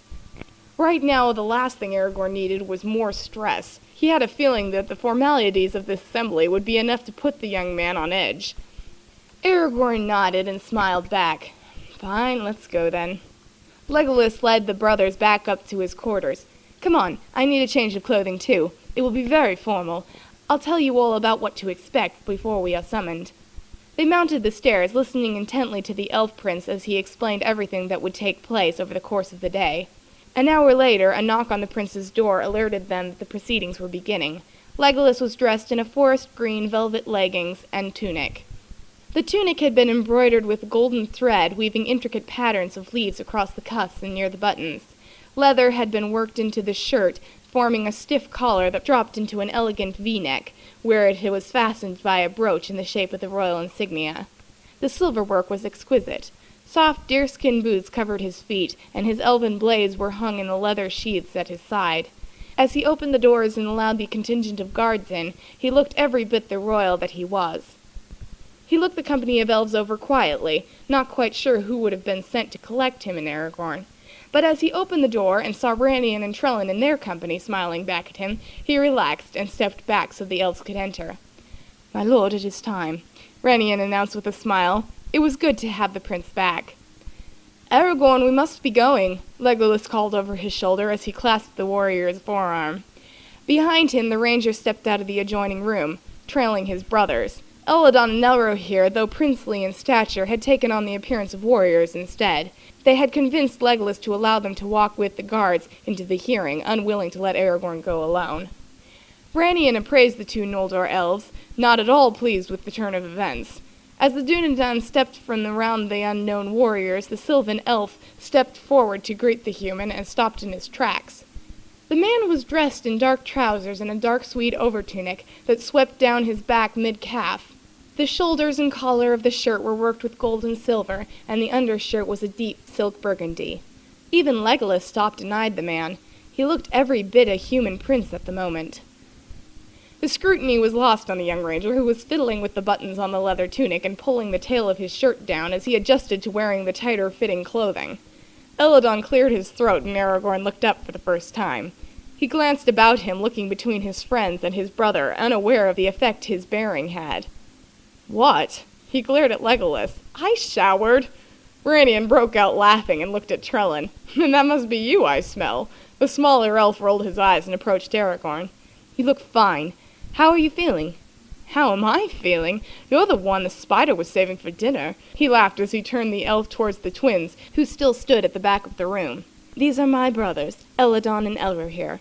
He motioned to the Noldor elves, who both bowed slightly to the company of warriors. The fact that the human had called the elves his brothers was not lost on the elven guards, and when Aragorn turned back to continue his introductions, Ranian was frowning at the human in confusion. Aragorn simply proceeded with the introductions. "And these are my friends," he introduced each elf by name to the twins. "Your brothers?" Trellin leaned close and whispered the question to the human. Legolas grabbed the small elf and steered him out the door. "It's a long story, Trellin. Some other time. I think if we wait any longer they will send another contingent, and I would rather walk among friends." Aragorn stepped next to Legolas as they filed out of the prince's quarters. Elladan and Elrohir immediately took up position behind the two friends, and Trellin fell into step next to the human as Ranian flanked the prince. The rest of the contingent followed a step behind, closing the doors as they headed to the assembly hall. Walking back into the large hall was more difficult than Aragorn had thought it would be. He remembered the last time they had walked these same steps, and the nervousness began to eat at his stomach again. Sensing the man's unease, Legolas glanced at him out of the corner of his eye and smiled lightly. Elladan's strong hand on his shoulder steadied him somewhat, and in seconds they stood once again before Lord Thranduil's throne, surrounded by the elves of Mirkwood. Aragorn fought the desire to fidget with his clothing, and instead clasped his hands together in front of him, and waited. Part 12. The huge hall was hushed as Lord Thranduil entered, followed by Lord Elrond. Thranduil seated himself and indicated the seat to his left for Elrond. The elf lord bowed his head slightly and took his seat. King Thranduil turned his attention to the guards surrounding his son and Aragorn and instructed them. "Be seated." Ranian stepped away from the prince's side and bowed before speaking. "My lord, if it pleases you, my contingent and I would stand with the accused. We do not support this banishment and have evidence that it is ill-advised. If it is so decided today that the ruling stands, we would be counted as outcasts with these who stand before you now." Elrond glanced casually at the king, who surreptitiously returned the gaze before responding. He had had no doubts that something like this would take place, and he had forewarned Elrond. Returning his full attention to the small group of elves, he steeled his gaze and continued. Do you understand the gravity of this situation? Trellin stepped forward next to Ranian. They have saved us, my lord. Surely that is something. Elrond cast his eyes down, but he couldn't help smiling as he glanced at Thranduil. The king leaned on one arm of his throne and spoke quietly to Elrond. You see what I have to deal with? Well, they are very loyal. He covered his expression with a serious glance.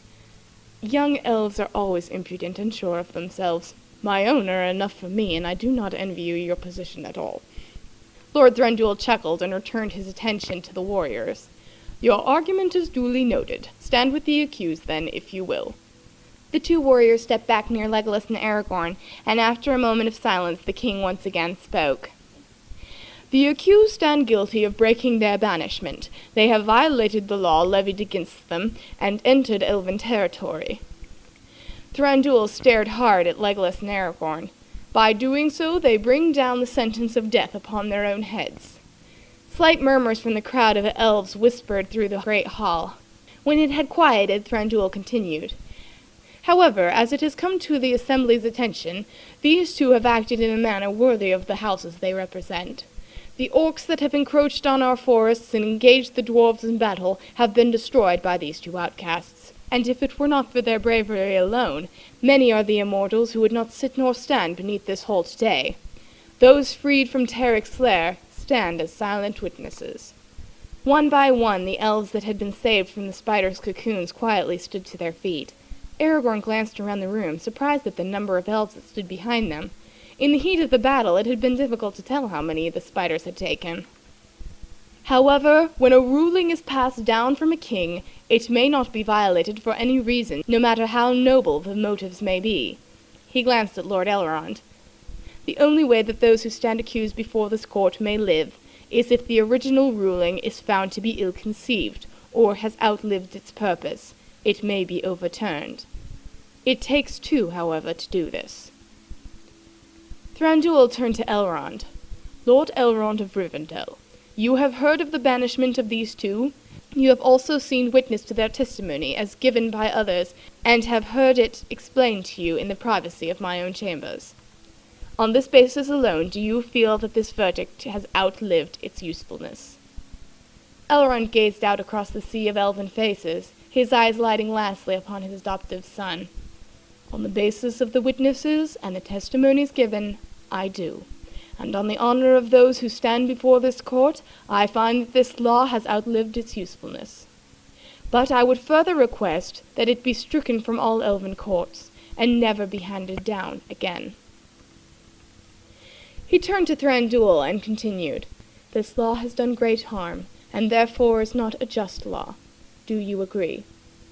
Mirkwood's lord eyed the Noldor elf for a long, quiet moment before slowly nodding. I do. And such it is henceforth stricken from all courts of law in the elven territories, and may never be used again against another elf. Elrond nodded once in consent, and turned back towards the audience chamber. Write it up and seal it with my insignia. Lord Thranduil removed his signet ring from his finger and handed it to Elrond, who curtly bowed and turned to Elrond. And with mine, the elven lord stated, slipping his own ring from his finger and handing it to the servant. See to it that the new edict is read in every territory, Lord Thranduil further instructed. Legolas sighed in relief and glanced at Aragorn before his attention was refocused on his father. Legolas Greenleaf, Thranduil addressed the young prince. The elf stood tall and looked his father in the eyes. As the court has seen to lift your ban, come and take your seat as Prince of Mirkwood once more. The king motioned to the empty seat on his right. Legolas stepped forward and kneeled before the king, his right hand covering his heart in pledge. When he stood, Thranduil was smiling openly at his son. The young elf restrained himself from exhibiting his joy and walked calmly up the steps to take his seat next to his father. The chamber of elves roared in approval and came to their feet in swift motion. Only a few of those present did not stand or cheer, and their actions were noted by all. Thranduil quieted the elves once more and continued. Now as to the matter of the human. Elrond glanced at Thranduil, raising his eyebrows at this sight. However, the smile that the king barely hid was not lost on the elven lord, and he relaxed. Legolas couldn't hide his own smile as Drellin and Ranian moved closer towards the Dunedain, giving him their support with their presence. "This one named Strider is no ordinary man," the king spoke once more. Elrohir leaned forward and whispered in Aragorn's ear. "Strider?" "It's a long story," the man whispered back and returned his attention to the king, who was still speaking.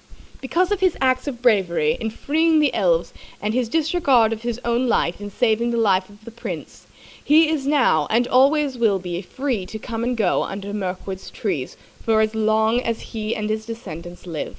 The banishment is repealed, Aragorn, son of Arathorn, heir of Isildur, and one in the guardianship of Lord Elrond," Thranduil finished. Trellin and Ranian both turned towards the human and asked incredulously, "Aragorn?"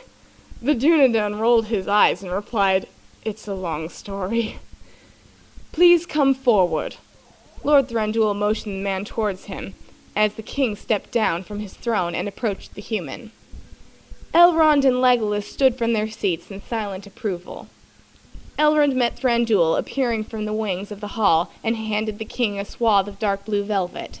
Carefully, the elder elf unwrapped an elven sword and passed it to the young man. "Because I owe you a debt of gratitude I cannot repay in saving my son. Consider this house as your own." Aragorn took the sword on the upturned palms of his hands and kneeled before the elf lord. "Thank you, my lord." Thranduil touched his shoulder and motioned for the man to stand. Addressing the crowd once more, he dismissed them. "This assembly is at an end. You may leave. Tonight we will celebrate the prince's return." The exit of the elves was quite different than the last time Aragorn had watched them leave.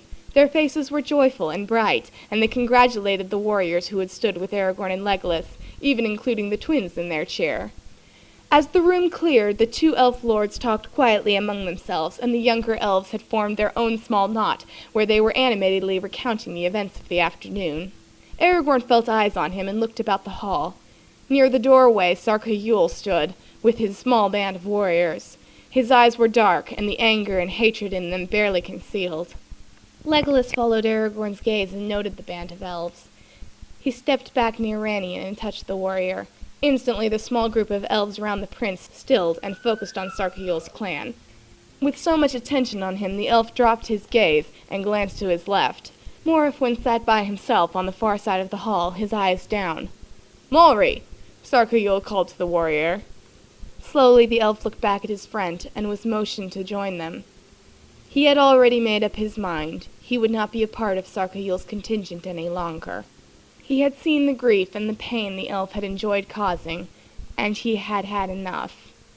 Morrowind shook his head and looked back to the front of the hall. With a snort of disgust, Sarka-Yul led his group out of the assembly hall. "That one will be trouble, my lord." Ranian watched the elf leave. Legolas started to answer, but was interrupted as Aragorn slowly left his side, walking warily over to where Morrowind sat. He took a seat in front of the elf and leaned over the back of the wooden pew. "You all right?" Morrowind sat back, surprised to see the human so near him. "You and Legolas saved me from the spiders, although I deserved to be left by you." He glanced over his shoulder towards the place where Sarka-Yul had been. "I can't be a part of that anymore." Aragorn extended his hand over the chair backing and reached out towards the elf. "No hard feelings, then?" Morrowind stared at him, unable to speak. "You forget that I framed and hunted you." "No," Aragorn answered him softly, "but I forgive it." "Your brother is quite unusual." Ranian stepped near Eladon and spoke quietly to him. "That he is," Between answered, watching with interest as his human made peace with the elf. Aragorn pressed his open hand closer to Morrowind. "What do you say we start over again?" Morrowind smiled at the man and nodded his head. Taking the proffered hand, he answered his offered peace. "I would like that very much." Ranian had watched the whole thing, spellbound. As Morrowind stood and walked back with Aragorn, Trellin stepped up behind the elf warrior. "Maybe you should ask him to join our contingent. He could use some training." The tall warrior looked down at the smaller elf. "I suppose you'd volunteer for that?" he asked as Trellin grinned wickedly at him. please." Nodding, Ranian stepped out and stopped Morfwin. "I see you have left behind your companions." When the elf did not respond, he continued. "You have a lot to learn about compassion and what it means to be an elf." Morfwin nodded and dropped his eyes to the floor. It seemed the human could forgive easier than his own. "Would you care to join my contingent?" When the warrior met his gaze, Ranian continued. "You will have to leave that bigotry behind, though. I won't tolerate it." Elrond approached the group of young elves as Morfwin readily accepted Ranian's offer. "My sons, it is time to go." He interrupted the conversations and motioned to the door with his hand. "I'd like to stay, Father, at least for a few days."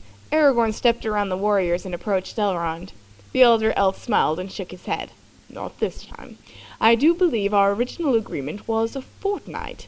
I think you have passed that deadline quite a few fortnights ago. We are leaving, and you are coming with us." He smiled into the begging face of the human. Legolas stepped next to the ranger and touched his shoulder. "I have an idea, Strider."